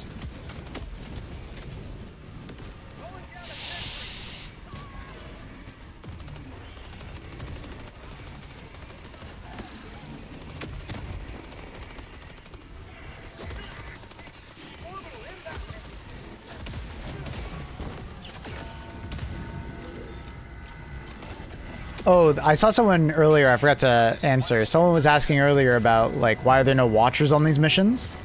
So, Illuminate have 2 versions of Illuminate now, new to this patch. There is a version of Illuminate that has watchers, and a decent amount of them. Not always, like, 20 at a time, but a lot of them. That they spawn enemies in the traditional fashion of, like, Illuminate drops. Then there's also a new version of Illuminate, which is from the Vote Snatchers, which they're all patrol base. All the enemies spawn via patrols. No dropships anymore. And I actually really like it, and I hope that comes to other factions. Because it means that things like Orbital Napalm Barrage aren't as powerful as they once were. Because the reason why Orbital Napalm Barrage is so good, for instance, is because, speak of the devil, if all the enemies are like coming from one individual location, Orbital Napalm Barrage is just so good at nuking that one area. But if the enemies are more spread out, coming from patrols and stuff, it makes it for a more interesting mission. So I like it. And if they could do that for bugs and bots, that'd be really cool.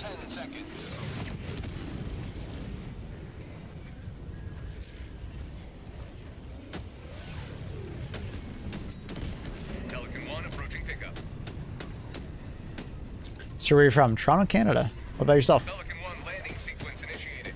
Watch where you're standing.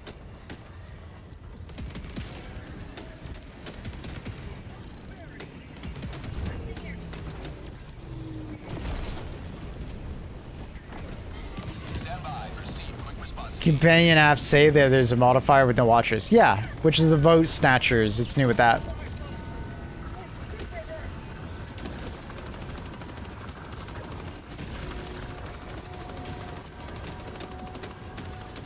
Physical attack, nice.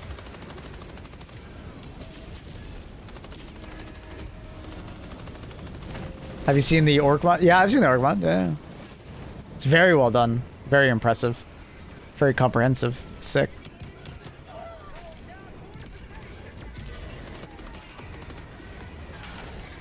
Countdown initiated. Stand by for takeoff. Extraction complete. Pelican 1 beginning ascent.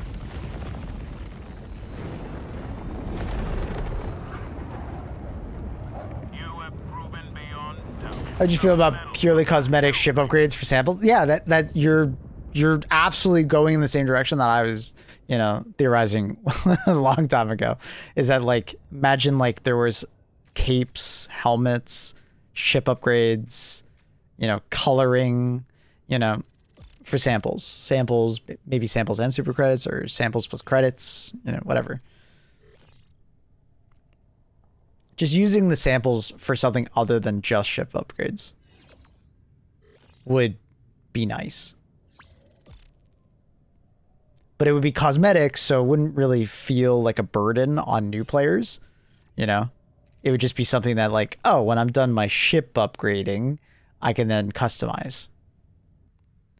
But if they like continuously added more ship upgrades, I don't think that would be a positive system, because it would just be a forever grind for new players. Especially if you play casually, like you'll literally never finish upgrading your one ship. But I like the idea of adding a second ship that might have separate upgrades that we have to progress through.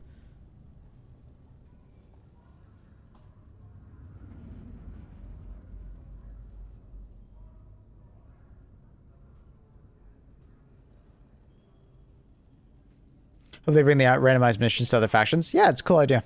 I like it. One small step for democracy, one giant leap in the death path of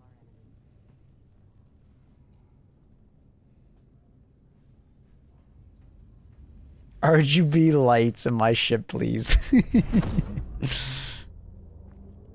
do you think about the LMG loadout for the new enemies? So I was just using the HMG. Are you talking about the HMG or are you talking about the LMG, like the MG43? I think the HMG is very good, but you have to be accurate. And then bringing a good primary weapon that you feel comfortable dealing with wretches. Because the HMG is serviceable at the wretches, but it has a pretty small... no HMG. We're talking about the MG43, or are we talking about the HMG emplacement? I'm assuming you mean MG43. MG43 feels decent. I would definitely bring something else to kill crushers, though. It doesn't feel very efficient at killing crushers. You just kind of have to sit there shooting at it. Some people are okay with that. Like, I see a lot of people in my comment section saying, like, oh my god, I love the bullet storm. It takes 1/3 of the magazine to kill a crusher, which is not that bad, but it's like, it's pretty bad. Like, it takes a lot of raw damage to kill a crusher, which I'm not a huge fan of. So typically, you know, I would want something that's pretty good at killing a crusher in my loadout. And I would say the most threatening thing on that faction is probably going to be the crushers. So bringing a support weapon that's very good against crushers tends to be what I would aim towards. A good rule of thumb for HD2 is like picking a support weapon that's just good against the scariest thing on that faction or the hardest thing on that faction tends to help you a lot. And then just the rest of your loadout deals with other things. So using like the HM, like using like the MG43 for instance is just like a hard sell for me. But can you make it work? Yeah. I mean, you know, as Xander said, like you could just bring like bolt pistol, double tapping the helmet off, then swapping, Senator, just using grenades with a spy backpack.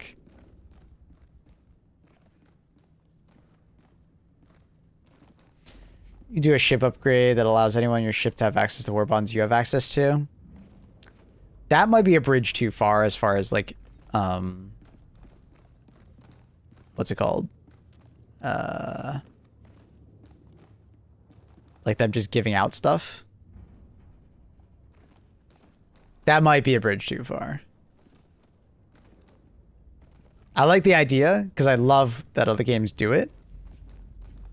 That was in HD1, but in HD1 you had to buy like content packs. Like if they scrapped the SC system and went back to HD1 tactic of like you literally just have to buy war bonds like for money, swipe your credit card. Yeah, like it's really nice when game developers do that, but it's a little different with SC because like They're already giving out those things for free, technically, through game time. You know what I mean? Helldiver, take command of the... Yeah, the grenade launcher is fantastic. Belt-fed grenade launcher, autocannon, flak rounds. I'm just saying, if I could upgrade my ship to help others, I would. Of course, I think anyone would. But I'm just saying, from like Arrowhead's perspective, they're almost being too kind. The majority of people in Helldivers don't buy super credits to buy things or spend super credits. They don't buy the super credits they spend, right? It's like more the majority. They said that in one of their blog posts. So at a certain point, you could have too much giving away for free and then nobody spends any money, and then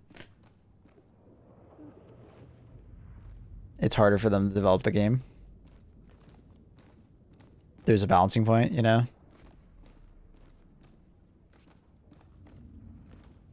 I'm a great example. Never bought SC. Yeah. But you need, like, for you to exist as a player, you need someone else to spend SC.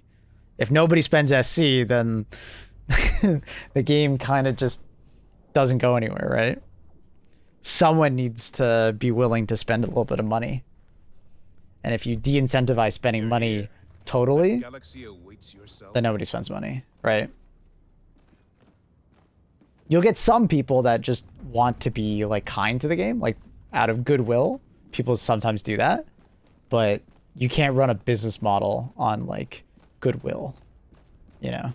If you're running a mod or a website, maybe, or a server, but like a whole game with like a studio and developers, running it on goodwill is not necessarily feasible.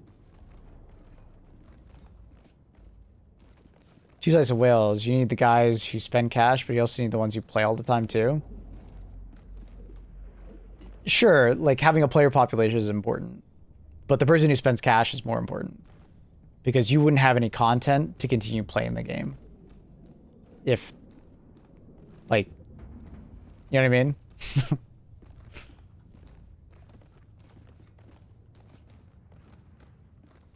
Cough, Starsis, and cough. You got a little bit of cold there, Benzie? No Man's Sky does it. No Man's Sky is in a unique situation where they're trying to repair their reputation, though. I know there's a kappa. I know you're being sarcastic, but for the people who maybe like to compare that one.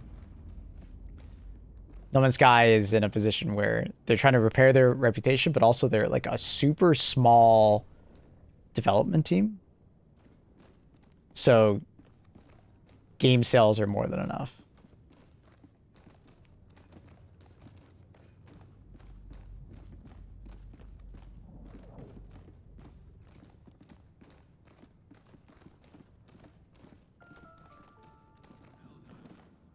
No Man's Sky is just in a very unique position. Very unique. They made an incredible amount of money at release, and their game was inherently broken and a false advertisement, right? Like, it was fucked. So they've been trying to repair that reputation and their game ever since. But also they made so much money that it kind of let them coast on it.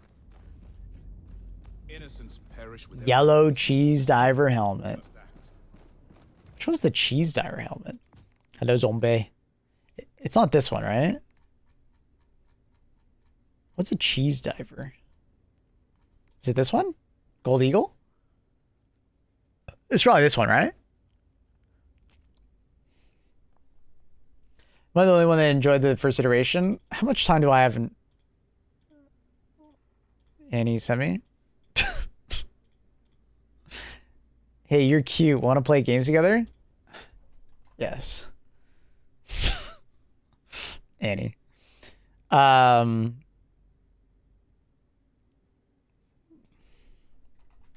majority of time I have in No Man's Sky was at release. I haven't actually been back to play it, which I kind of regret. I should go back and play more now, but I've just been busy.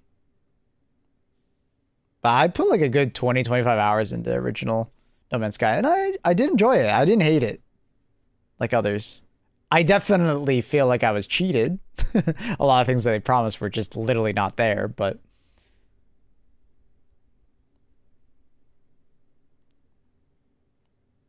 Like, if you didn't pay attention to any of the marketing, you probably weren't that upset about No Man's Sky at release. It's the same thing as Cyberpunk. I personally didn't hate Cyberpunk at release. It wasn't that buggy for me, and I enjoyed the game. But I also wasn't like someone that was like paying attention to every iteration of the development of Cyberpunk. So like I was in a unique position where it just didn't bother me that they like said all this stuff, because it's like I didn't even know they said it in the first place. Ignorance is bliss, as you will. But I'm really happy that Cyberpunk is the amazing game it is today, right? So I kind of got to enjoy it twice. I wasn't super disappointed at launch. But also I felt pretty lucky that I was on PC with a decent PC, and I didn't run into that many bugs. Fun fact, I ran into more bugs coming back and playing Cyberpunk a year later than I did at release. I ran into more like immersion breaking stuff. It was really weird. I don't know why that happened. And it was like proper immersion breaking stuff. Like cutscenes where characters were holding their guns and scratching their face with their guns were happening all of a sudden. And like, it was weird. Lots of weird things like that. But I didn't get that at release. I had like 2 bugs that were like immersion breaking at release.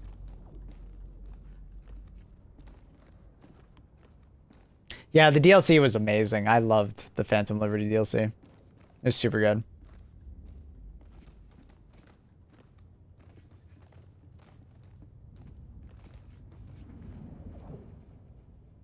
Innocents perish with every wasted second.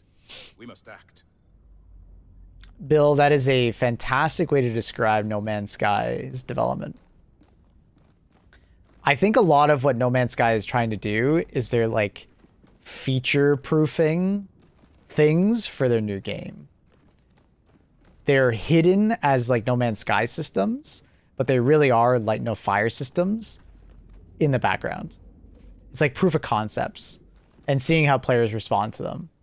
They're kind of using No Man's Sky as like the ultimate dev tool to gauge like how good something is and how it works, if that makes sense. Because we know they're doing that from a graphics standpoint and stuff, but I think they're doing it from a gameplay standpoint too, which is why a lot of the gameplay systems are all like so random and not interconnected. You know what I mean? Because like No Man's Sky comes out with the most random updates sometimes. You know what I mean? But it's like mechs could easily just be mounts, right? Or a mount that you get on. The Pokemon system could easily just be pets or some kind of like summoning system for Light No Fire, right? Like every system that No Man's Sky has added, if you twist it and turn it a little bit and look at it from a different angle, you can easily see it as like a Light No Fire type implementation. That's my theory.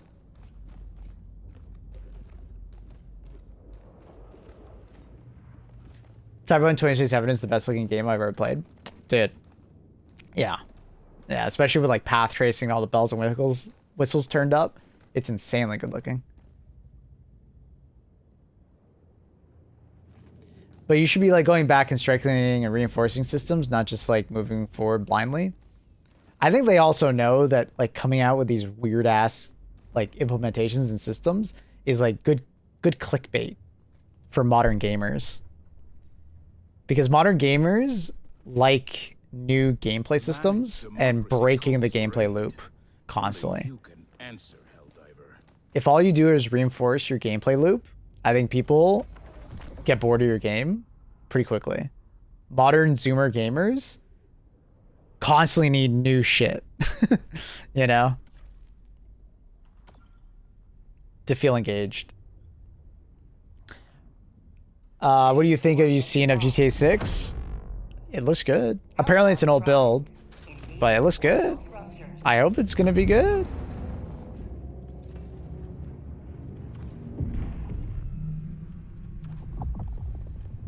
Orbit synchronized. But we'll see.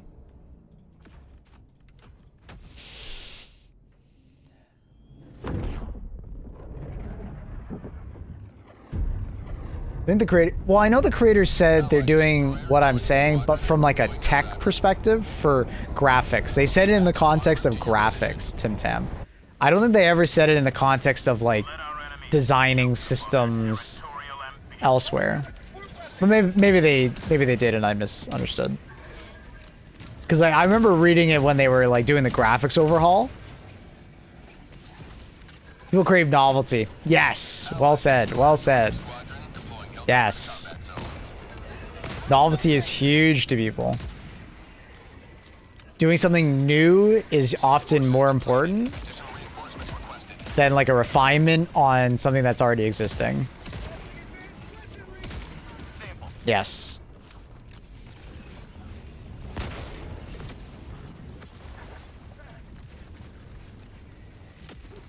Tagging location. I have no desire for GTA 6. Is that edgy? I mean, it's a bit edgy. Marking location. Depends on why, I guess. Some people, I think, have like a hatred towards GTA 6 because of like other people's hype. Do you know what I mean? Sometimes like it's the, you know, when you hear about something too much, you like start to hate it. Like when you hear about like a pop star, all they do is talk about it too much, you like end up hating that thing, you know?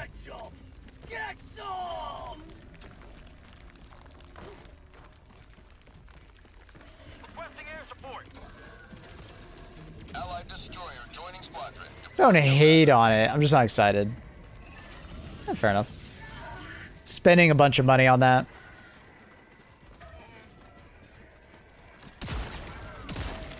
I do feel like it's most likely going to be worth the money. As much of a controversial opinion that might be, inflation plus the fact that GTA or Rockstar often delivers on a package that is very much worth it. You know? Now, as long as you like that kind of package, right? If you like Red Dead, you know, obviously Red Dead is an amazing game and it has so much as part of it.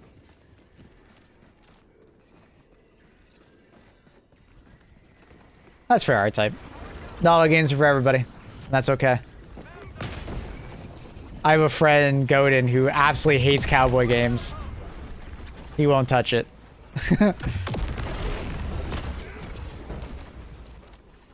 But at the same time, like, he acknowledges that it's obviously a really good game.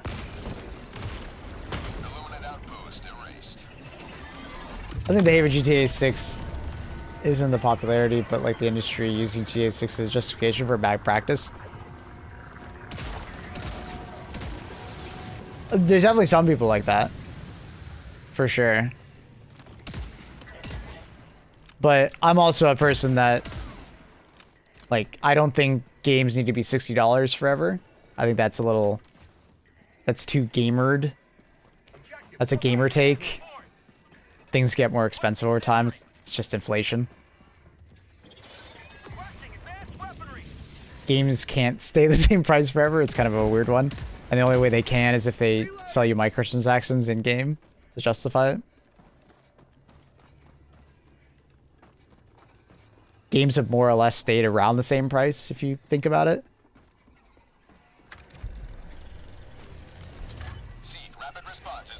Games used to be actually more expensive back in the day when they were $60.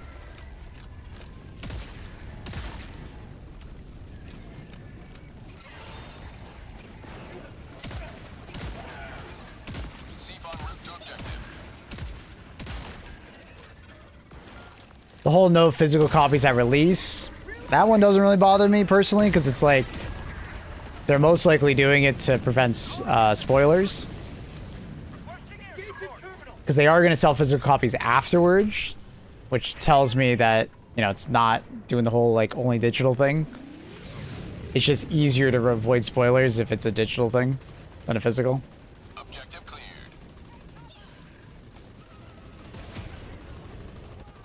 The whole pre-orders for a digital thing, I think that's a nothing burger, because if you're a PC gamer, that's been around since like fucking dawn of time, it feels like.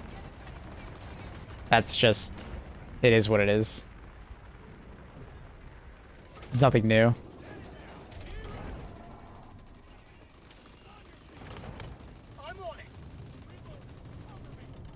Can't be serious, but what? Maintain formation. It's super Earth. I got the terminal. Mission map updated. Requesting air support. Sending in an Eagle. Calling down a support weapon.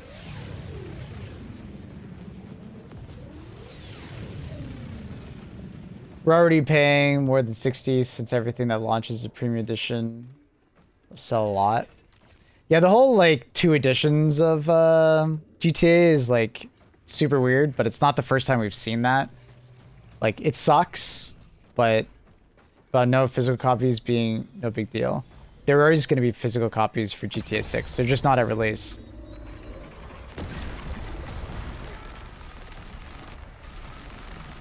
Receive support incoming.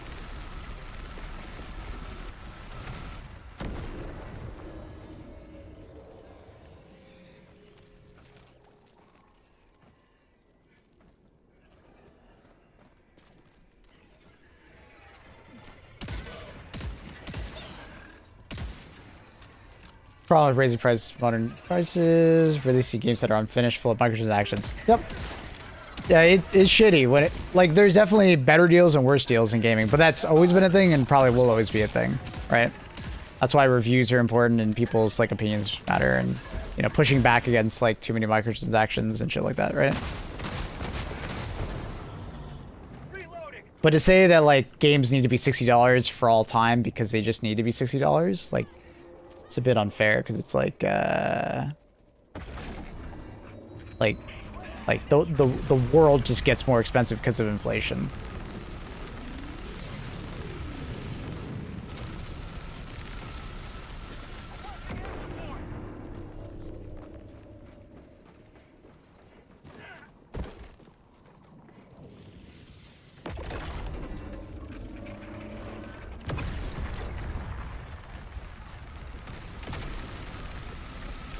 Oh, you're talking about GTA 5, not the whole Sony thing? Oh, no. The Sony thing is, like... I'm not surprised they're doing it, but at the same time, it sucks, right? It fucking sucks. Physical copies are fantastic for console gamers. But I'm also someone who hasn't bought a physical copy for a game in, like, 15 years. So... But it's a little different for a PlayStation gamer because, obviously, I have many different marketplaces to go to on PC. A PlayStation gamer doesn't, so it sucks.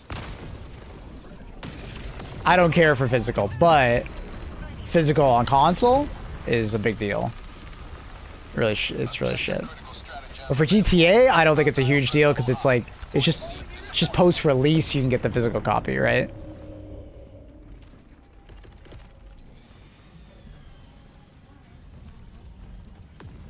I have no way to... I haven't had a CD drive in my computer for about 15 years. I got the physical edition of StarCraft because they had it and it was the same price. I never put the physical like edition into any use. I just downloaded it on Battle.net. Consoles are obsolete after the next generation. Maybe. PCs aren't there yet. Like, the idea that like you could just plug in a console and just play is extremely appealing to people. Steam's trying to do it, and I think they've done a pretty good job, but there's still a lot of awkwardness even with the Steam machine.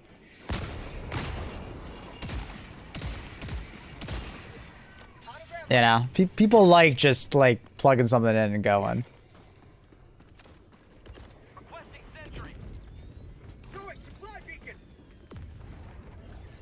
Next Xbox is rumored to be around $1,200. Those rumors, I think we need to like take with a grain of salt, though. Package acquired. Dropping package.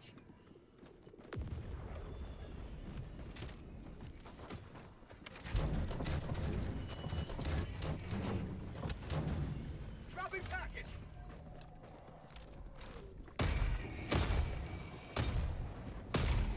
Because the world is kind of in a fucked up situation as far as like pricing on any hardware.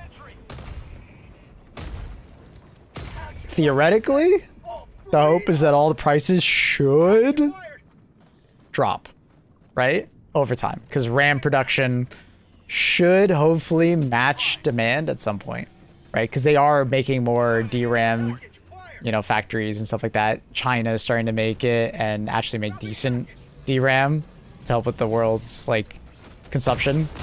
Or at least for their own domestic consumption, right? So it should come down over time.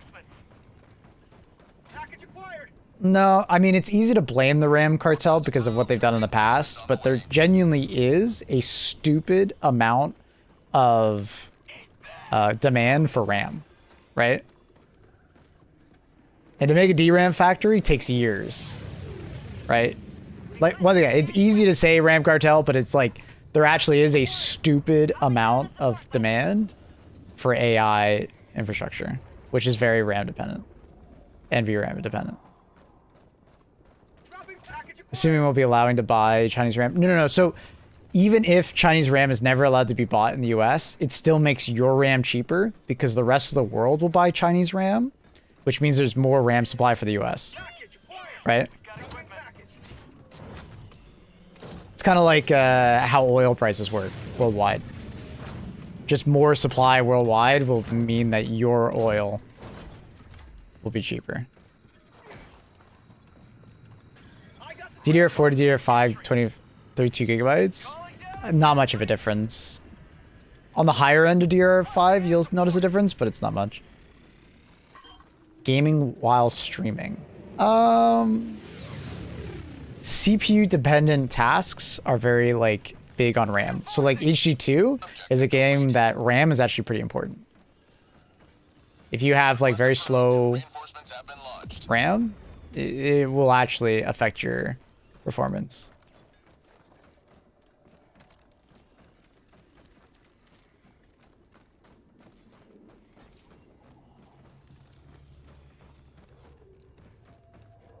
Requesting advanced weaponry. Located. Sending in an eagle.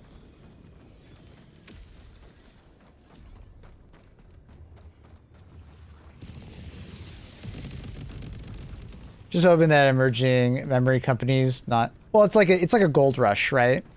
Because there's so much money in memory right now, there's going to be a lot of people that want to just get into the memory game, right? And they'll probably all be beholden to the memory companies because nobody makes $1 billion company and then decides to not make a profit selling to AI companies. Like, that's just never going to happen, right? But hopefully that enough supply comes into the market that, like, RAM prices just drop naturally. You know what I mean?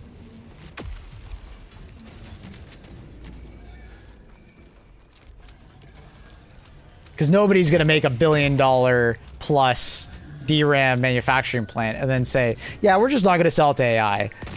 As, like, altruistic as that sounds, like, it's just not going to happen. It's too expensive to set up a manufacturing plant.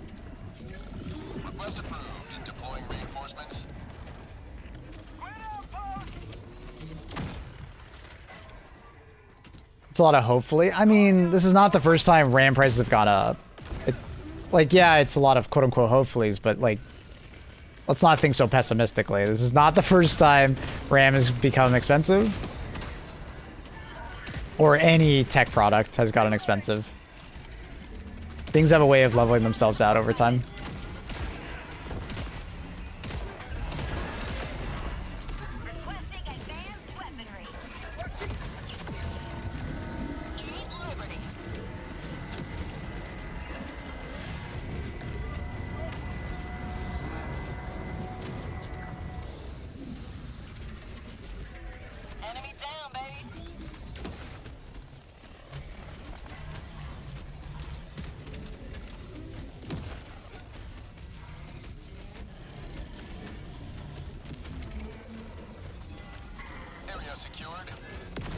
China, unironically, will probably be the biggest factor in reducing RAM prices.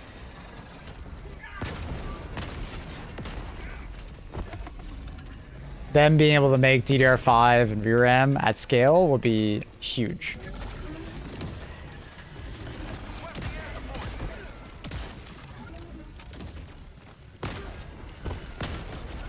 even if you don't buy it, someone else will, which will mean that you have more supply.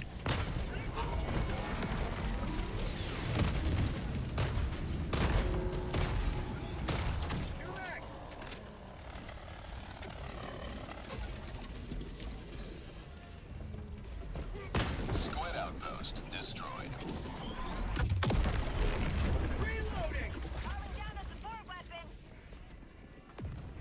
And the theory for why, to circle back to the original, the theory why consoles are going to be so expensive is because the next iteration of consoles is believed to have a lot more system memory. And consoles are unified memory, so their RAM and their VRAM is together. So the reason why they suspect the consoles are going to be $1,200 is because of that. So they might have 32 gigabytes of unified memory, which obviously would be really fucking expensive. Right? But it's also why like consoles can like load things so fast, because it's unified. So we'll see.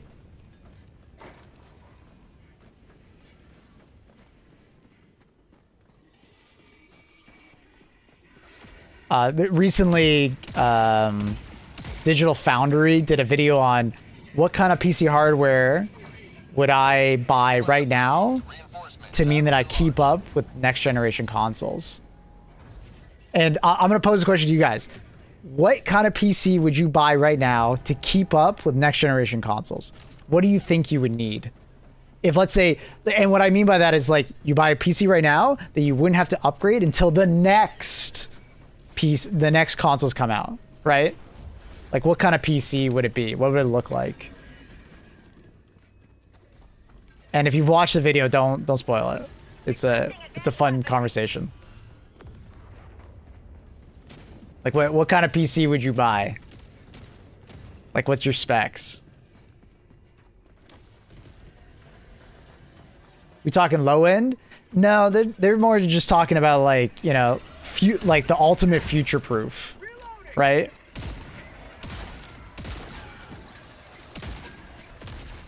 Like, what do you buy to future-proof your PC so you don't have to upgrade for like, you know, 4 more or 5 more years, right? And it stays up to date with consoles.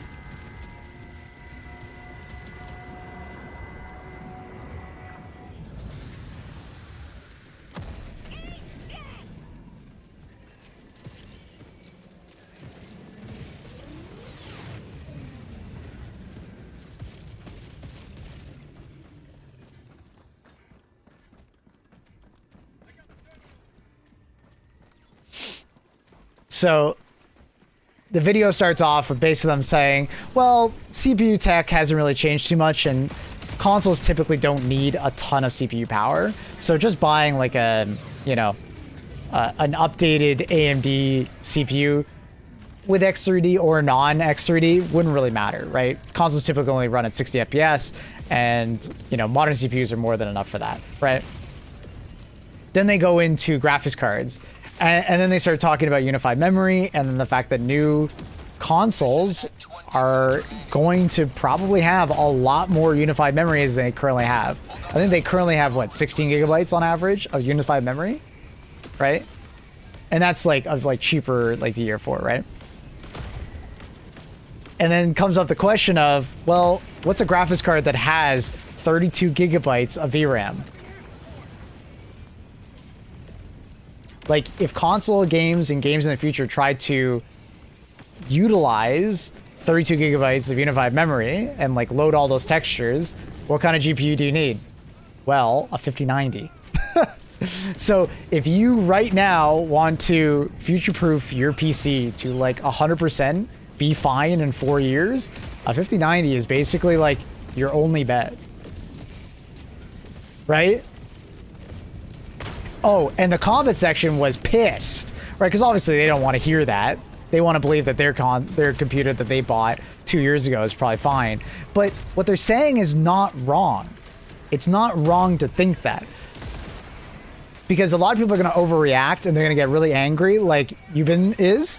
And when they hear that, but it's from the position of unified memory, right? Do you have enough VRAM? We talk about VRAM right now all the time, right? About how important it is for gaming. But if gaming goes in a direction where RAM is important to load textures, right? Especially loading textures very fast, you're going to need more VRAM, right? Because it's very slow to constantly, you know, dump texture files and then bring them back in and so on and so forth, right? Do we need it though? We don't know where gaming's going to go, Captain, right? But also, this is the assumption of making a PC that you don't need to upgrade for 4 years, right? If you buy a 5070, you'd probably want to upgrade within 3 years.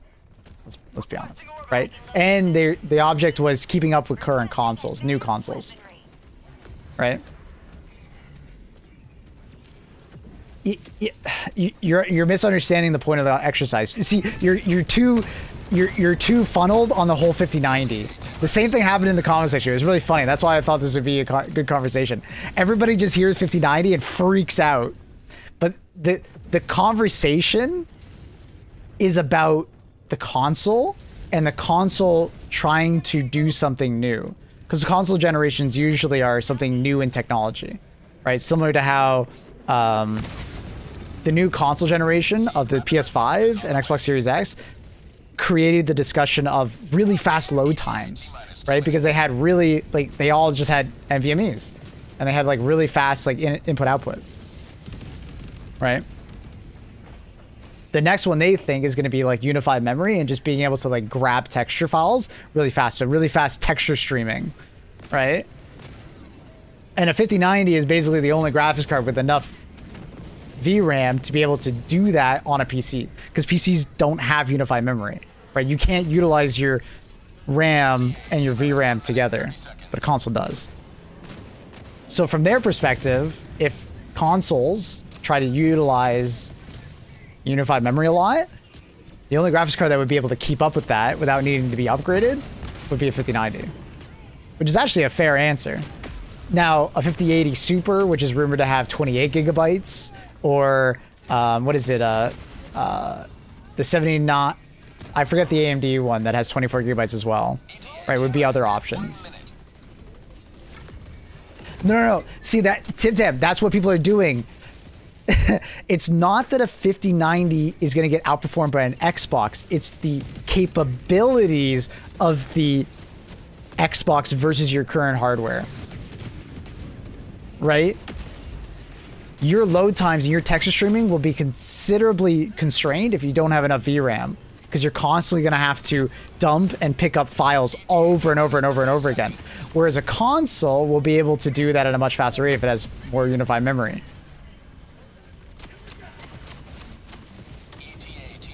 Right? Like right now, console gamers enjoy faster load times than PC gamers on average, right? Because most console gamers don't have NVMe drives, right? But if they utilize more technology that leverages like fast VRAM, a lot of gamers won't be able to utilize that, and they'll be on the back foot. Because gaming is all about moving forward and like utilizing technology to make better games and bigger games and better looking games and so on and so forth, right? So obviously console generations usually dictate like step forwards. Gamers don't like to think that way, but consoles typically do that.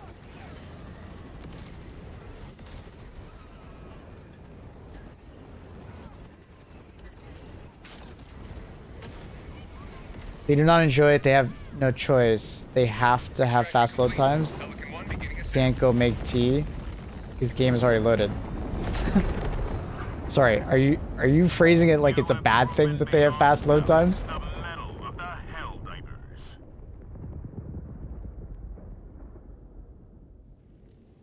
Would be nice to have optimized games. Well, optimized games, it goes both ways, right? Optimization is like a hardware constraint, but also like a software constraint. Because sometimes a game is just developed in mind for more modern hardware and not lesser hardware that doesn't have the technology anymore, right? It doesn't have the same capabilities because, you know, as technology, you know, moves forward, you know, certain things like, you know, a 1080 Ti can't leverage certain technology that a 3080 can, right? So the hardware isn't optimized for the newer software. You know, that kind of always happens. Oh, whatever. But like, if gaming goes in that direction, where like unified memory or more VRAM is very important, it's not that it's not optimized, it's just that your hardware is not optimized for that. It goes both ways. Lots of enemies killed, lots of samples collected. How do we get more FPS in Helldivers on PS5? I don't know the PS5 very well, but I'm pretty sure you can turn on performance mode and then turn on the upscaler. I don't know what else you can do on that one. I wish I could see the look on the squid's faces. So it would outperform a 5090 theoretically. No. So there's different metrics for gaming, right? So in a head-to-head, like the 5090 would probably still be more powerful in like raw rasterized performance. But as far as texture loading, it's very possible that maybe like the new console will outperform a 5070 Ti. But 5090 has similar RAM, right? So they would be very similar in terms of texture streaming. Do you know what I mean? But then console games are typically made in pretty smart ways, so the lower in like performance of like raw performance that the 5090 or that the console has shouldn't be noticed as much because it'll be rendered ahead of time, let's say, and just stored. It's different.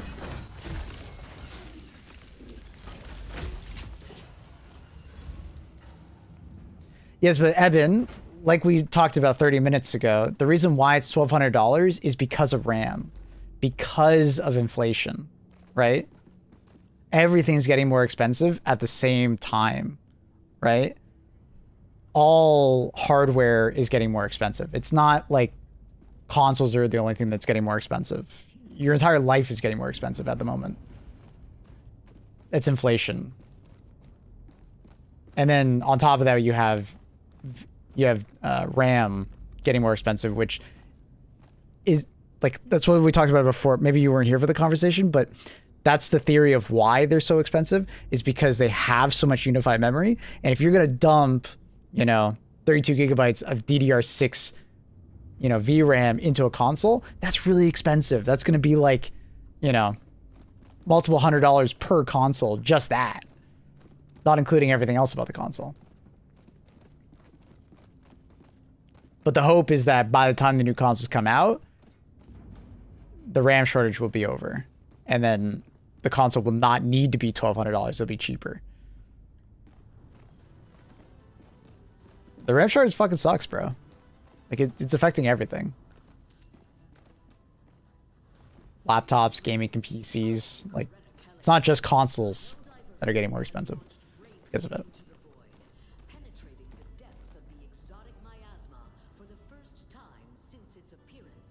The Helldivers 2 channel just updated a short with the new campaign. Word Helmet. Oh, did it? No, I haven't seen it yet. It comes.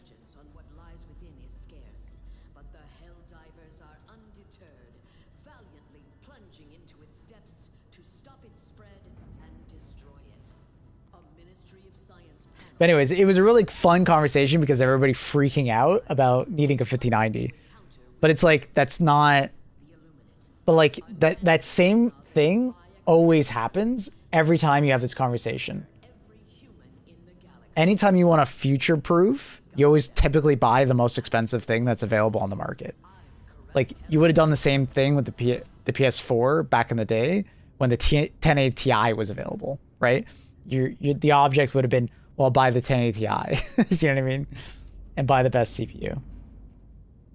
But it's funny because, like, obviously it's a $4,000 GPU now versus an $800 GPU. The metrics have changed.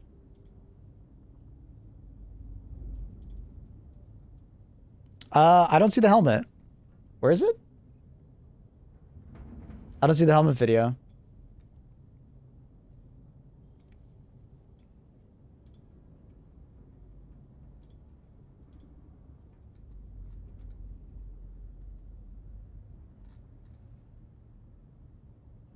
It's a short. Oh, it's a short. Okay, okay, okay, okay, okay.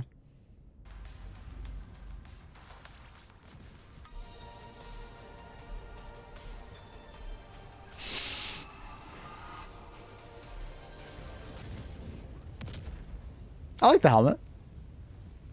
I'd really want to see what the I'd really want to see what the armor looks like.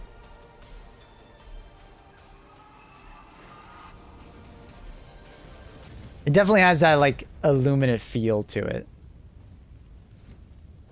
Dead Space 5? Yeah, I'd say that.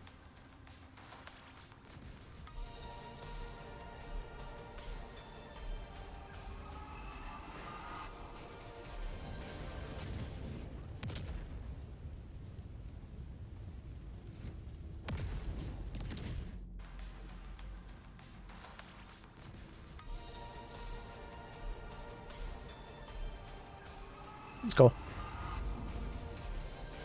Neat. Cool helmet.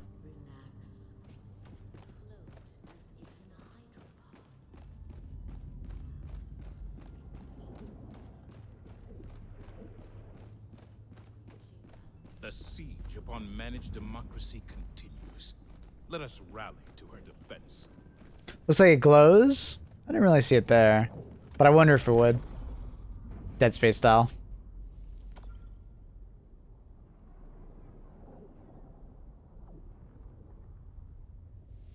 Trojan, you're absolutely right.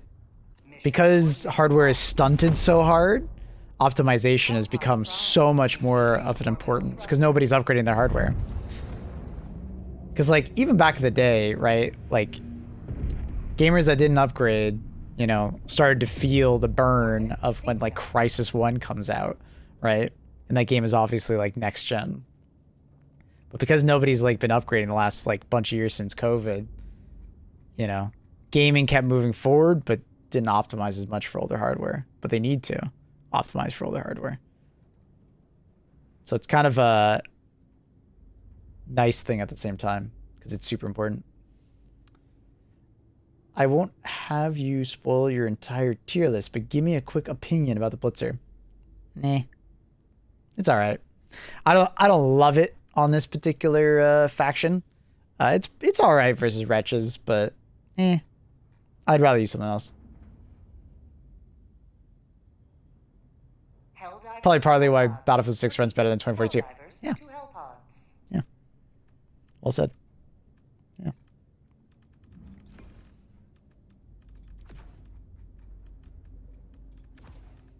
But anyways, yeah. Funny discussion about with Digital Foundry. They were roasting the hosts in the comments section. They were freaking out. You guys are insane saying a 5090. What the fuck? I'm not paying a $4,000 GPU. But it's like, if they had that same exact video, like what was it, 6 years ago, they would have suggested a 3090, you know, or something like something similar.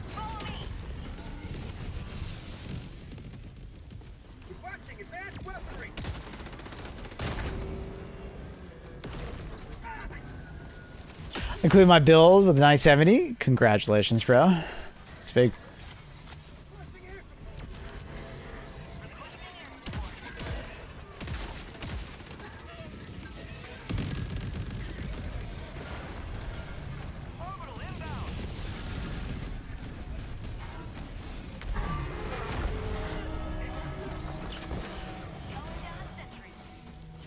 Hey, Inquisitor. How are you doing, buddy?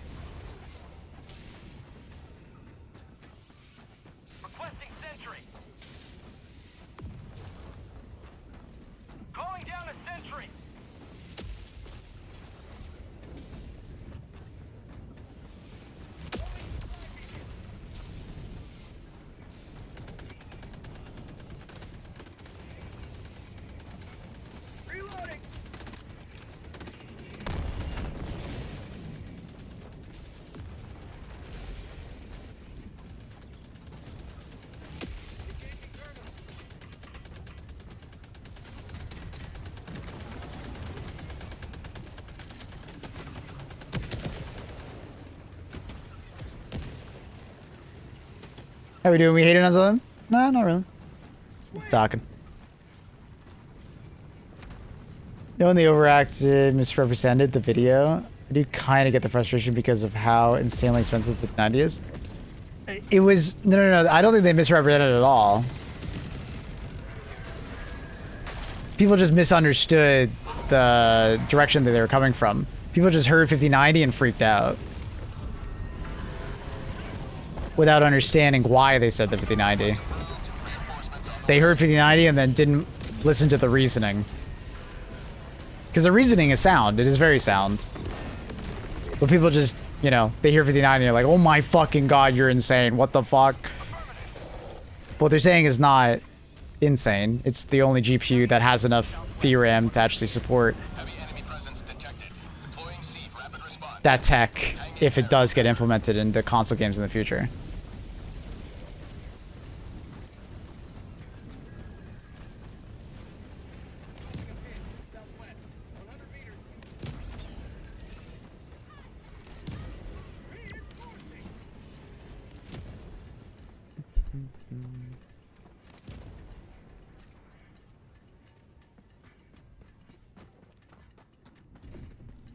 Allied destroyer leaving squadron. Objective critical stratagem available. Because, like, judging by the comment section, you could tell really quickly that people had, like, only heard that point and then immediately started commenting, rather than, you know, listening to the reasoning behind it, then commenting.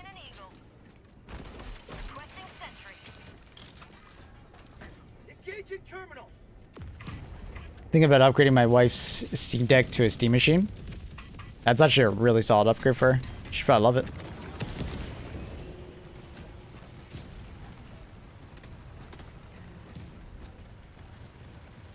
Heavy enemy presence detected.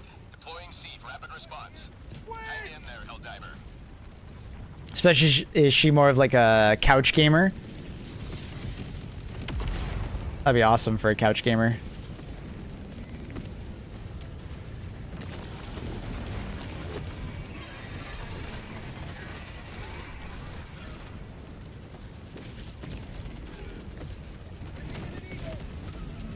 But if you don't mind putting some elbow grease in, you could always just make a small form factor PC. Get a little more bang for your buck. And you could upgrade it easier. Mission at 30 minutes remaining. So is it not recommended to buy a 5070? I think a 5070 is a good purchase.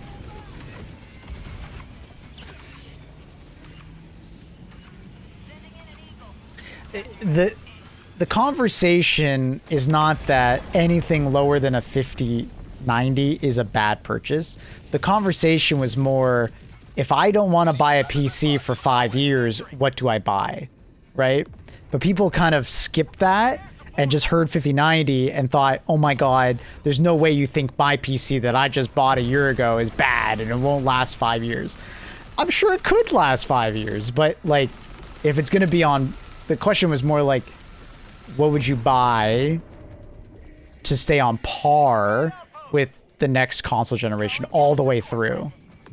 Well, if consoles do utilize this tech, you know, a 5090 would unfortunately be like the only one that has enough memory to keep up with it.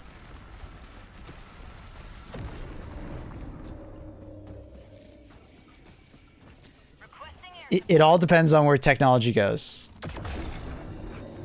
A 5070 Ti, there's a very good chance that it would last 5 years.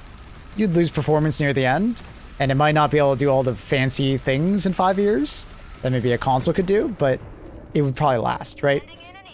That was another part of the video, is that people took it too much to the extreme. Like, the question was more phrased as to keep up and do everything that a console could do in the next generation. Because there's a very good chance that the 5070 Ti might not be able to do everything that a console could do in the next generation. But that's not to say that you couldn't just upgrade your PC in like 4 years. Oh my god. I didn't think he was going to shoot at me there. Damn it.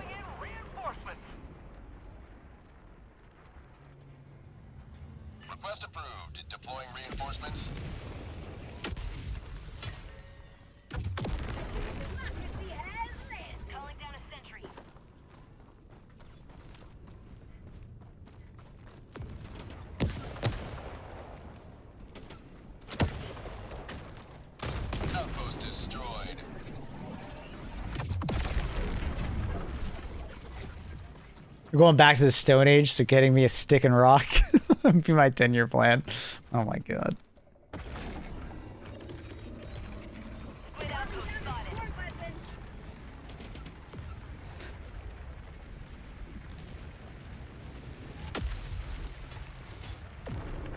I genuinely buy a whole PC every other GPU generation, so about 6 to 7 years. Mm-hmm. That's solid.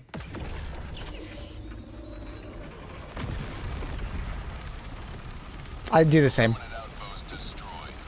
Buying a GPU every single generation is not a great strategy.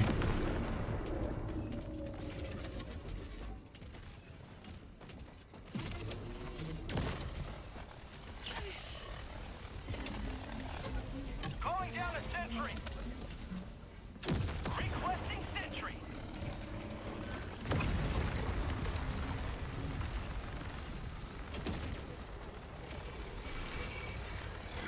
Oh my... Oh, come on. They teamed on me. I'm pissed. I literally died at the same spot. That's so annoying.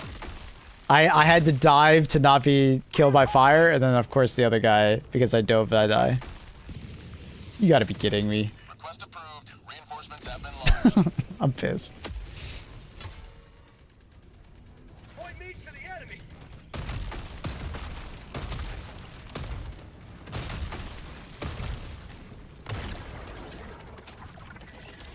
Alright, third time's the try, dude. I believe this is the run. Quick response team. After that's done.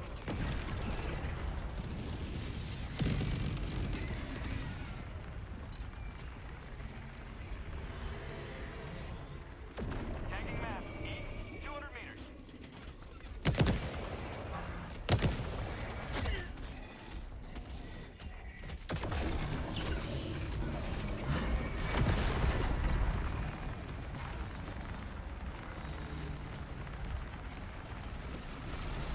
Oh, Jesus. I didn't even know it was on me for a second there. Requesting air support. Sending in an eagle.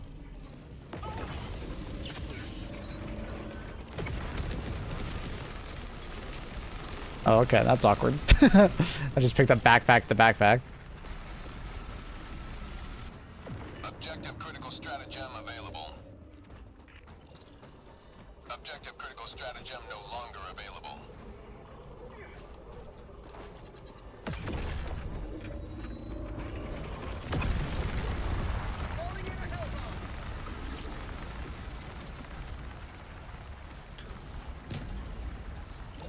Laren 3 is under attack. I'm not even sure which planet that is. Sentry. Requesting sentry. Engaging terminal. Hellbomb, arm. Clear the area. Thank you. Beautiful landing.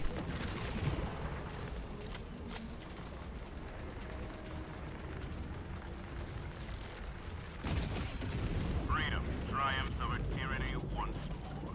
The extraction shuttle awaits your request.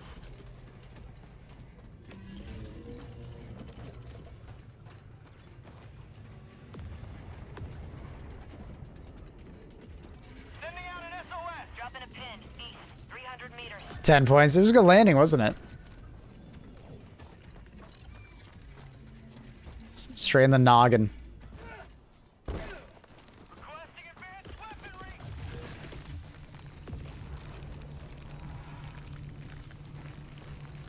Rare sample collected.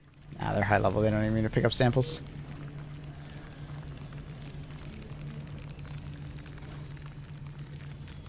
Dropping package.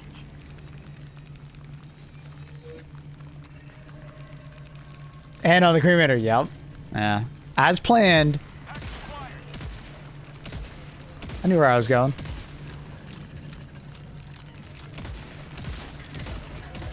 Dropping package. See backup en route. Chevy high-level player was this considerate. I try. I try to remember. I'm not perfect. There will be the occasional time where I forget.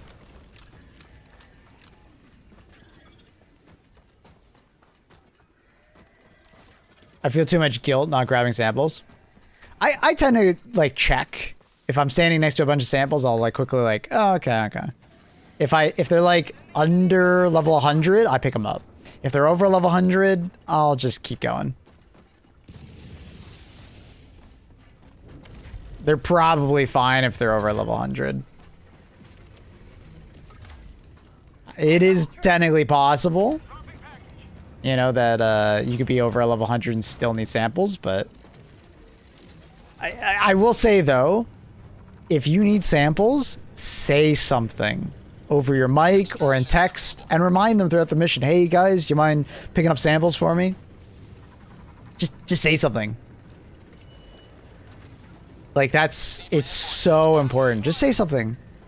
Like just a little like reminder. Don't be a dick about it. Just be like, hey, if you don't mind, pick up some samples for me. I need them for my ship upgrades. People would be more than willing. Just, you know, they just don't know because they're probably so used to playing with players that don't need them that if you just remind them and ask them, they will pick up samples for you.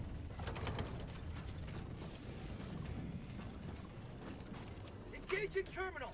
Mission map updated.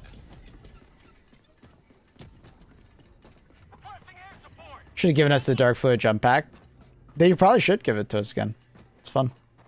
I'm following, man. I haven't played with you before. Damn Twitch. Ah, it's okay. Yeah, Twitch is sometimes dumb and unfollows people. I don't know why. It happens to me too. Calling down a sentry.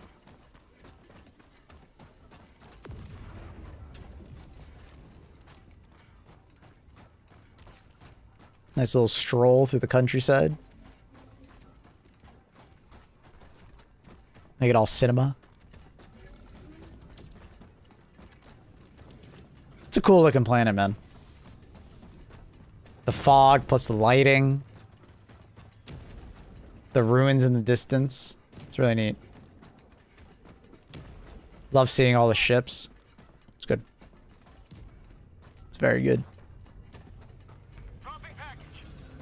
Mission at 20 minutes remaining.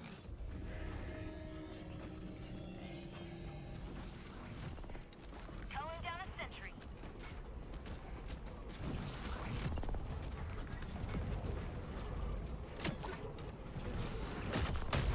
What? What? Explosive gun, by the way. What the?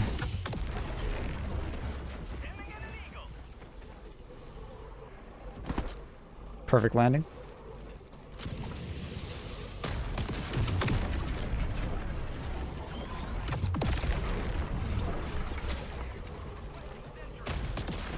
Though I do jump, scare people often when I open my mic. Maybe your volume's maybe a bit too loud? Tagging map. Northwest. 200 meters. Do a little scream.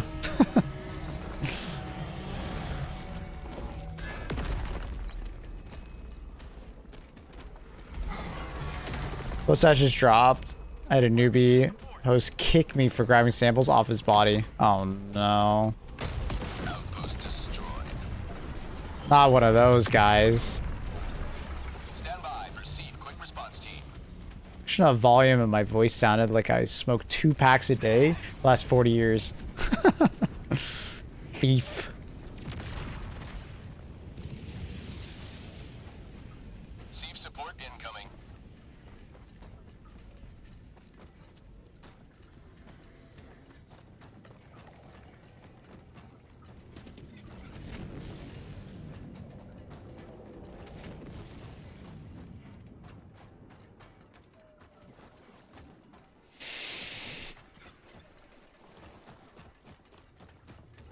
Yeah, so the circle in the middle that kind of looks like a galaxy, throw a grenade into the center there or shoot like an autocannon round, an explosive of any kind.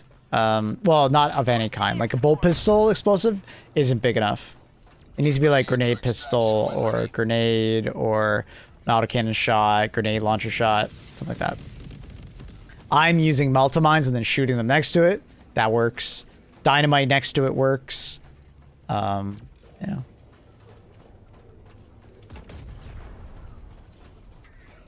Which one is the... Emergency extract. Cool, thanks. No worries, man. Dropping a pin. Southwest. 300 meters. No worries.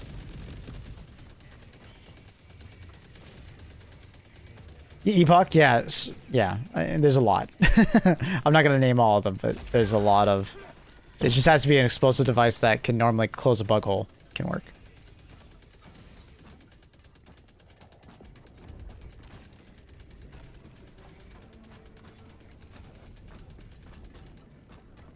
I just don't know if this is the one that is the emergency or is that the one. It doesn't tell you, which I actually don't like. Because like I could go to either extract point, but it doesn't tell you which one is the one that's worth more experience.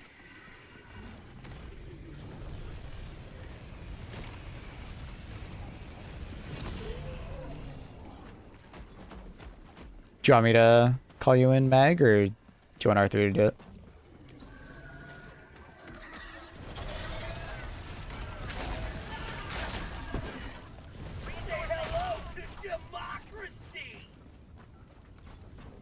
Requesting air support. Request approved. Reinforcements have been launched. Seed reinforcements on the way. Oh my god, through the rock?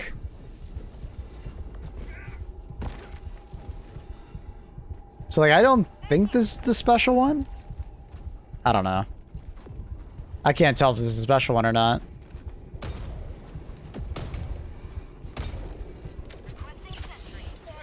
It's a bit funny.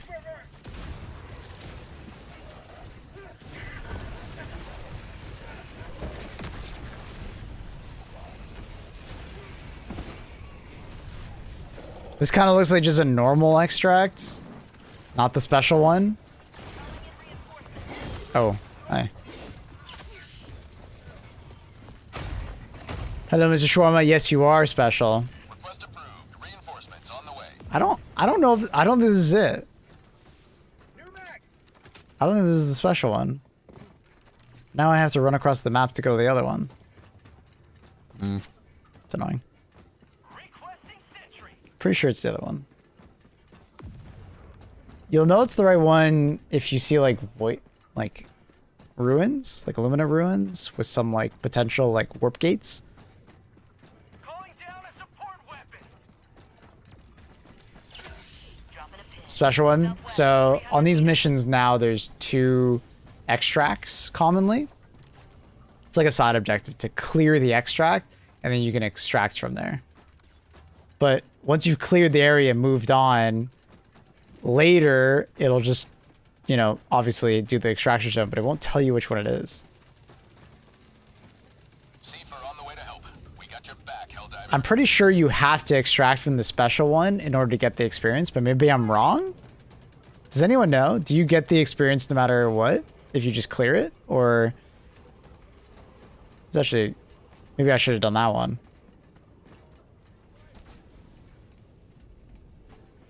Actually, this is going to be a good test. You just gonna, yeah, just go ahead and call it in. No, I'm just going to run back. This would be a good test to see if we actually get the XP from it.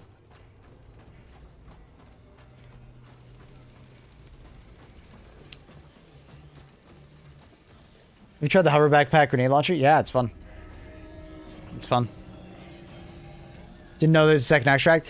On this planet in particular, it's a new type of side objective. You like clear a bunch of void gates, and then when you blow them up, I think it's like 3 or something like that, it then becomes available for later in the mission when you finish.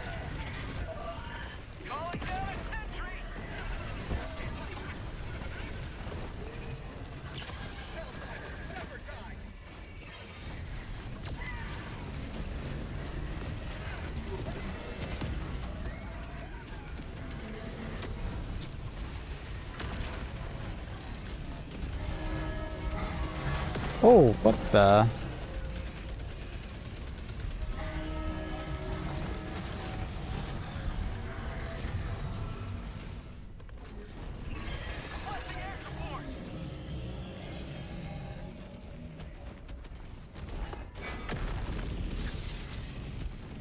good to see you, Mr. Oh, I couldn't mantle like last time. That sucks. It's good to see you, Shorts. Do we know when the open beta starts? Request approved. Or whatever beta it is?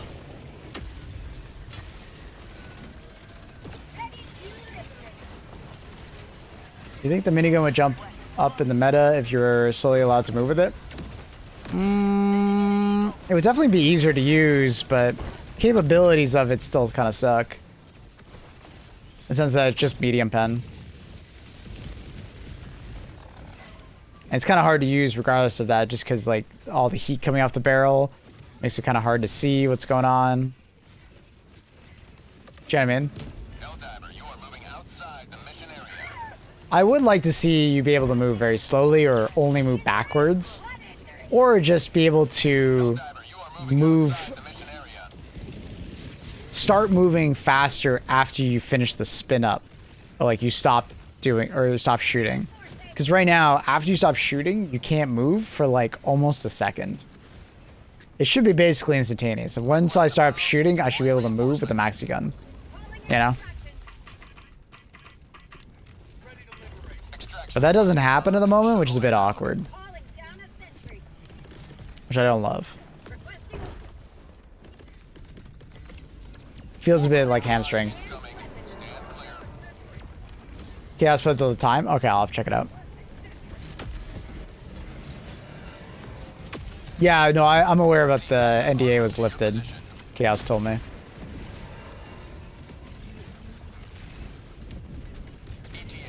Imagine the minigun gets reworked for team reload and enables slow movement. Be kind of funny.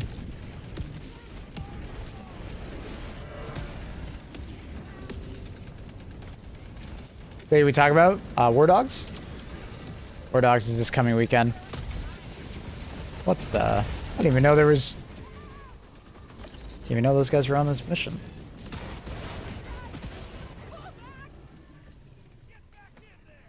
ETA T-minus 2 minutes.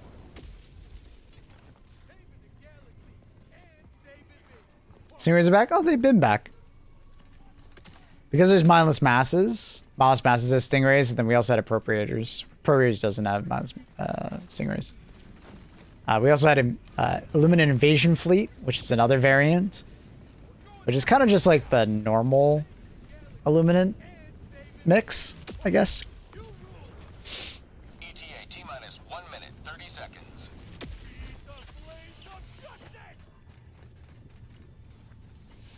Yeah, I mean, just like ball spewers, it's kind of random. You might get a variant with like them not included in it. You're shooting War Dogs, yeah. That's the plan. I'm very excited to play some War Dogs. I have a bunch of friends that have been playing a lot of the betas, so I'll be getting a lot of information from them, and then I'm coming in from it from a pretty fresh perspective. I have played like literally nothing. Because they didn't invite me for a while, which is really annoying.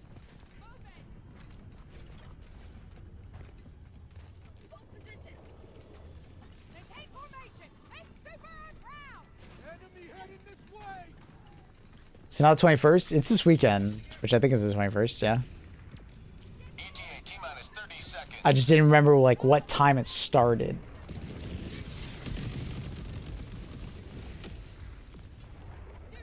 ETA T-minus 20 seconds. Helldivers, we can't lose. ETA T-minus 10 seconds.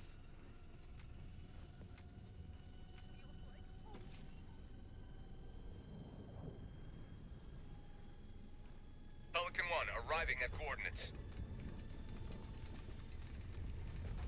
So watch your spam better. Landing in progress. I think they hot fixed it recently. You'll occasionally still run into watchers. Like decent amounts, but not like 15 at a time. So I have not seen a mission with 15 at a time. Pelican 1 preparing to depart. Shuttle launch in 20 seconds. Extraction complete. Pelican 1 beginning ascent.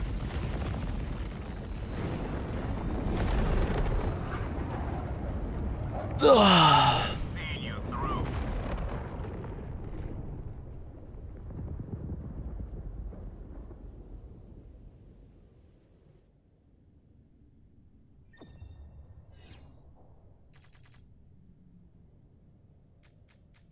1700 UTC on Friday.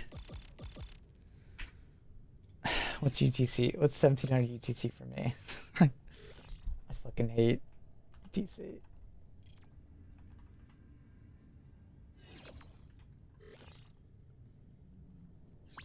Noon.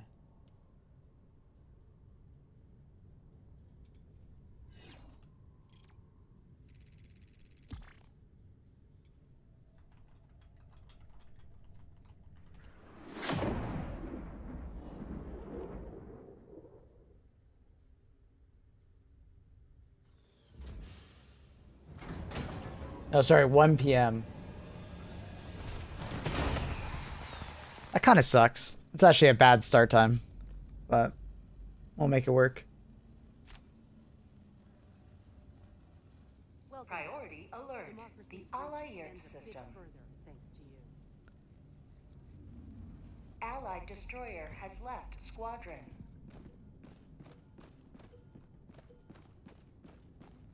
Just putting out information on the game. Your Sheila's a huge help. Hey, no worries, man. Happy to help. Appreciate that. For kind of you.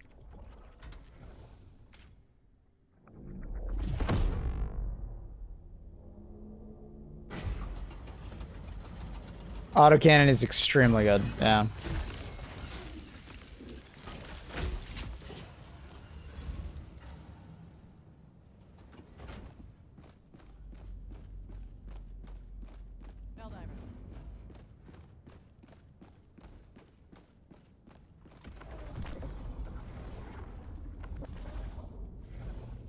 So what's being attacked?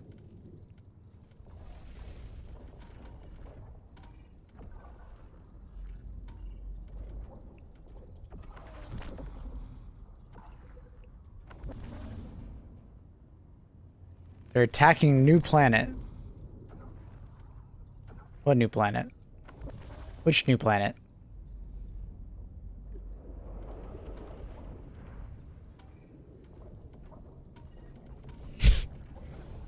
Fuck is it? Do you want the video to be out right away or wait until a good time? I think we put it out like early afternoon like we used to do. How do you rate the dagger? Very good. Like very highly for killing certain enemies. Dude, where the fuck is this planet? I don't even know. On Illuminate.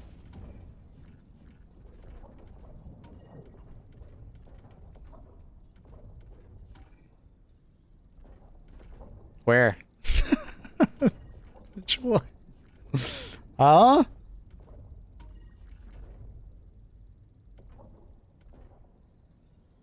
I must need to restart my computer. Or my game. Noon EST. Early afternoon, so it'd be like 2 or 3 p.m. Apparently there's a new planet being attacked. I don't fucking see it.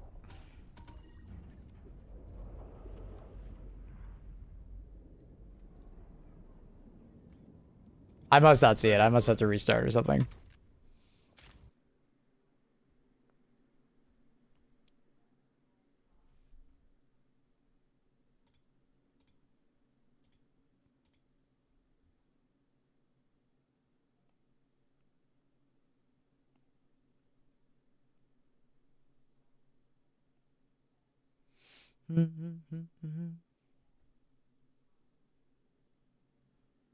Dazed Hunter HG2.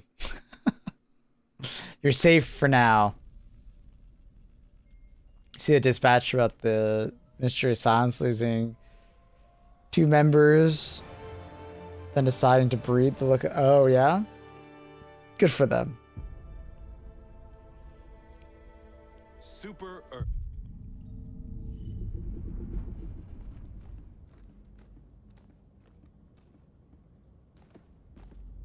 Liberty's enemies push ever closer. Oh, would you look at that? Oh my goodness. Why would you look at that, boys? God damn it. It's fucking going insane. Like, where the hell is this planet? Where? I don't even see a planet named that.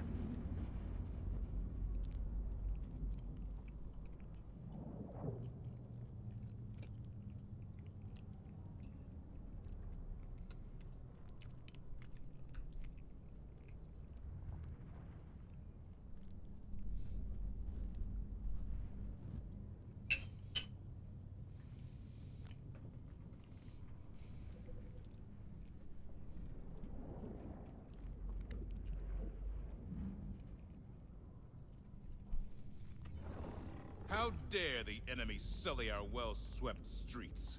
It's a very purple planet. Holy shit. It's like hurting my eyes to look at it, so purple. Wow.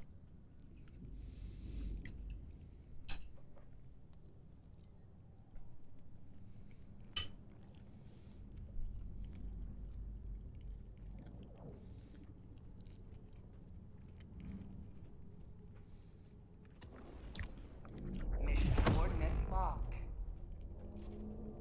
Allied destroyer has joined.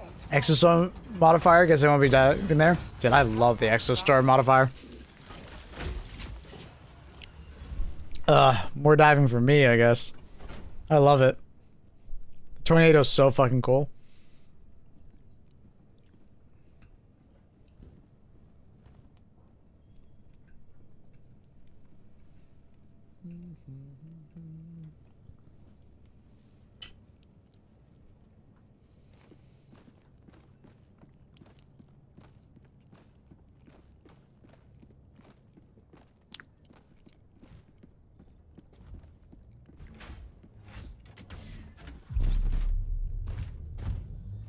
Thoughts on Hyena since Hotshot dropped?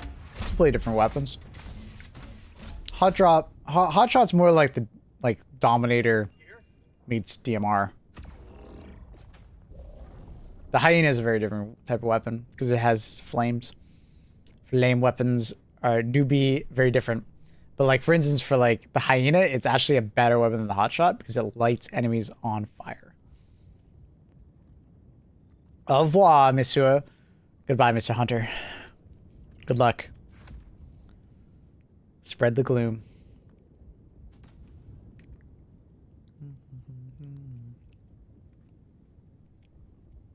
How do you get the Sieve to stim you? Kind of stand next to a medic and they kind of just do it naturally. Alcubierre drive calibration complete. Let's do like stalwart. Little Stolly.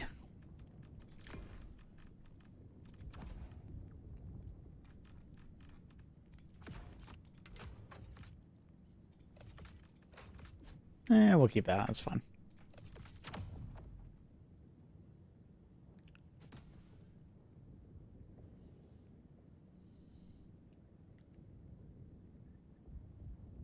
God, your outfit's horrible. Thank you, Carl.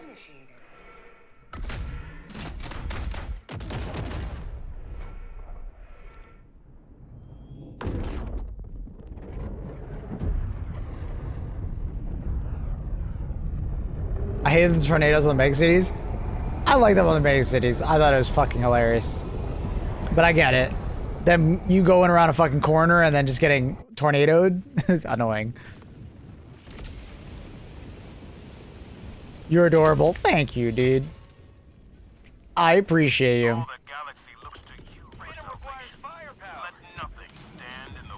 Dude, that moon is very bright. Alright, so it looks like it's a pretty normal planet. No exostorm, though. Where's the exostorm at?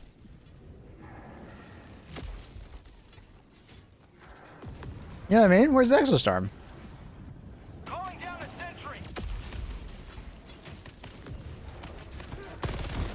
It's a little bit like clear skies at the moment.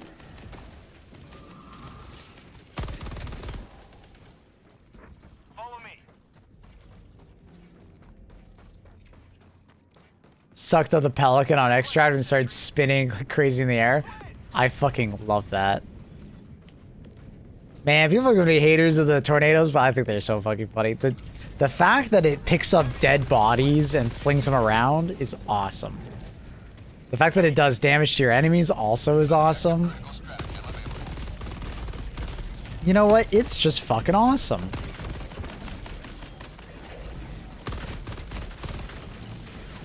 Objective critical stratagem no longer available. It's like an orange backpack that you're looking for. Oh my god, that guy's lagging.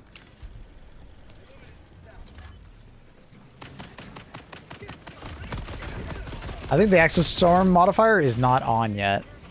I think it's supposed to be on. We're gonna do like one more mission and then it's gonna be like there, I bet. I think we're just on this planet a little too early.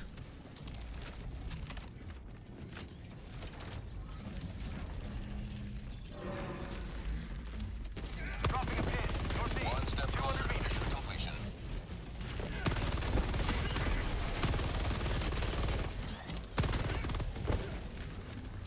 The buzz.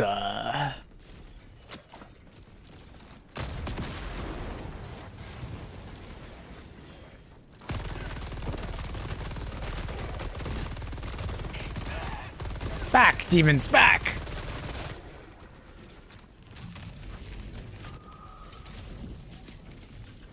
Snake Eater.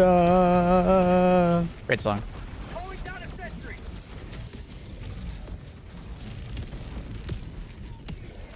I'm waiting for the devs to make Pelicans destructible without telling us. That actually used to be a thing. When the game first came out, the Pelican could actually be destroyed and you'd have to call a new one.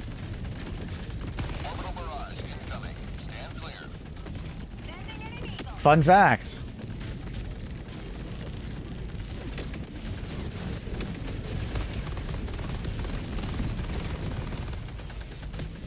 It was a quirky little thing from the start of the game. They patched it out. Yeah, it's from like the very start of the game. It didn't happen very often, but it's like if you dropped a bunch of 500 kgs and 380s, you you would blow up your ship and you'd have to call in a new one.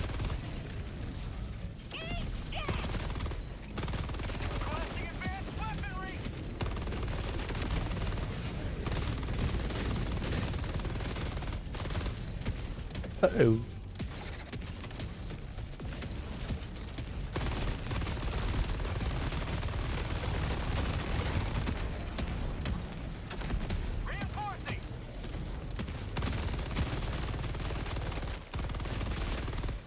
Request approved. Reinforcements have been launched.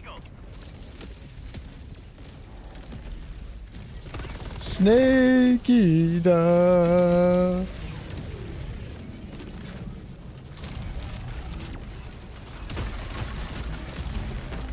Oh!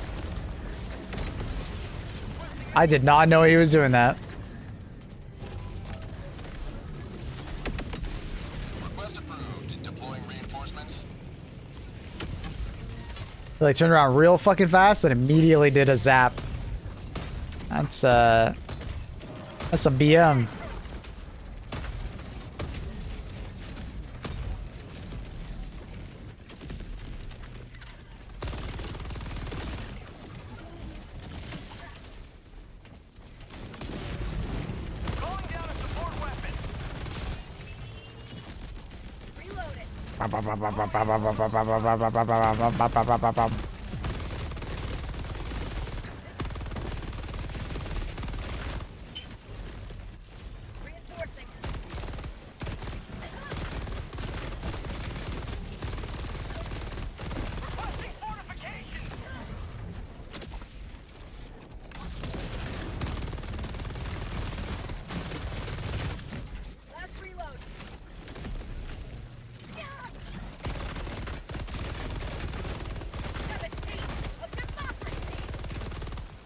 Whoa! Almost got jumped. Okay. That was a lot.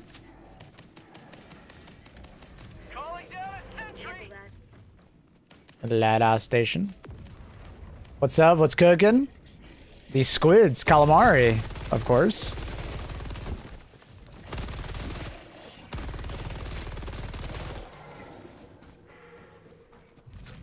Requesting advanced weapon. Calling in reinforcements. Request approved. Reinforcements on the way.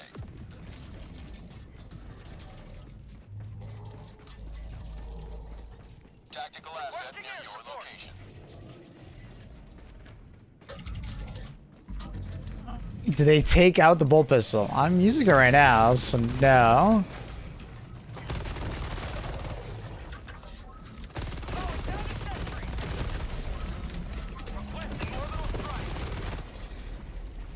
Stealth.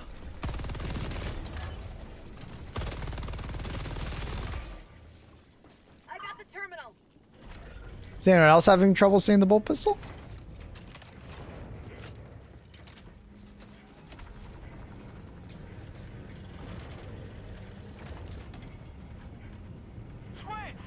Is this the new invasion planet? Yeah, we're outside the void right now.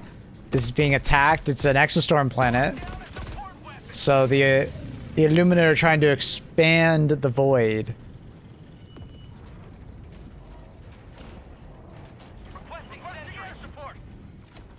I've hopped into bed. My box is spreading a Zenith for today. Well, I appreciate your dives, diver.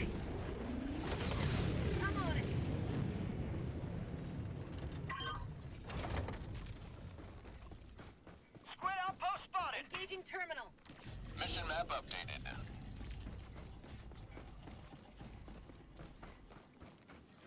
I think the reason why they removed Pelicans destroying was because it was kind of frustrating. It was frustrating when you were like trying to evac and like enemies would be pushing your position and you would actively like need to not drop any explosives near the like extract. Because if you did, you would just destroy your Pelican. Which wasn't particularly fun. And then you'd have to sit around for like 2 minutes, so I think it left a lot of people like blaming one another. Like, why'd you drop that there? So I don't know if it was necessarily a good idea. It was cool, but I think it's better that they kind of went a different direction.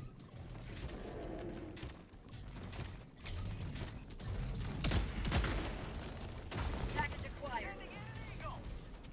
Dropping package. Calling down a sentry. Package acquired. Orbital inbound location. Dropping package. Cancel that. Marking location north. Requesting sentry.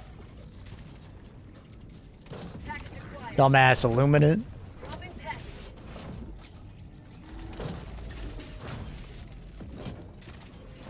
Calling in orbital strike. Requesting fortification.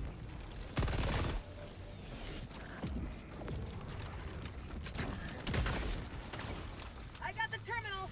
Do you have a Discord server? Yeah. If you exclamation mark Discord, you can join it.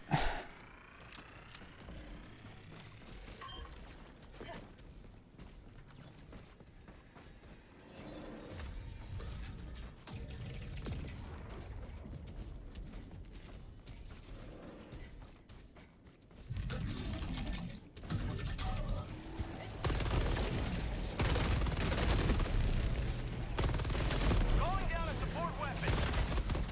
Mission at 30 minutes remaining.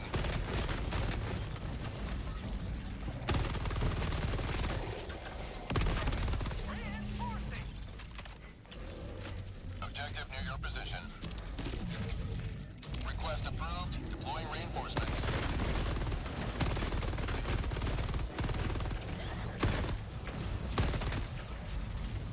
Back inbound. Requesting advanced weaponry. Heavy north. 50 meters. Requesting advanced weaponry.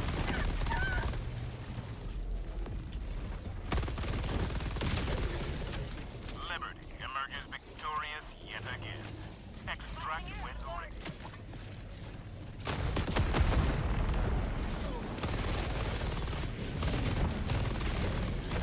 Ba, ba, ba, ba. Oh my god, I barely got that stun in time. What the fuck is happening? This is before the Fucking Illuminate drop. What the hell?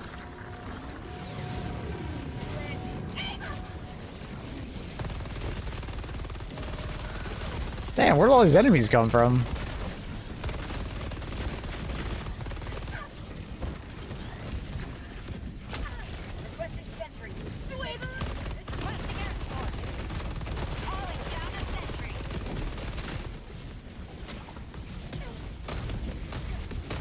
How is that not landing?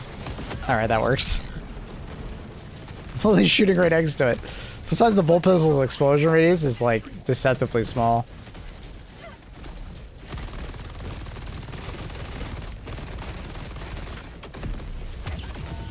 Ow, I got headshot.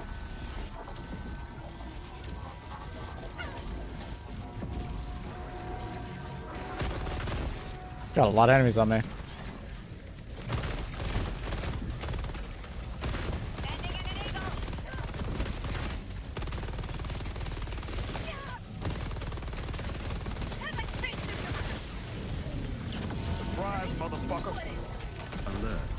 Alert!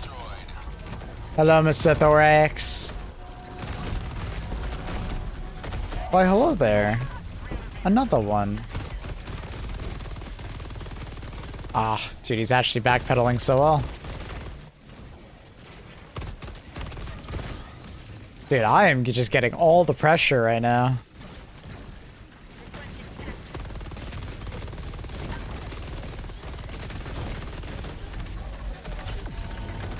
Oh, couldn't get out of the way.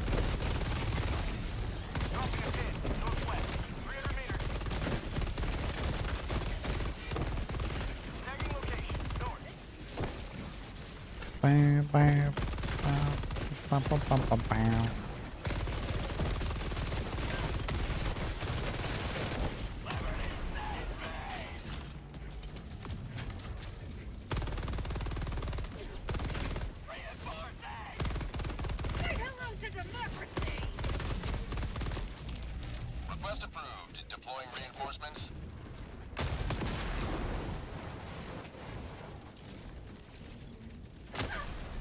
Ow.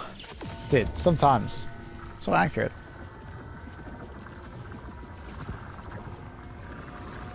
Yeah, I'm fine with that.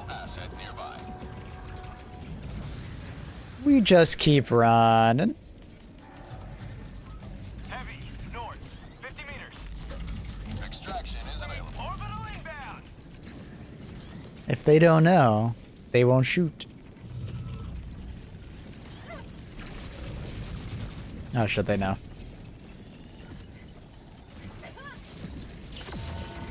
Requesting orbital strike. We keep running.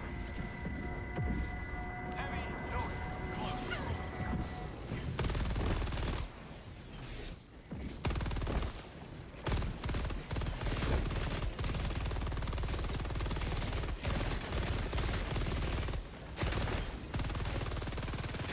Last reload.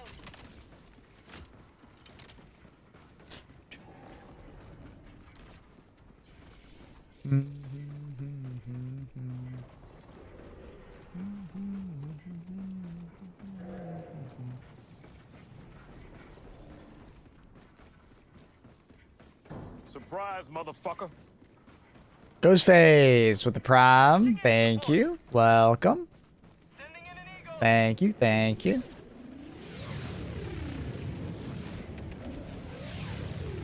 Reinforcing advanced weaponry. Calling down fortifications. Request approved. Deploying reinforcements.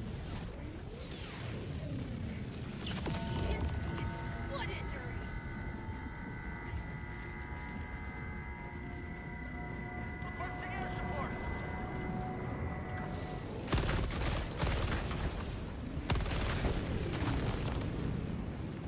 Calling. Sending in an eagle.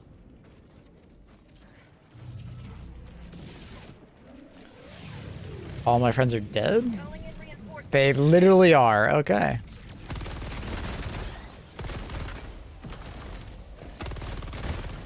Request approved. Deploying reinforcements.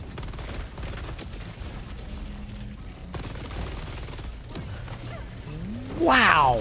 Oh, right. That harvester is trying to fucking snipe me.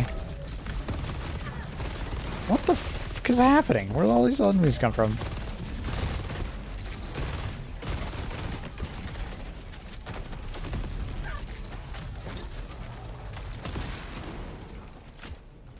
Calling in reinforcements. Calling down a support weapon. Requesting. My God. Push me to the edge. Mm-hmm. Mm-hmm. Requesting cat pack. Calling down a support weapon. 200 meters. Okay, he finished that.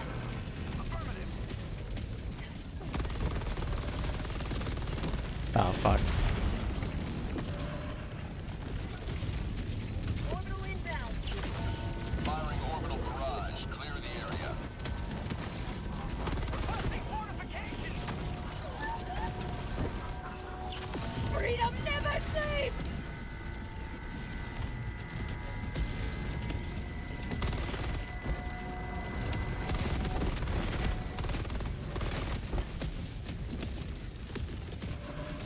Requesting sentry. Calling in reinforcements. Requesting sentry. Request approved. Deploying reinforcements.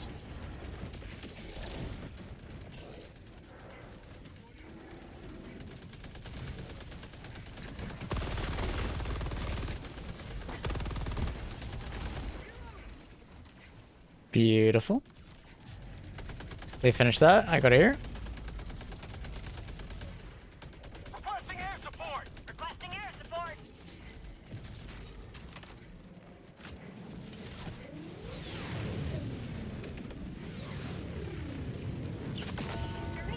What is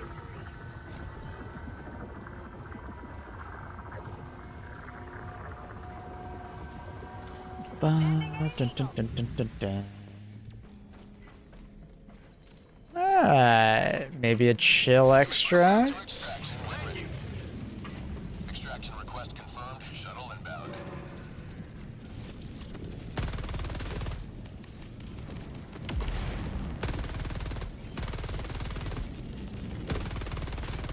requesting air support?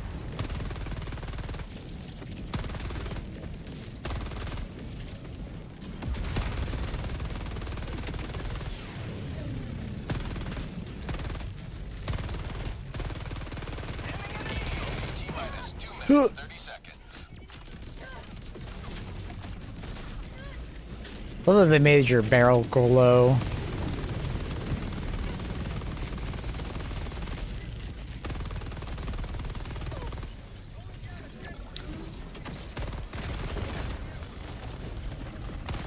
Oh, hi. ETA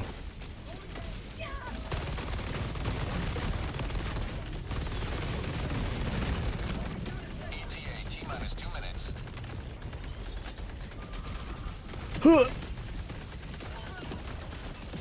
Got him. Didn't finish the reload. No. He did. Request approved. Reinforcements on the way. All right. Yeah, I wanted that bounce. Uh-huh.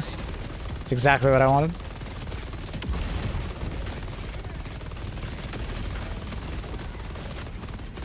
ETA T-minus 1 minute, 30 seconds.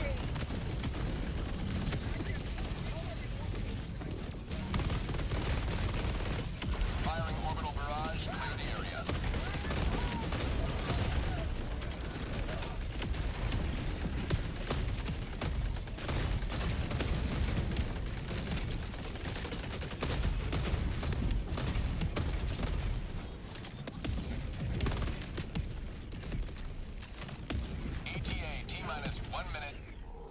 Beautiful.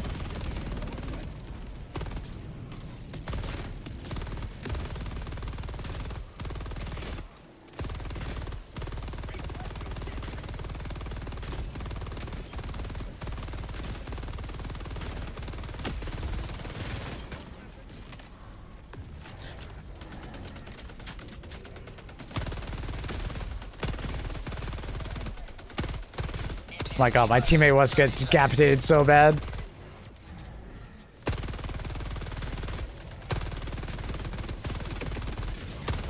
ETA T-minus 20 seconds.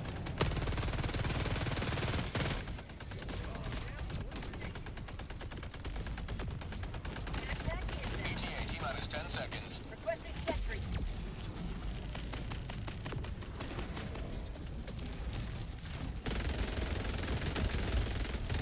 Pelican 1 arriving at coordinates. This is Pelican 1 preparing for touchdown.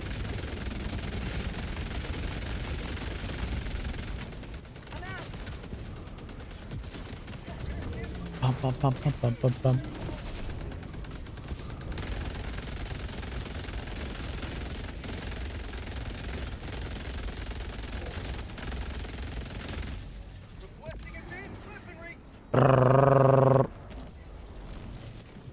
Good bird.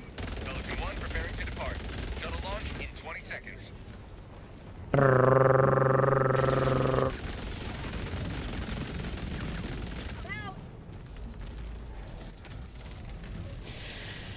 Oh!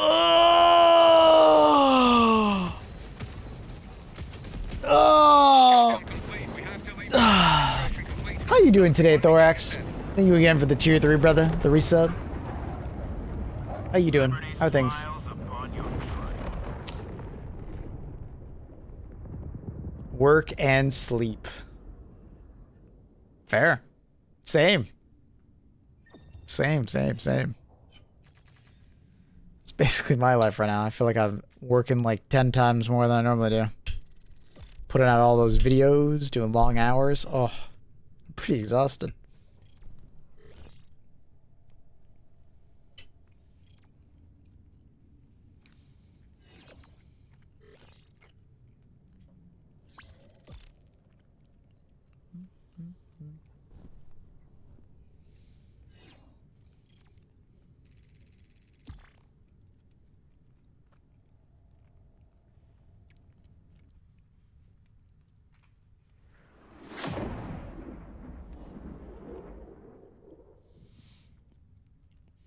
How's your aim so good with the stalwart practice?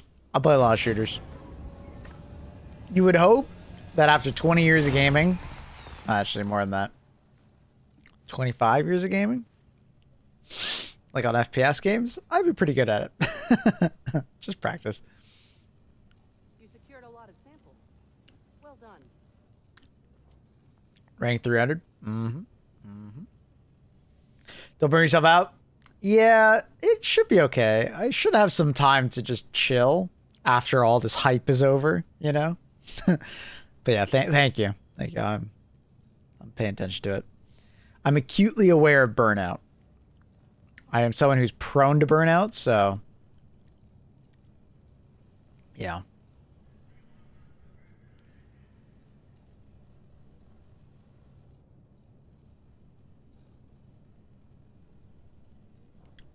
You should good at like keep a good sleep schedule. Yeah, I have a pretty good sleep schedule.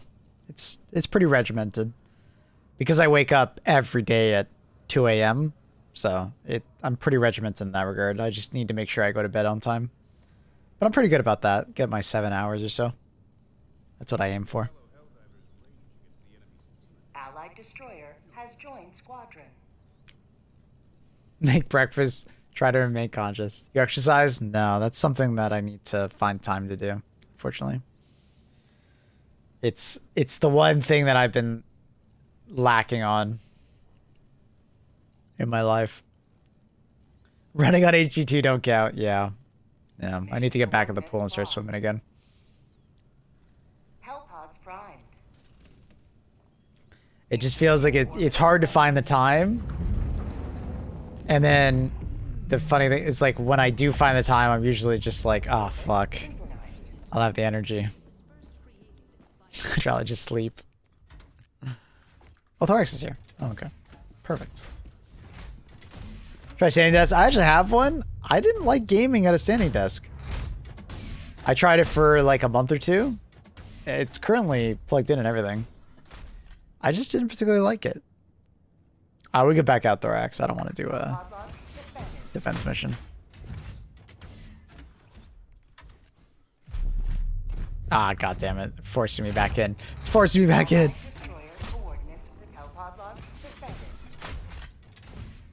It won't let me out. Stop it! Let me quit! It won't let me quit. I'm in like... Maybe if I do options that... No. I can't leave. I literally can't leave. We're in like a... I think we're fucked. I'm just gonna alt F. I'm just alt F4ing. I give up. I give up. I think we were trying to quit as the timer was hitting 0 for the mission. So anytime we tried to escape, I think we bugged out their mission basically. Unfortunate.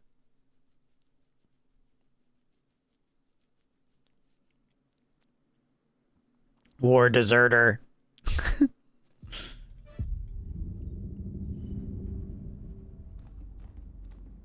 Let me grab a drink real quick. While Thorax joins. Grab a drink. 2 seconds, chat. 2 seconds. I'm also gonna bring my plate upstairs. So. Where Allied destroyer has joined squadron.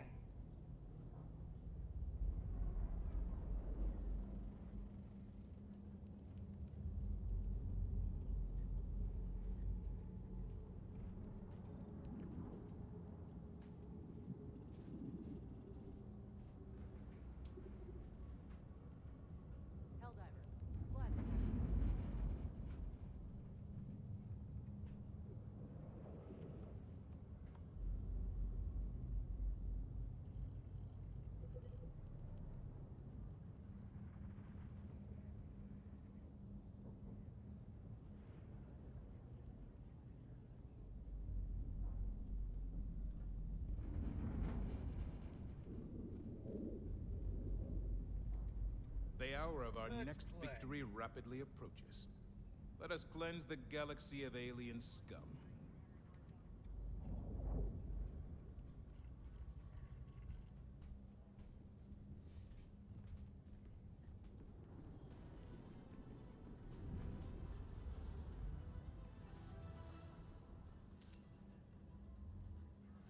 Freedom's greetings. I'm Coretta Kelly.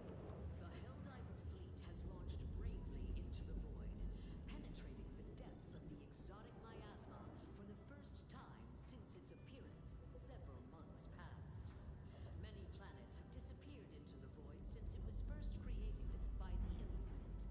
Intelligence on what lies within is scarce, but the Helldivers are undeterred, valiantly plunging into its depths to stop its spread and destroy it. A Ministry of Science panel has determined the top 3 things the Helldivers are most likely to encounter within the void. The Illuminate, uncanny phenomena that defy explanation, and a plot to murder every human in the galaxy. May Liberty guide them. That's Liberty's latest. I'm Coretta Kelly.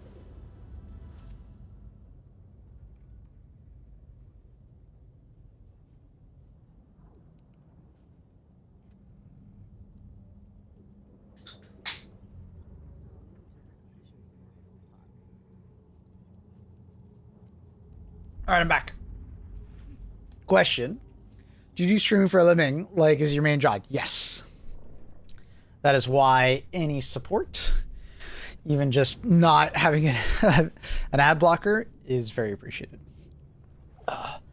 Based Halo soundtrack. Hey, we're fighting the Covenant and we're fighting the Protoss. It's good music. Let us rally to her defense. Oak is better than Maple. That's just that is fucking blasphemy.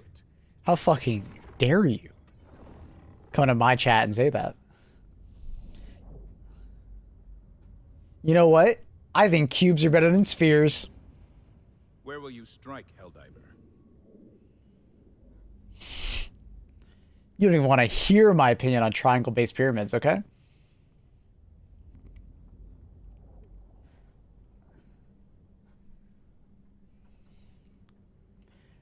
His name is Patented Sphere, by the way, so I had to go after him. Okay? He went after Maplewood.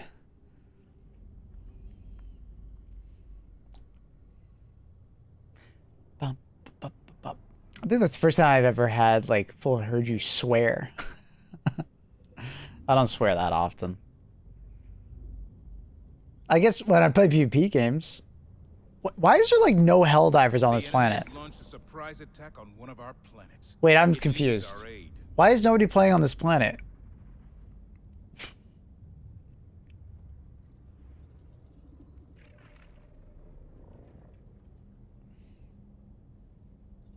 I don't understand. Thorax, where do you want to play? Do you want to play inside the void or do you want to play on this planet? It's up to you, bud. It's kind of weird though. It's literally got... No, I got attacked like 30 minutes ago.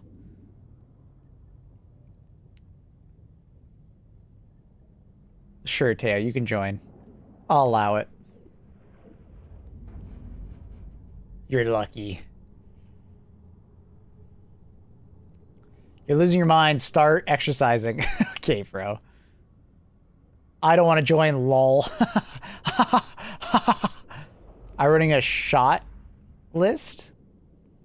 Like backshot list? Good for you. The Illuminati cannot be allowed I don't know. to corrupt our land. I think there's something wrong with the matchmaking on that planet. Just distraction MO? Yeah, but usually more than 29 people, Cap2, show up. It's been 30 minutes. What's a shot list? Teo is a studying filmographer, film student. So I think he's doing a shot list for something he's producing. Something like that. What do I feel like? I'm going to do HMG. It's just a fun loadout.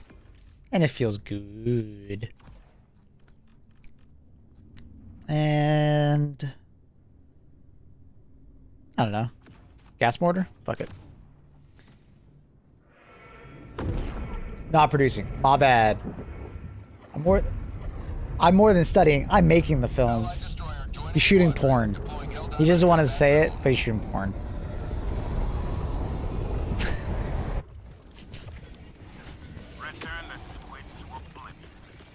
He's working his way up to OnlyFans content.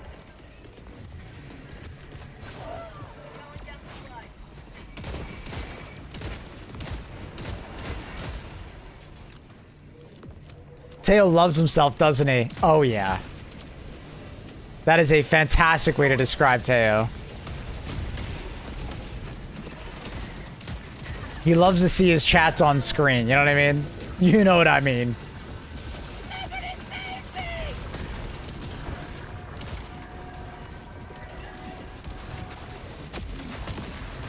If you think I'm a yapper. Ooh.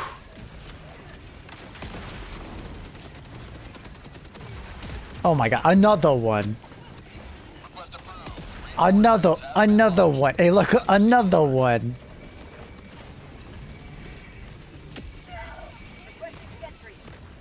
Another one. Another one. It's kind of a crazy start to this match.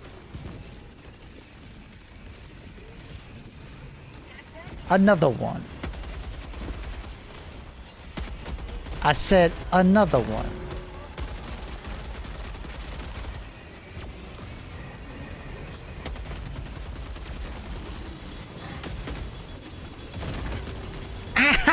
Ow! Teammate, why?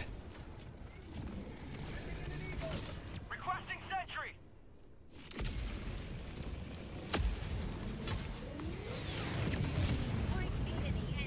Where is that guy?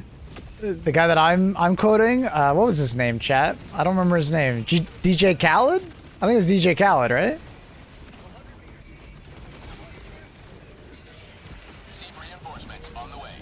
They hit you so hard your stream stuttered. Shish. They don't catch me stutting.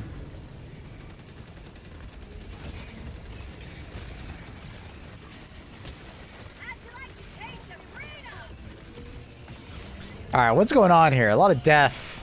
We gotta move forward. I think we just gotta get away from this objective. The heat map is too high on it. DJ Khaled has a lot of quotes. He does, yeah. He was pretty memeable. He was like a very memeable guy, but I feel like there's a couple songs that were pretty catchy, I think. I don't remember loving his music, but I thought they were alright.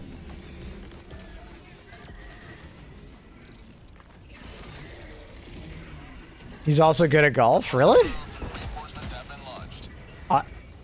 Okay, maybe that's a little rude, but I didn't expect that.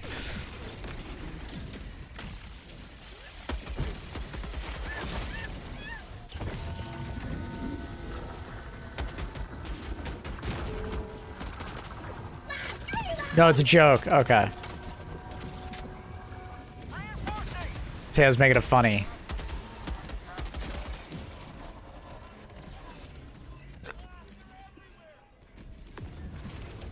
He does the famous videos where he was playing golf. I don't remember this. Excuse me. Oh, I hiccuped. Oh no. I might have hiccups, chat. It's cooked. I'm over. Put me in the old folks home. I'm hiccuping.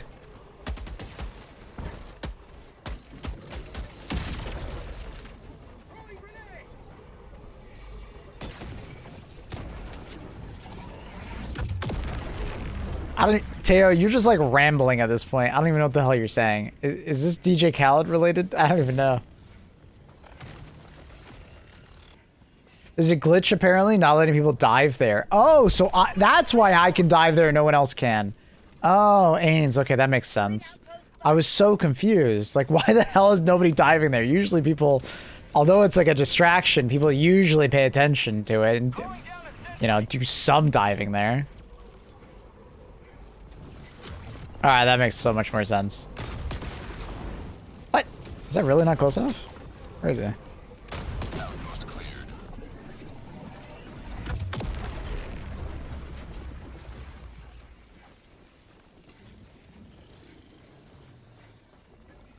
Drink a bottle of water. Why are we all English all of a sudden, Dokes? Deuce. Maple doesn't know ball. Depends on the ball, I guess. Request approved. Deploying reinforcements. Only a level 300 diver could dive there. Yeah, I guess so. 7 people are saying they can't. Okay. I was gonna say, dude, it was just super weird. Like, I get like when I first started the missions, I was like, okay, I must have been like one of the first to see it and go there because I restarted my game. But like,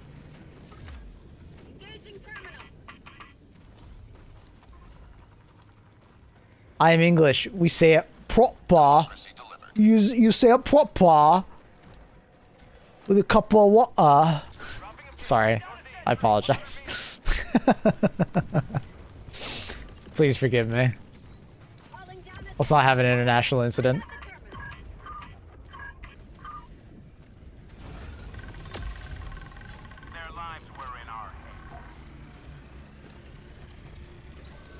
Why does everyone from Canadian US do the bottle of water thing? Is it a meme? It's absolutely a meme. I don't even know which English accent that is that it comes from.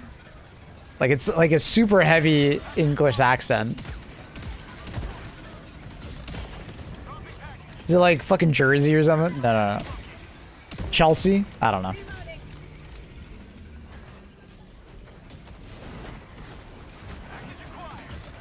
Quick. Oh my goodness. Excuse me, sir. Kinda rude.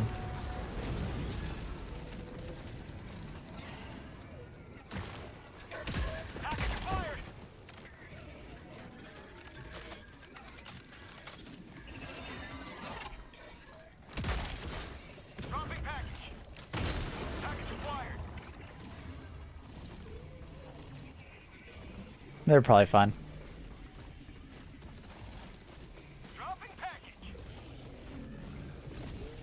I said honestly is like poorly spoken English, like South to Midlands-ish.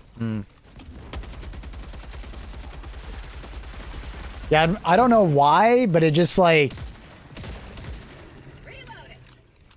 it became like synonymous with the English accent. I know I have lots of English friends, they don't speak like that, but it's like it's kind of like the Canadian accent that's funny. You probably heard it before. Don't you know? You know what I mean? Like I can't do it because I'm not that kind of Canadian. But it's like a very rural Canadian. You ever heard the Torontonian accent? Which is like this like combination of like Jamaican and Canadian. Super funny. Super funny. If you want to make fun of Canadian accent, make fun of a Torontonian accent.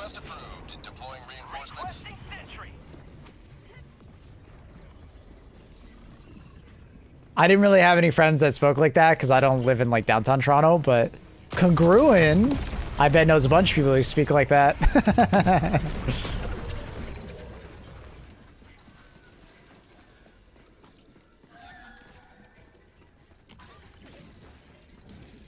Hey there, fam.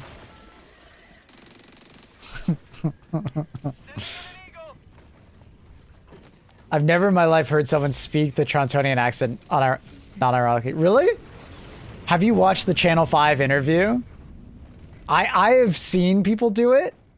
I didn't know them, but like I was downtown Toronto and they were just speaking that way on the subway. And it's not like any particular ethnicity for that Torontonian accent. It's just like my-ish generation or a little bit younger than me just speaks that way. It's like this like it's like broken Jamaican accent, but with like Canadian overtures. Like it's very weird. Heavy enemy presence detected. Deploying SEAD rapid response. Hang in there, Helldiver. Oh, you're talking about like the new hockey show? I don't remember what it's called, but it's by the people who made fuck, I'm forgetting it. I'm forgetting the Canadian show. Shorzy. Yeah, Shorzy is the new one. And then they made Letterkenny. Yeah, Letterkenny was the other Canadian one. And then Trailer Park Boys, if you ever watched that, that's another classic Canadian show. That one's a funny one. Maple decide now. Oh, sorry. I don't see the difference in them. My chat isn't updated. Let me see them. Are they? So that one? Or what's the other one? Oh, okay. Okay, Wide is way better. So I would pick Rank 300 and Wide. I think they're both fucking hilarious. Do both of those. Because sometimes you just feel like being Wide, you know what I mean?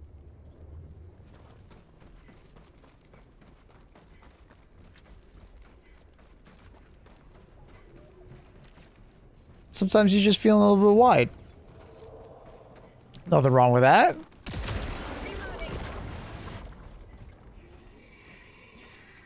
Something hilarious. There's a Toronto men's who's like Japanese who tries to teach Japanese people Toronto slang. Look it up. That's funny.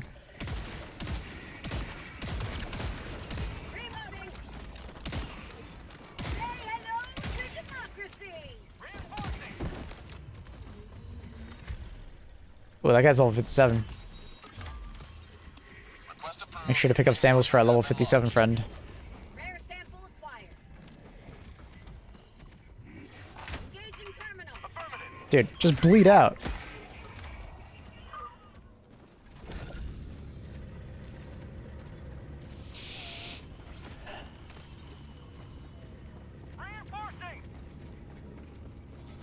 Where's that beer store? Across the street from the trailer park for 10 years. Gotta say, the show is uncomfortably accurate. I grew up watching Trailer Park Boys. That shit was the wildest thing I had ever watched. Like, outside of like just watching Borat for the first time, like as a kid, my brain was like on fire watching Trailer Park Boys. Like that was such a weird, funny show. God damn. I thought Trailer Park Boys was American. No, it's Canadian. They're from Nova Scotia.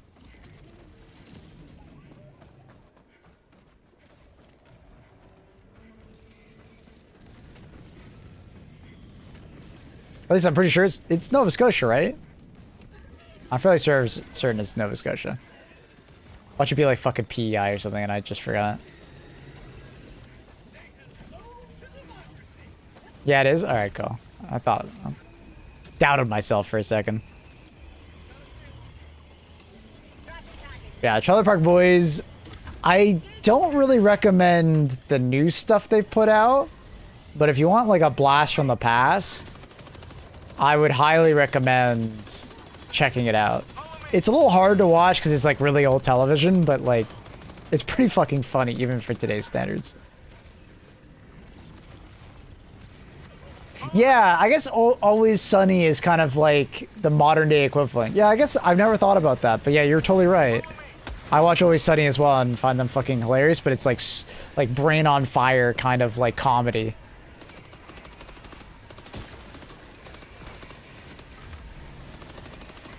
Just hit right a little bit. That's left, but it's fine. I'll tell you when to stop.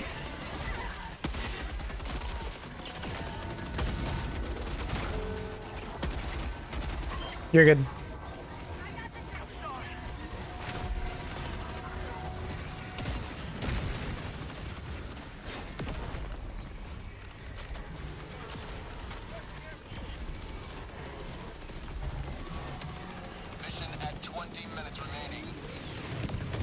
Oh my god.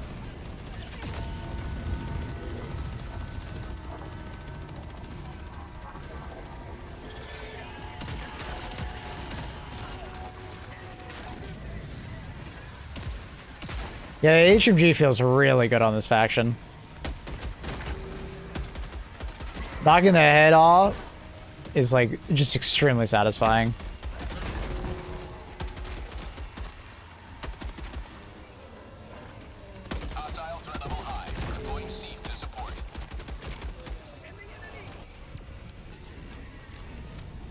Give it a try.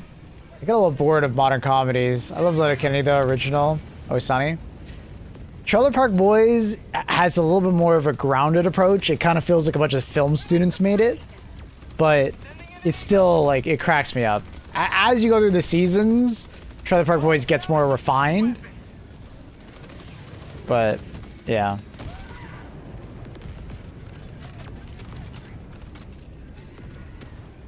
I feel like the follow-up shots of the head are harder.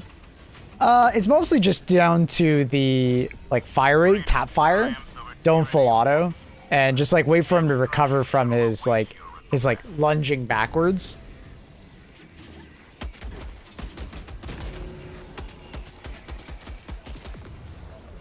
Just tap fire. I see a lot of people make the mistake with the HMG of they like always feel like they have to full auto it. I kind of treat the HMG like a DMR. And I just like tap fire it a lot and it works a lot better. It's a lot easier to manage. So you don't need to have the recoil reduction armor on.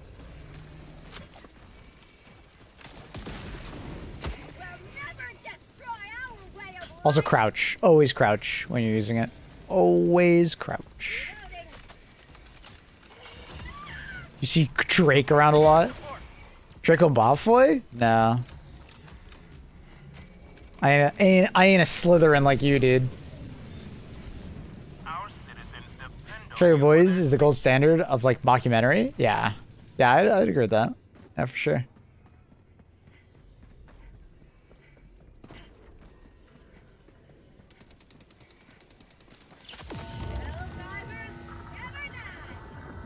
Oh, you want to know some other good Canadian television? Ready for this? Kenny versus Spenny. If you know, you know.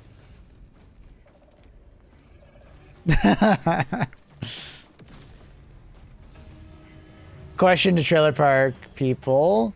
Is it really that bad? Like living in a trailer park? I wouldn't know, unfortunately. Or fortunately.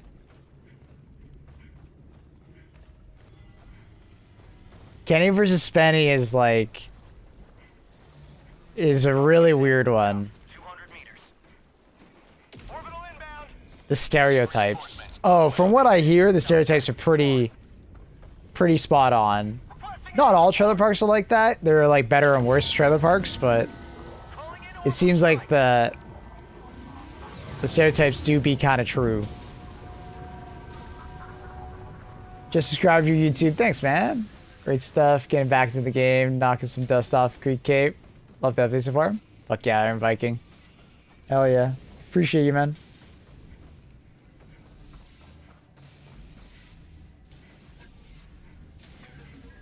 Appreciate you coming by. That's very nice of you. I feel like the stereotypes are based in reality and greatly exaggerated for comedic effect. Oh, yeah. Yeah. Like, I'm sure you will not see a trailer park one-to-one with Trailer Park Boys, but, you know, if you dial it down, yeah, it's similar.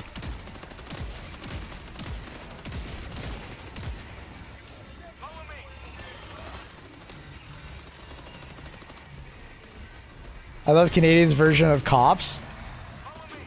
Under Arrest. I don't think I've ever watched that. I don't think I know that one.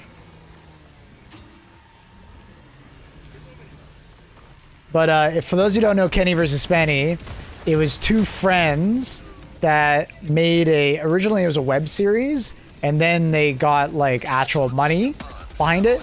And it's basically just two friends that do ridiculous challenges, and the loser has to do a humiliation.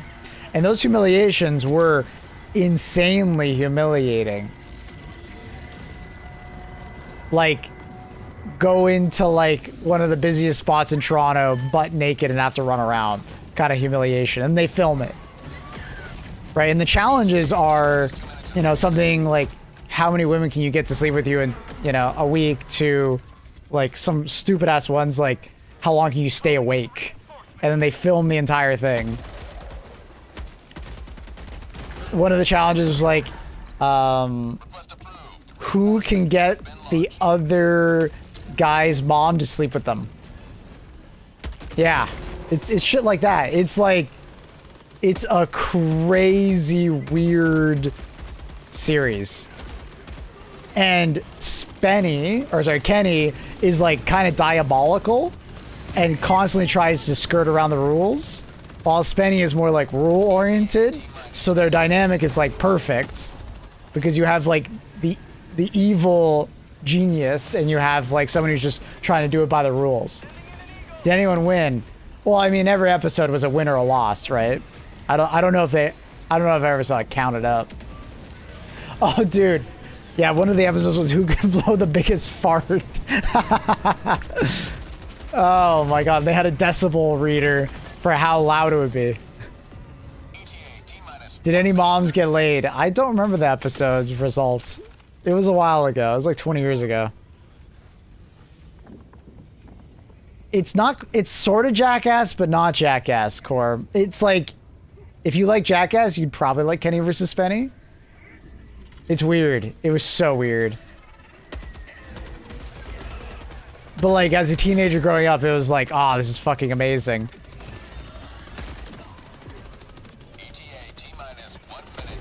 Laughs my ass off on that show. Who won that there? Wins the entire series? But yeah, it was proper funny.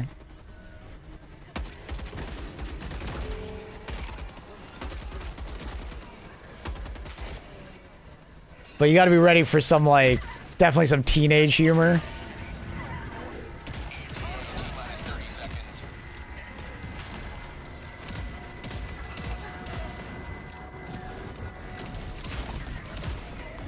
Oh, there's some very big betrayals other than that episode.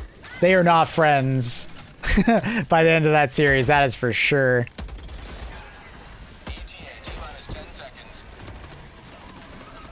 Spenny lost.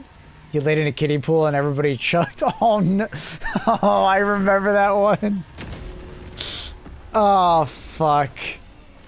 Yeah. Yeah. Yeah. Yeah, I'm not gonna say that one out loud, just in case, but oh yeah. Yeah. Still don't understand Jackass, man. I appreciate came out of. I watched some Jackass, but a lot of Jackass I couldn't watch as a Canadian because it was like weird about it. Couldn't watch it because it's like, I don't even know. It was weird.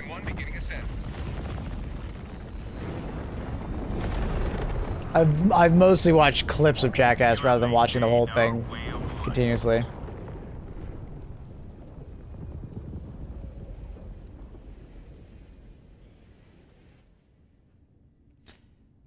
Kenny tricked Spenny into believing he had contracted HIV in one episode and only revealed it as a prank after Spenny had revealed his illness on stage during the comedy set. Yep.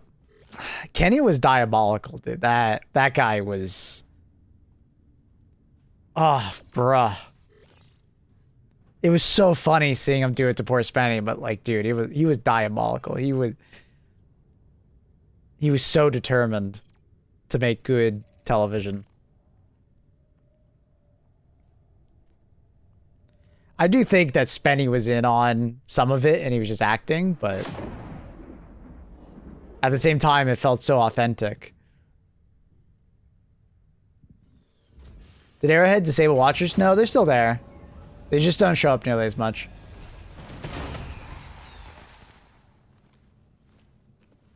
I think on the main Void planet, I don't think there's any more watchers.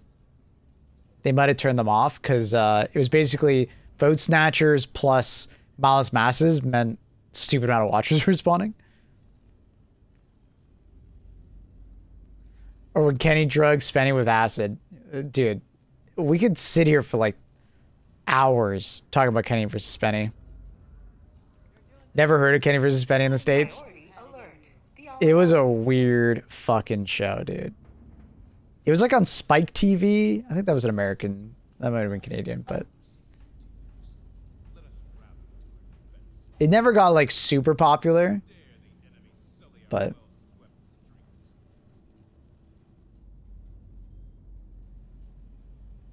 Showcase. Oh my god, it was Showcase. That's right.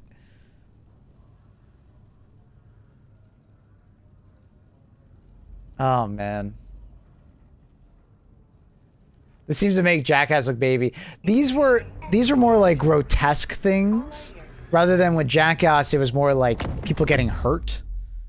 Like these guys didn't hurt each other. Well, they did, but they didn't like do like stupid stunts like Jackass. This was more like two like friends that would do like emotional damage and like grotesque things to one another and like manipulate each other, and it was wild.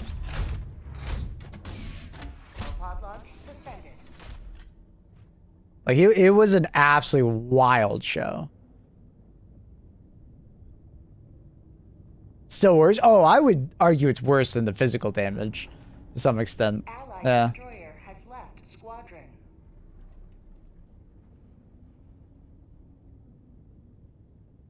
Looks entirely staged. The more you watch it, the more you realize that I don't think it's staged. I think some things Spenny or Kenny might have been in on indirectly. Yeah. Oh, it would never be aired nowadays. It would have to be like a web series, and I don't think it would be okay on like YouTube. It wouldn't be okay on like any platform. It would be some like dark web kind of shit. It was a different time.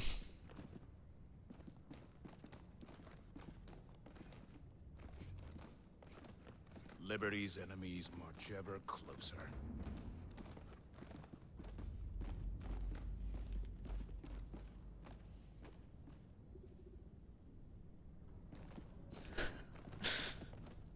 Yeah, of course Teo would pick that episode.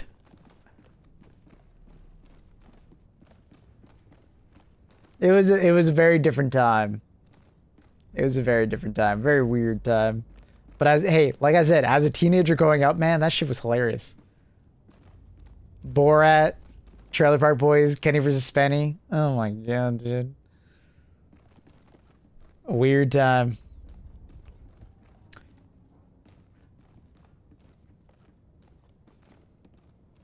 Because I don't think I've ever seen anything like Kenny vs. Spenny in like modern times. Like I don't think I've seen anything like it. It truly is kind of one of a kind.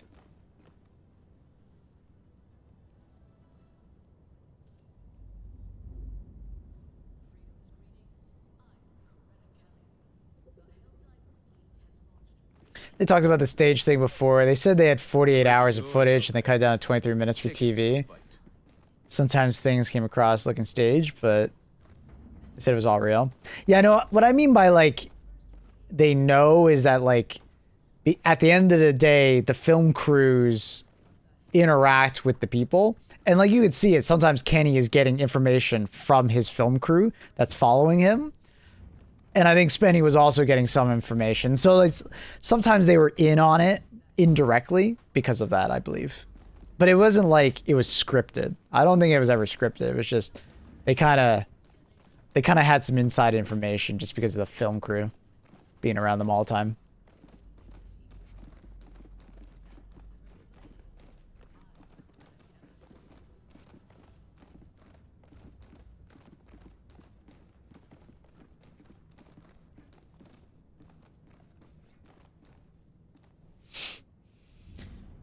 Oh boy. But yeah, that was so funny. What a good time to remember, man. The galactic war waits for no one. What a good time to remember. Are you ready, Helldiver? Oh man. Dun, dun. Is my thing updated? It is updated, okay. Alright, chat. I think we're gonna jump over and play a little bit of Battlefield 6. They recently had their update. Let's go check it out.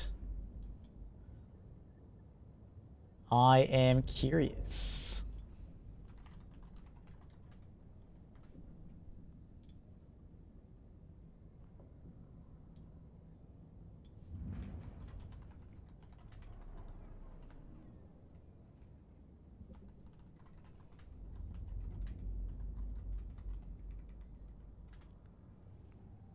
New carry mode is fun as hell. I have not tried it yet.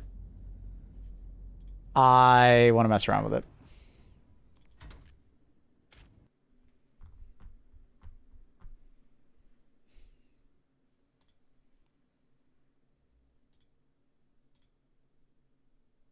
If you'd like to come join for some Battlefield 6, let me know. Get you in here.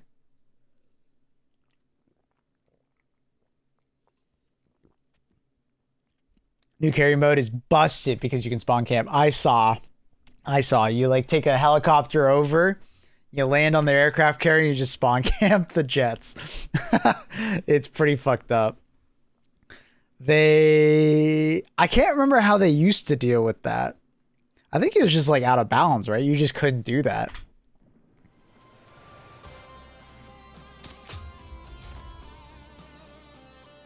Dude, I just realized, am I gonna get copyright striked because of the fucking Top Gun music?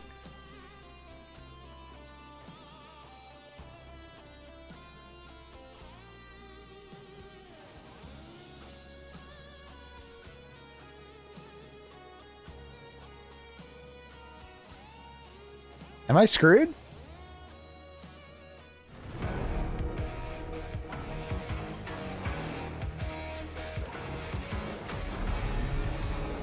Success comes down to the man or woman in the box.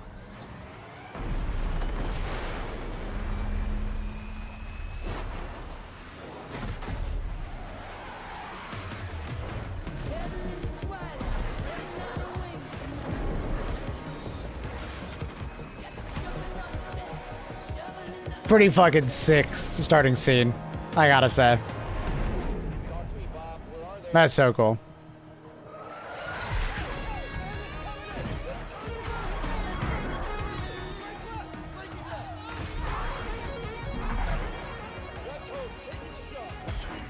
Some iconic scenes here.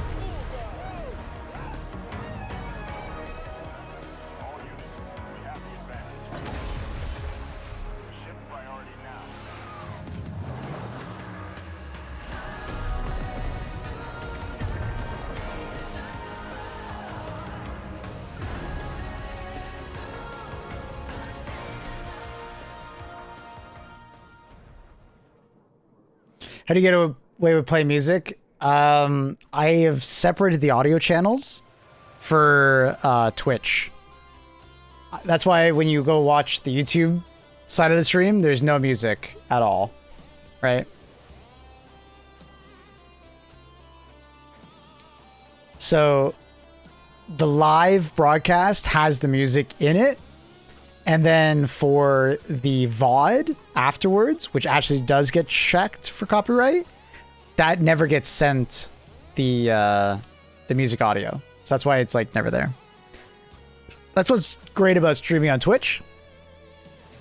YouTube, that's not a thing, which sucks.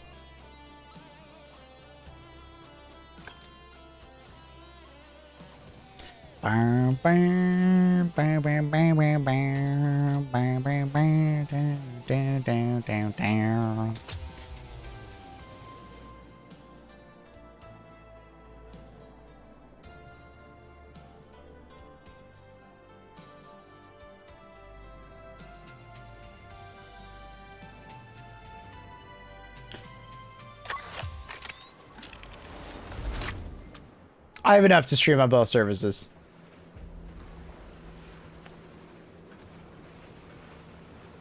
One of my internet connections is not fast enough, but the one that I do primarily stream on has enough. Morning, aviators. 3 hours ago, the Japanese Maritime Cutscene. Self-Defense Force reported a Pax carrier off the southern island chain. Intelligence confirmed a fully armed carrier strike group, defended by an advanced surface-to-air missile system, as well as a wing of FA-81F strike fighters. Your mission is to disrupt operations and control the combat airspace. Our ground forces stand ready to deploy and secure surrounding SSM batteries before a deliberate assault on the carrier. When the target is vulnerable, breach and destroy the carrier. You're top gun. Better than the best. Give them hell. It's probably because of my cat. Which is it, my green screen or the cat's green screen?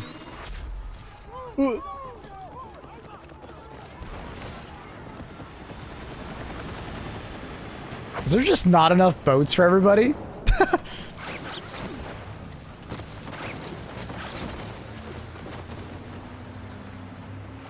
That's so awkward. There's just not enough boats. It's a little awkward.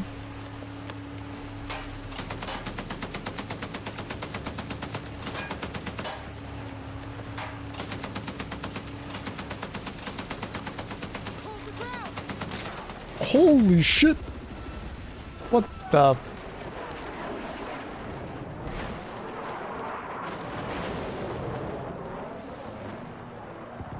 What do you think of War Dogs? I'm excited to play it. I haven't gotten the opportunity to play in the closed betas, but I've watched a lot of my friends play it, and it looks great. I think I should enjoy it.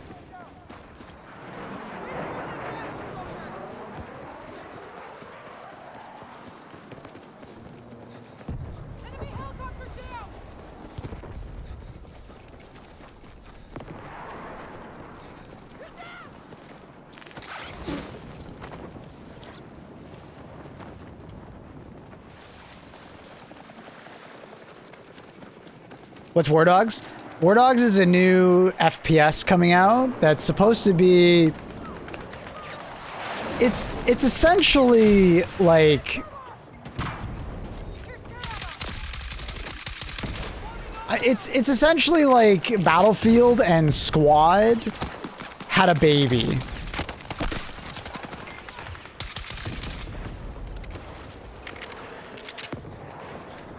Oh, I didn't think you'd be able to get up there.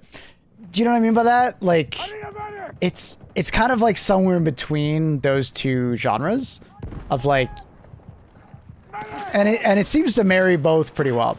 The other caveat to it is it is like a 30v30v30 game mode. Well, it's technically 33, but yeah.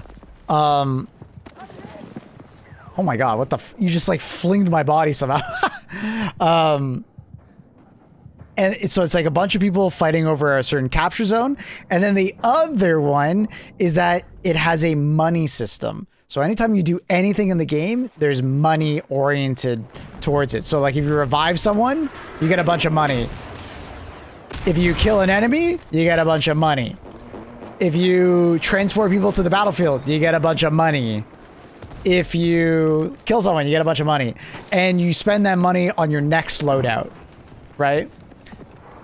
So it kind of feels like Tarkov, Black Ops, because you also spend money to unlock things as well. There is an XP based system, but there's also like just straight up money. So it's neat. Seems really cool.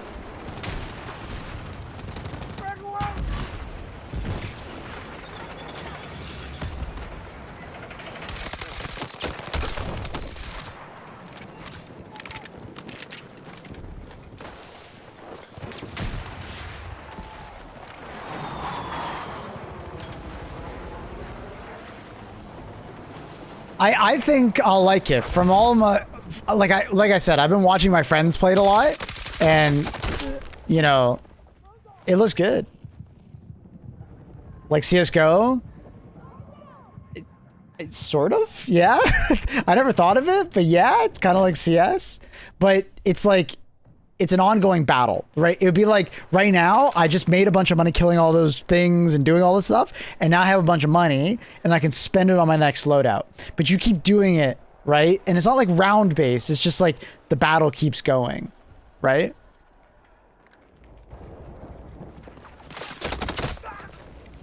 Oh, they're camping our thing.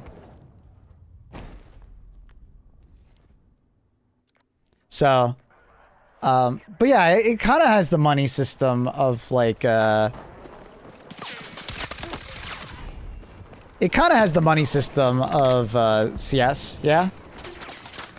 CS is very much like that.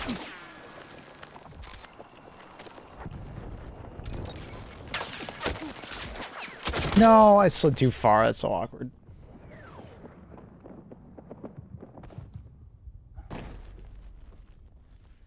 I'll eat my words. Last night I said AMRs, but hey, I'm glad you're liking it, man.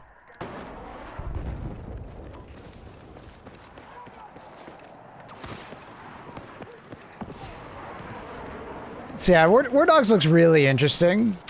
I'm excited. I hope it's good. It looks good. My friends have been very positive about it.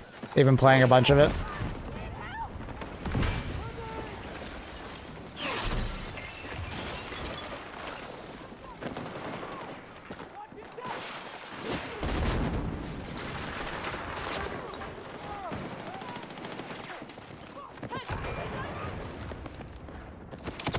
We'll be playing War Dogs when it releases, and the beta later this week. Should be a lot of fun. Man, are we playing on European servers? Yep. Got that accurate ping.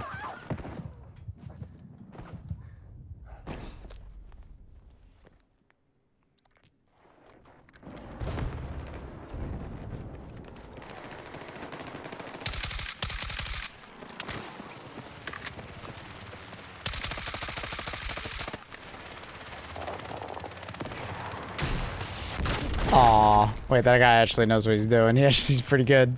Fuck. I should just shot him with the rocket immediately. I thought I might be able to shoot him out. Unfortunate.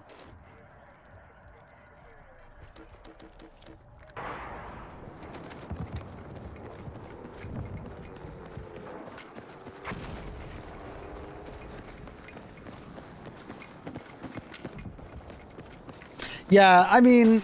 I think the idea of having a money loadout is like right at home for me. I love extraction shooters. And then the progression and so on and so forth. It's kind of exciting. Oh, what the fuck? He's just dropping the thing right there.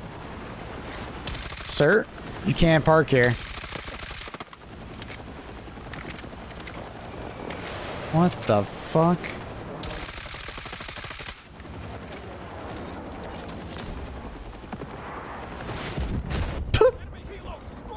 Nice one, bro. Nice one. Good job.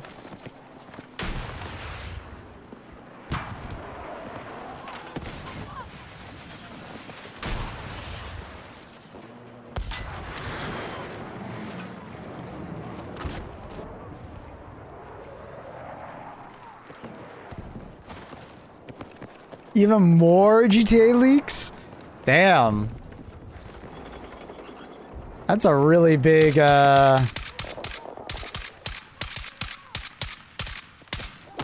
what's it called? Hack. That's crazy.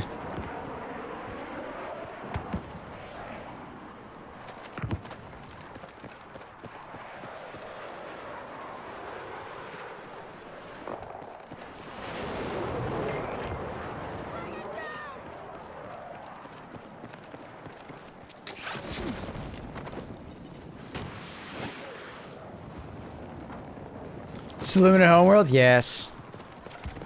Yes, it is. How'd you know? Sorry, I shouldn't be streaming this. This is leaked footage. My bad, bro. That's how we get things done around here.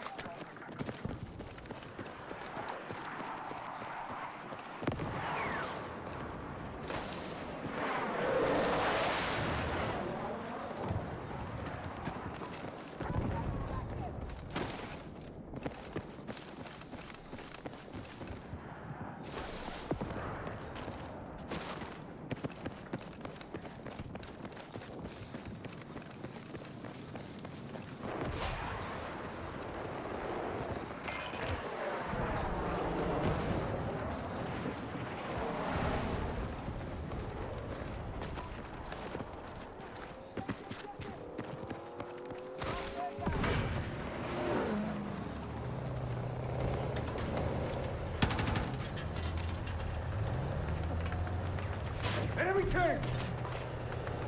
Get out of the enemy tank!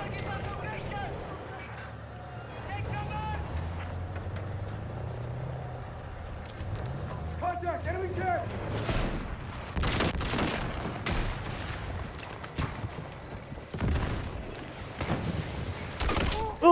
Oh, someone shot me from across.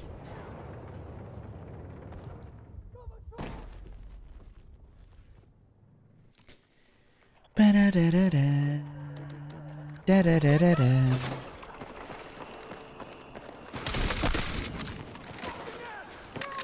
I'm here!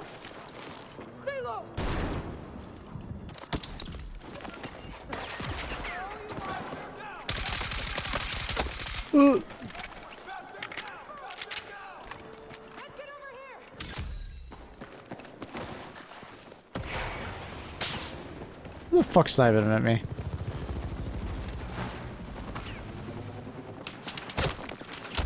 Oh, I'm getting shot from everywhere. Ooh, run! Oh, what the? Okay, that guy's just chilling there. There's like 3 of them.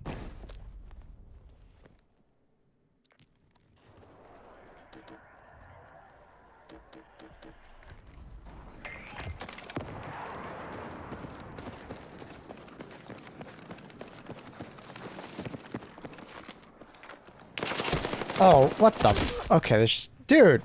What the hell is that guy doing over there? Oh, I'm so sad. Aw, they turbo. No. Ugh.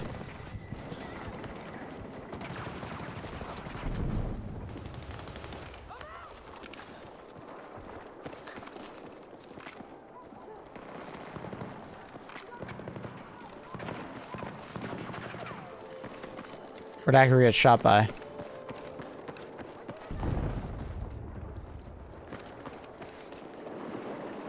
It's that guy?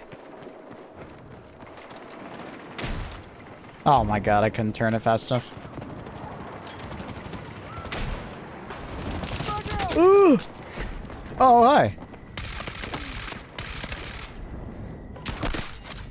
Surprise, motherfucker!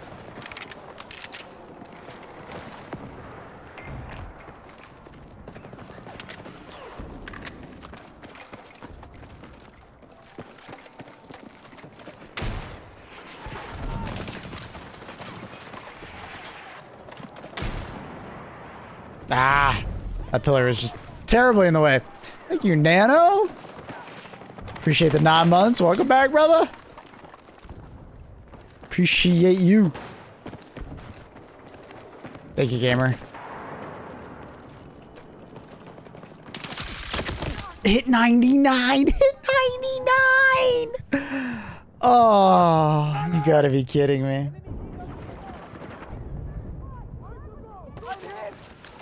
Fucking A. Like this mode? Yeah, it's fun. Titan mode is fun.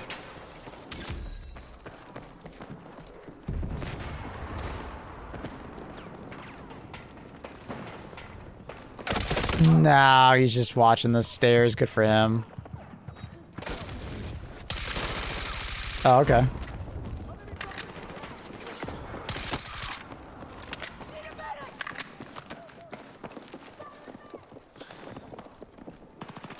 I hear someone below me.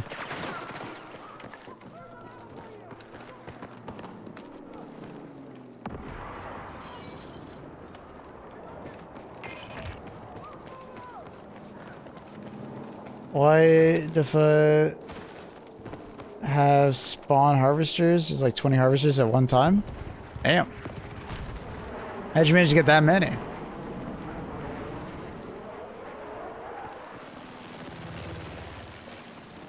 That's like insane. We played it earlier, we didn't get that many.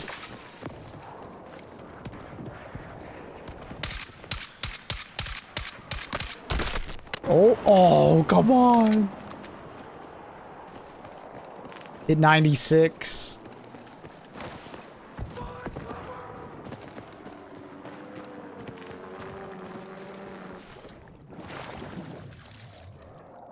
Oh shit. My bad, I didn't realize there was a tier 3. That's fucking massive. Nanobite. My duder. That's so kind of you. Contact! Enemy infantry engaging!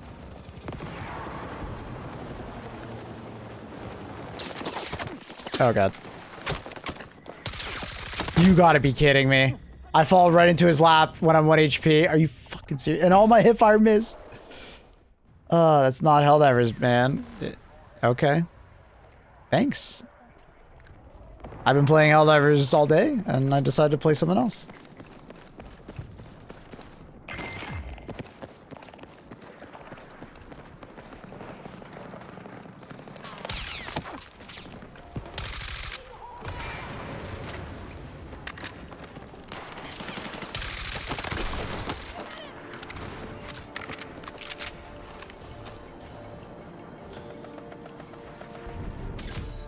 I usually don't, Annie. It's not a big deal. Most people on YouTube don't.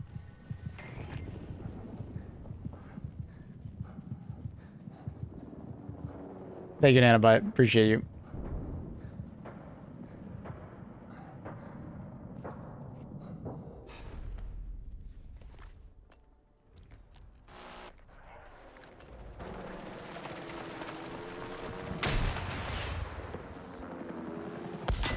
Got him.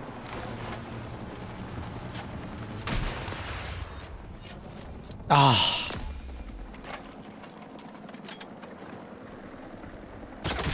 Oh. Well, there's a guy over there. That sucks.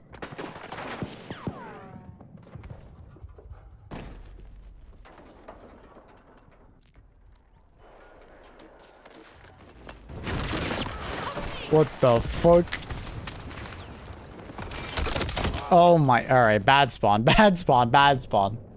Jesus Christ.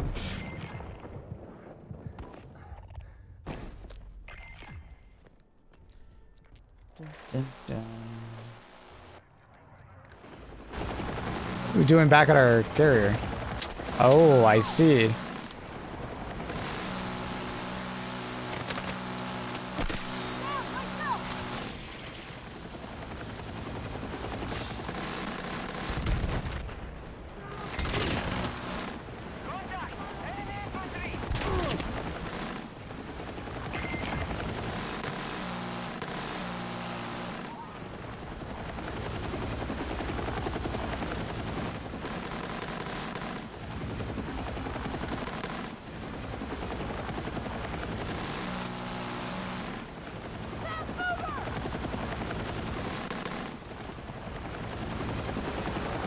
Oh my god, I thought he was gonna hit that.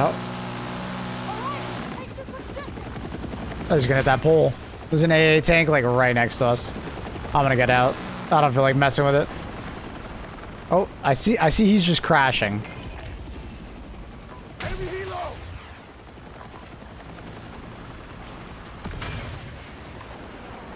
My god, I thought it was an enemy.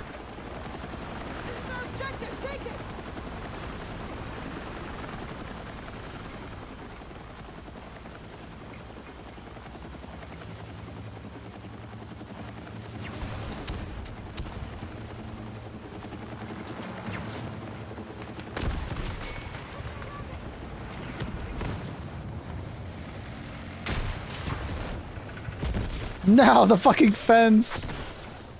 Damn it.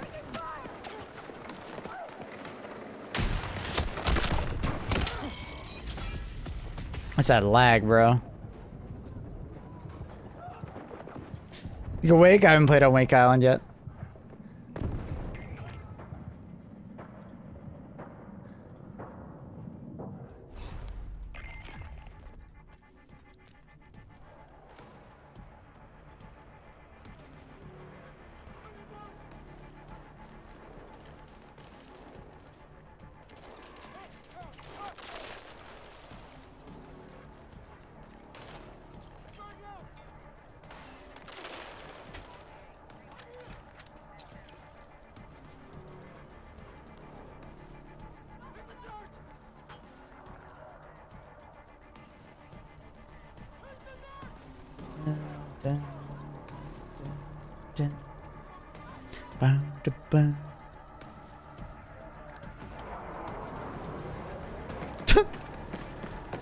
Defuse the bomb!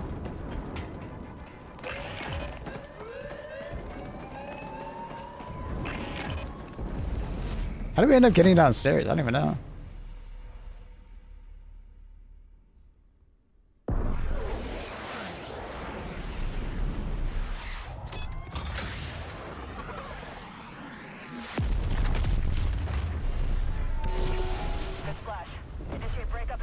Nah, it's fine, Teo.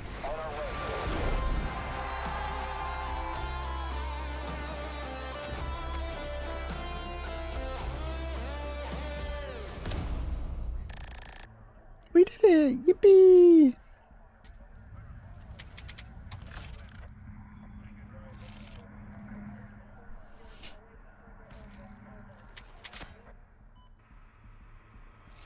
Great job, Thorax.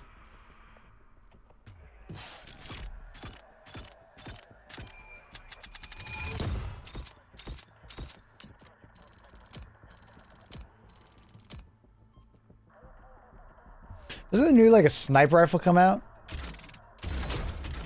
Right? New sniper?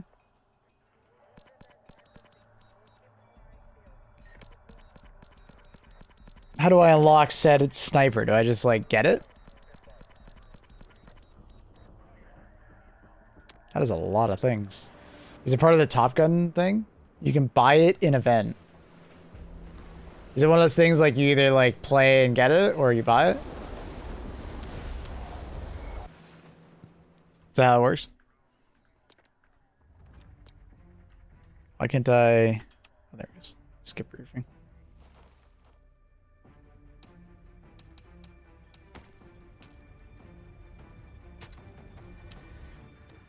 Ooh.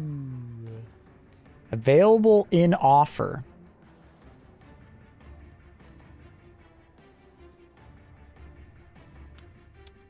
I see, I see. Okay.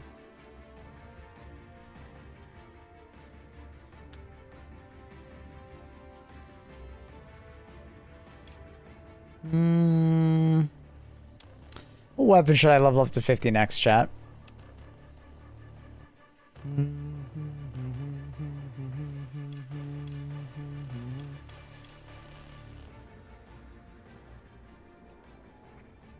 So SL9? AUG is already 50.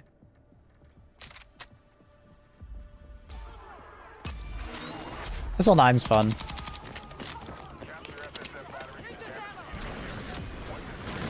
Let me in!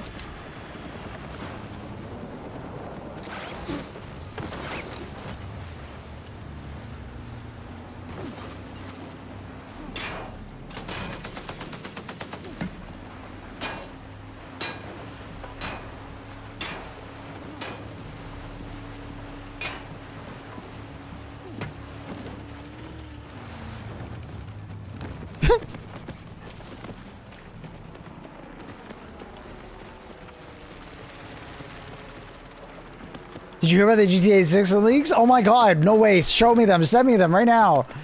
Really? No way.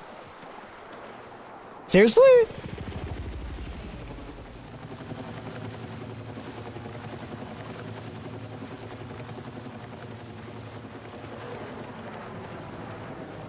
You gotta jump out?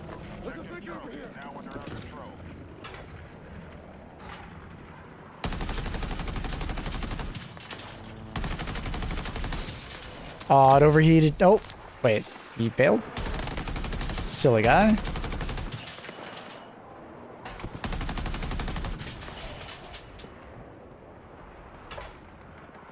think he's still there. He's just hiding.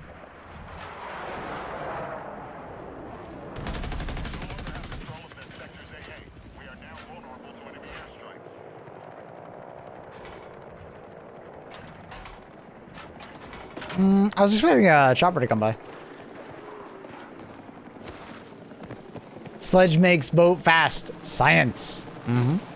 Well, you see, me hit boat hard, boat go fast. Me hit boat soft, boat go slow.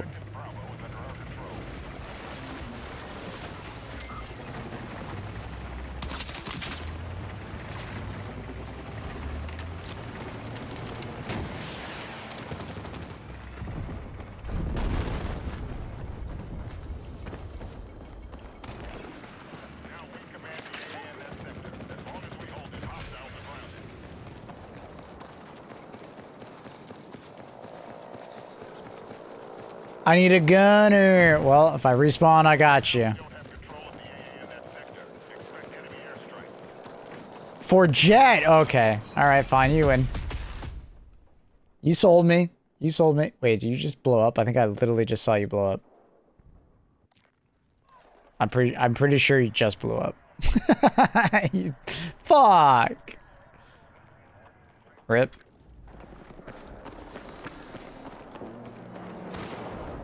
Are there drops? I'll be honest, I didn't look.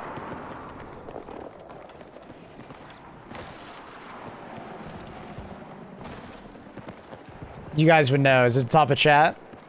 Is it the top of chat, Annie?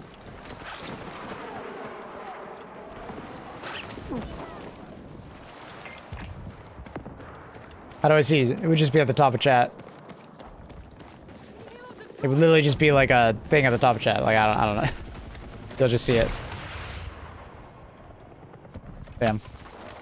I'm in mod view. I think you would still see it in mod view, but maybe not. I don't know. I hit that guy, by the way.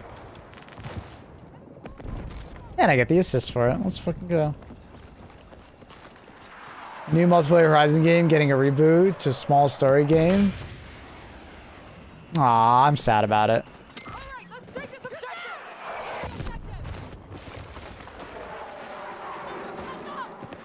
Fair enough, but I'm sad about it.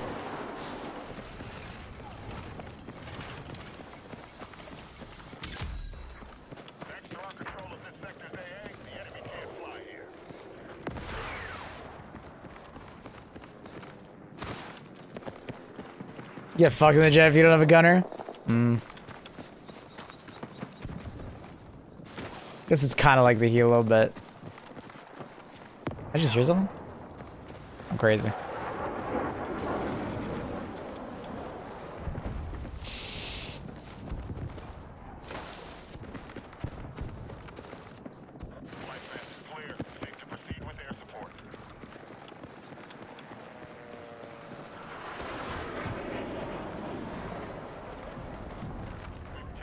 Where the hell are all the enemies at? Let's go up there, I guess.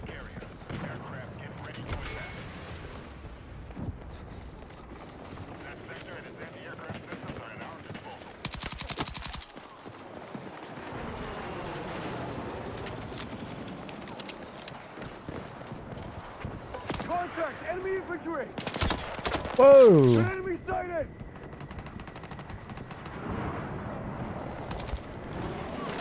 Well, there's another one! No, I'm stuck on these. I'm stuck on the rocks. My character couldn't move for some reason. Fuck. But I'll be honest, I'm pretty sad about the multiplayer Horizon game. I guess it just didn't work out. But I really wanted that game to work out. I love the idea. Are you in the creator program? Yeah. But I don't know if I'm one of the creators that gets access to it, Annie. I don't think I am. I don't play this game enough. They don't... They like select certain people in the creator program, if that makes sense. I don't think I count. I can check after this, but once again, it would automatically be on. You would see it at the top of chat if I had it. And nobody's saying I have drops, so I probably don't have it any.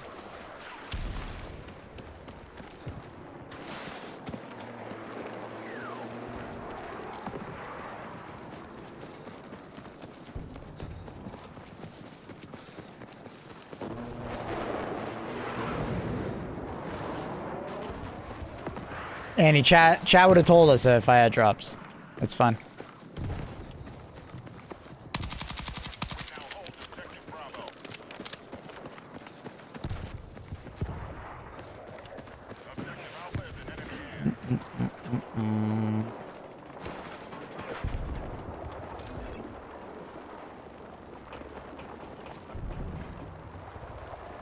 Ooh! Oh, it's out there.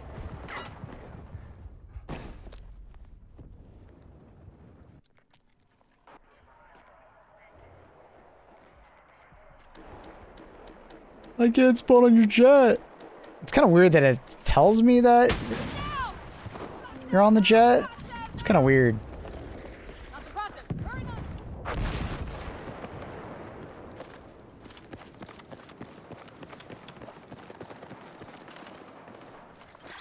Oh, they're like up there. That's funny.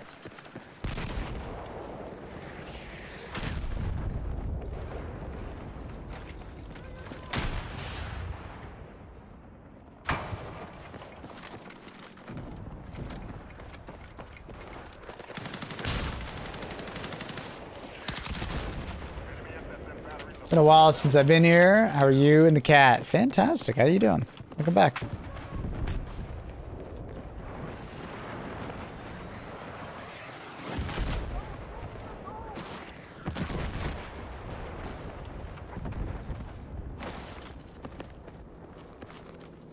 Ooh. Is this a new gun?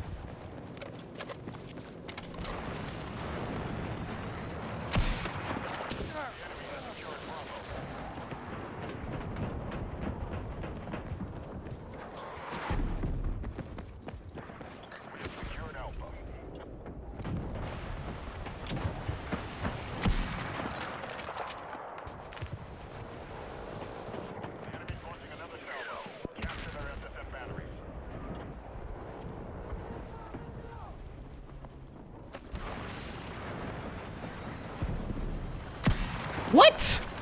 Hello?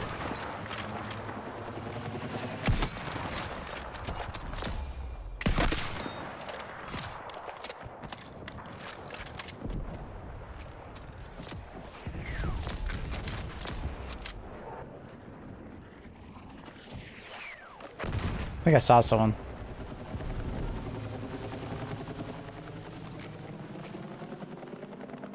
I did see someone.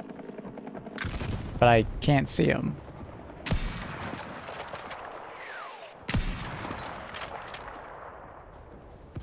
That guy's popping off, bruh. Trying to get in that boat.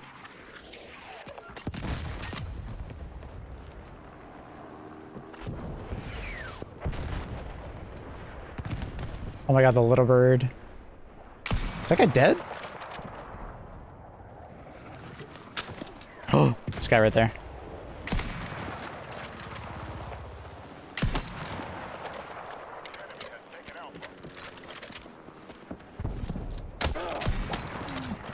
Ow.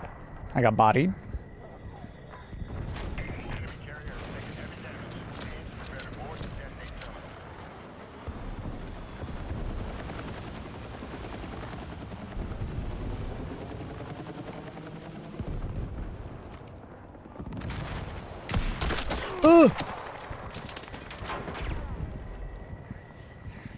The fuck is he?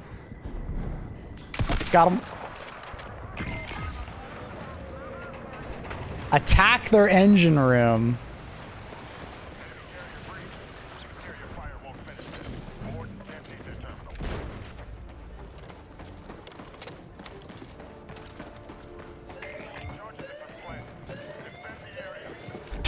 Put that right there.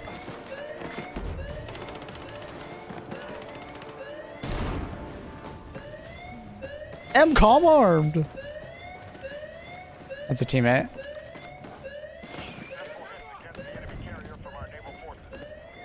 Bam, bam, bam, bam, bam, bam, bam. I like the sniper. Very satisfying.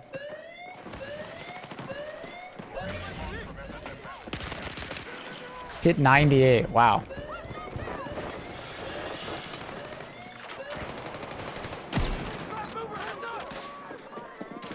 Oh, shit. Oh, that guy sucks. You should have killed me 10 times over. How did he get in here? I guess he ran from up there?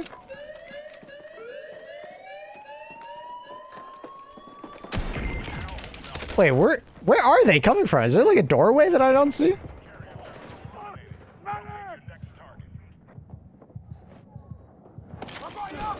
There's got to be like a doorway there. They running through that? That's the door. They can run through that? All right. That's funny. Okay, it's a one way. It's like, I don't see a fucking door. They must be coming from above, but I don't hear them up above. How do you get down there? It's like here? No. Wait, how do you get down there? Is there a stairway down? Oh, right there.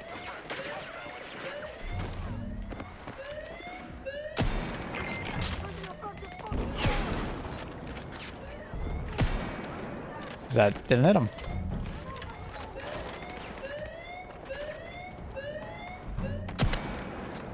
Hit 80.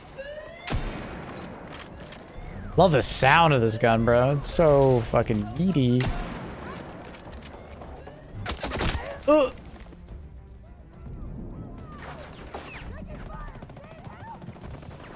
Ba-da, ba-da, dun, dun, da-da, dun, dun, da-da, dun, dun, da-da, dun, dun, da-da.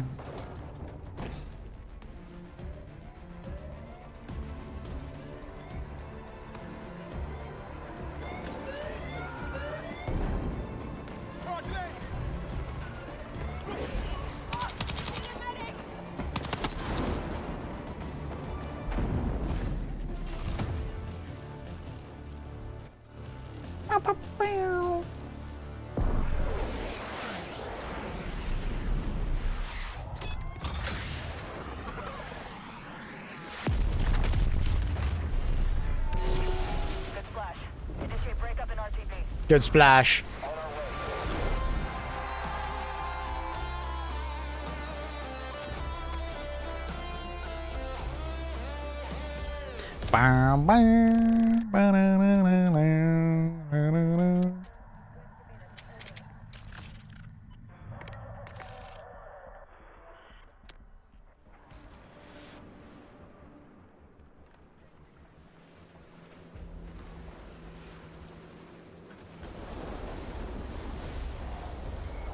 These rounds are fucking fast.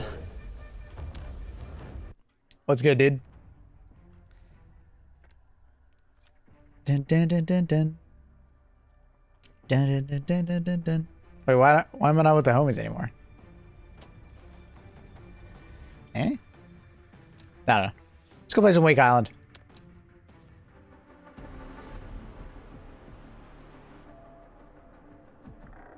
I tried the bombing camera. Yeah, dude. Anytime I see someone try to use the bombing camera on the new jets, the fucking jet's going all over the place. Good luck, bro. Dun, dun, ba-da-da-da-da.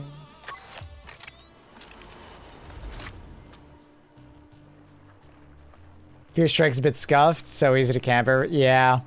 I literally just did that. It's a bit scuffed. I think they could make it better. Like, it just, you shouldn't be able to get onto the carrier until it's like time, right? To start bombing it or like to get on site. Like, I remember, I think it was 2142, like, you literally couldn't get on top of the carrier until, like, the shield broke or whatever. Can't remember what it was.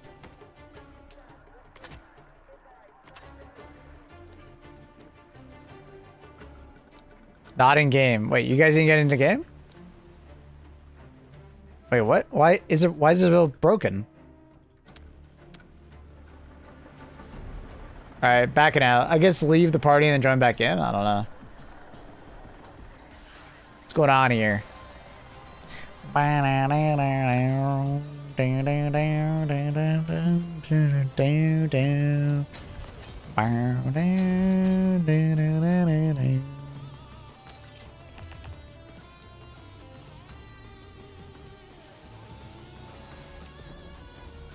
Buy now. Confirm. Got it.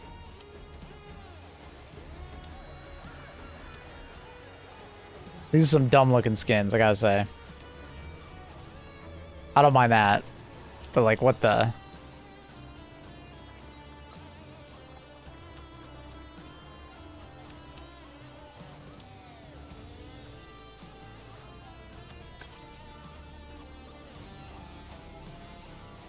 Rejoined? Alright, let's go.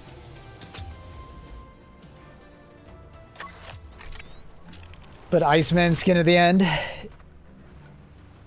They still have the problem of most players not understanding, caring how to win. First team in the carrier, just like steamrolls. It's pointless. I think that'll come with time, right? People will like... what's it called? Like, just understand the game mode as time goes on, you know what I mean? Like, naturally, people just don't understand what the fuck they're doing, but they will over time. Why the hell do I need a muzzle brake on a fucking sniper rifle?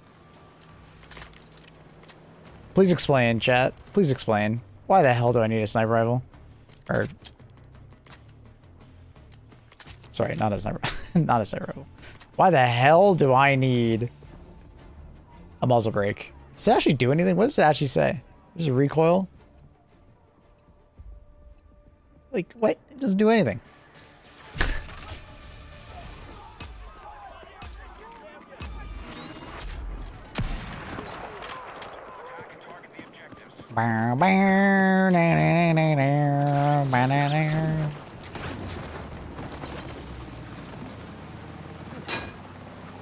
Faster!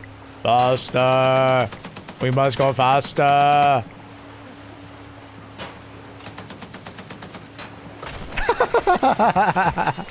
Faster! I love it. It's so goofy.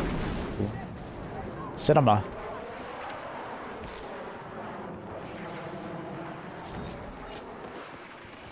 Oh, I think my game is gonna crash there. Whew.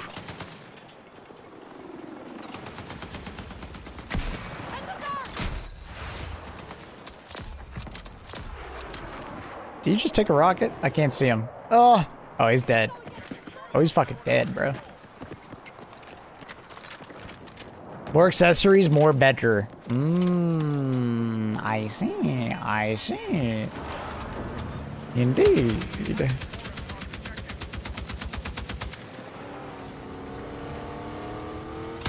See, I like these additions to Wake Island. I always felt Wake Island was a little bit boring of an island. So I kind of like that it kind of feels like an actual military port now. Airfield and port. I like that.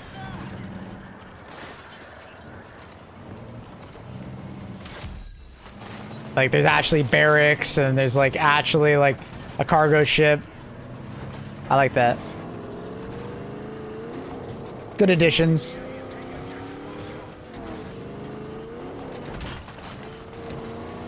I can't see. I can't see. If we get shot at, I'm blaming whoever's standing on me. Who is it? Is it accurate? It's fucking accurate. I knew it was.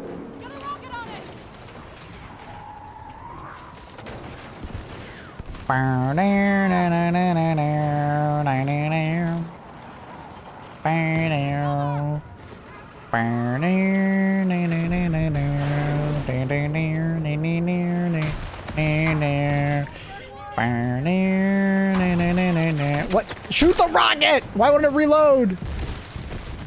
My god, there's someone over there, I think. What's going on over there? You guys get him?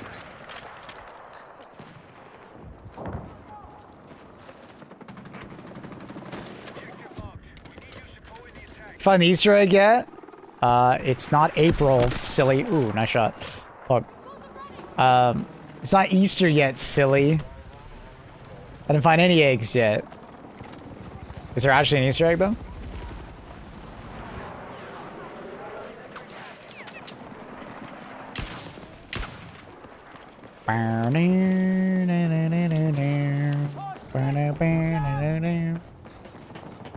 The song is in my head now. It's fucked. We're cooked, chat.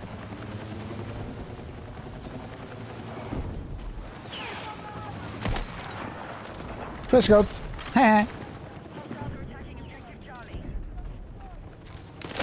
Oh, we're getting really lucky that these guys are like low HP.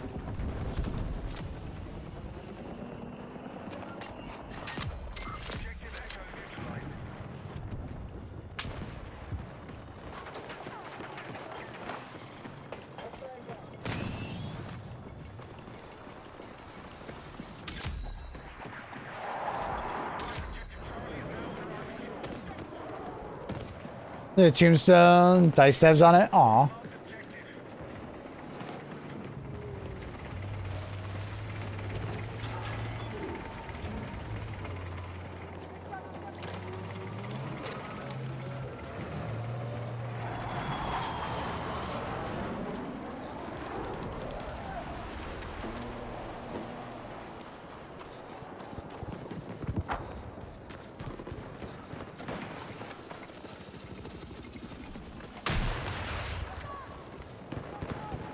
Ah.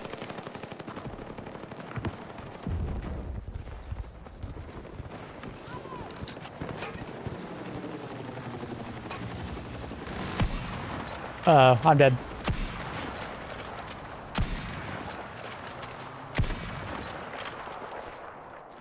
Did I just hear someone in the fucking woods? Oh, did I just hear? Bunka. Shoot him out. Oh, fuck. Oh, really? Really? The boat's shooting at me? Come on, man. Chill. Leave me alone. I can't pen it. I was curious. I was curious.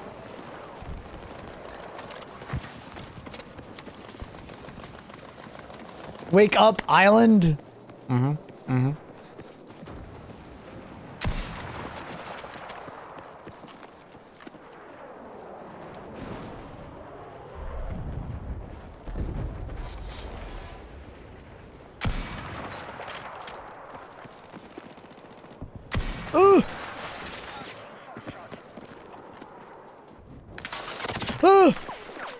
Repeat. Aw, imagine, bro. Damn it. Not a great spot for the sniper. I also don't love the 4X on this.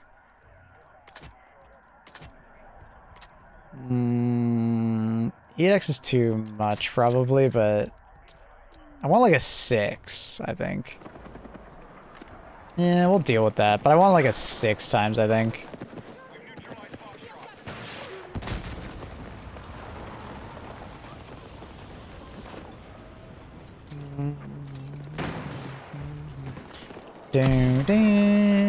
Oh no. Please no, please. Shoot the other guy. Shoot the fucking other guy. Don't shoot me. Got him. Oh. There's another one on my far right. Oh, we're all dead. Damn it. 8 with a canted. Not a huge fan of canted iron sights. I feel like I want like one zoom to rule them all.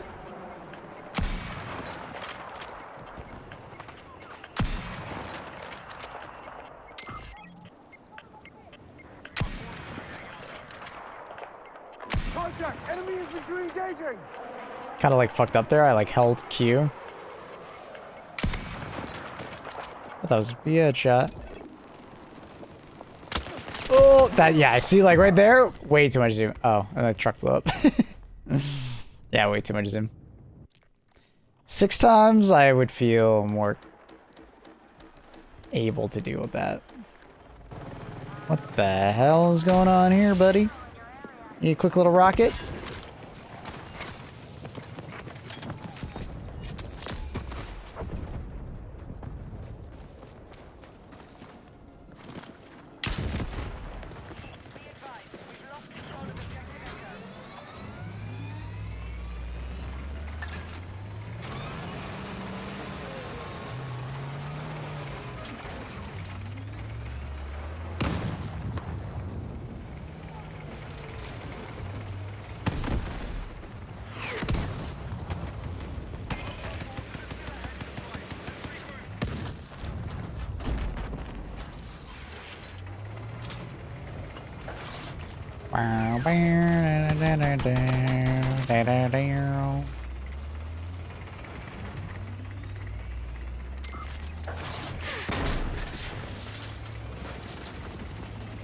Fuck just shot me.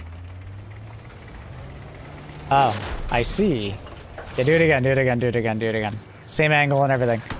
Oh, he's smart. He actually repeats for a good angle. He's a smart one. Alright. Ugh.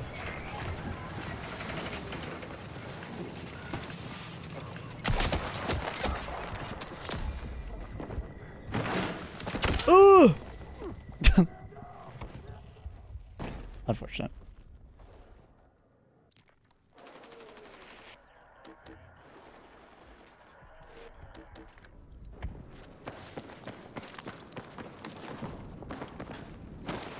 Is Breakthrough dead? Nah, it's just most of the time that I played Breakthrough, the fucking, like, it's just bot servers. Because I play at late night. Ooh! So it wasn't very good. But, I can probably play right now.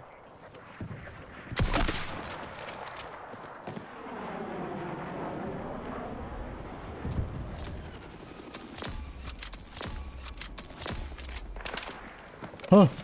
Oh. Little shooting gun. Don't know where though.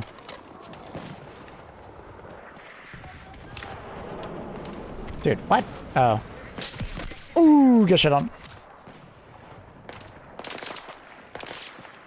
What the fuck is shooting at me? Oh, it was that guy. Fuck, I didn't see him fast enough.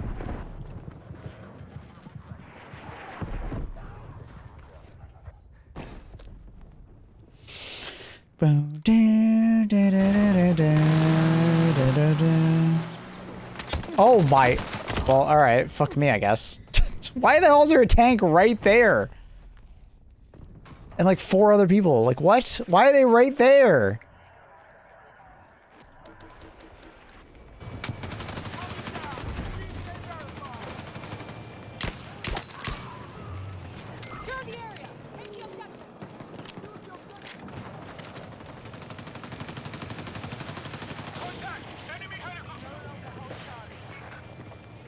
Yeah, for sure, Carl. Old Airburst is like, it's a mixture of not enough projectiles for that, for the type of stratagem it has, but also like the pen also holds it back a little bit. If it could just be heavy pen, it would immediately be quite a bit better, but if they're gonna keep a medium pen, it needs to have way more projectiles. It needs to be more like cluster bomb.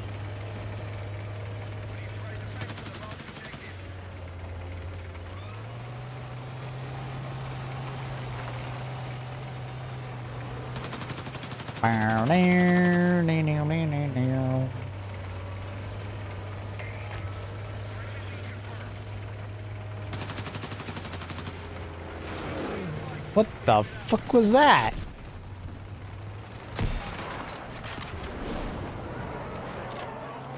I got this guy.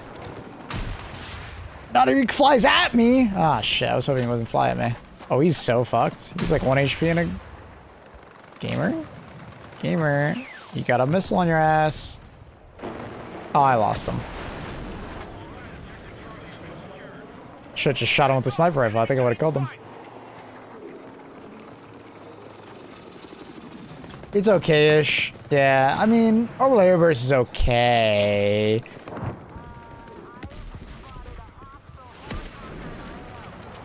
Fuck you. Don't bomb my friends. Uh-oh. Oh. Apparently my UPS just activated. Give it a second. It's recovering. I don't know why my UPS just activated, but it did. I'm waiting for my monitor to restart. I'm using my other screen.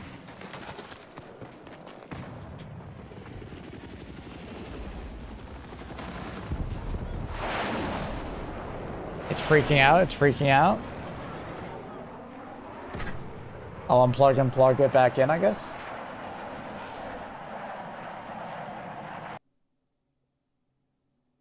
I think it crashed, probably. Maybe not?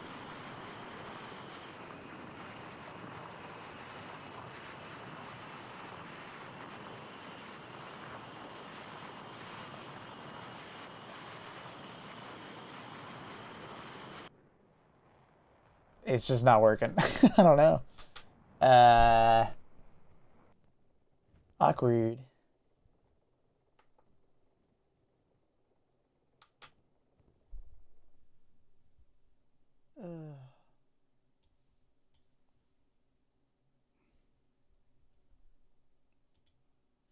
I can't even get out of this. Whatever.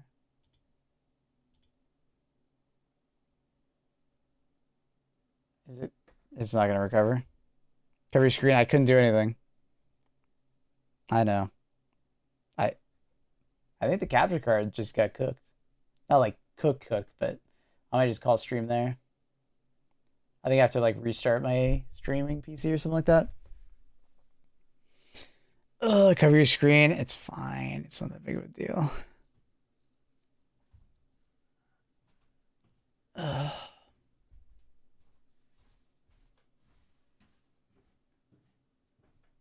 Yeah, I don't know. All right, I'm just gonna call it here then. I'll see you guys tomorrow. Yeah. I don't know. It was super odd. My UPS flashed over and then I lost control of my main monitor for some reason. I'll just have to restart the computer. But anyways, peace out. Bye, everybody. See you tomorrow.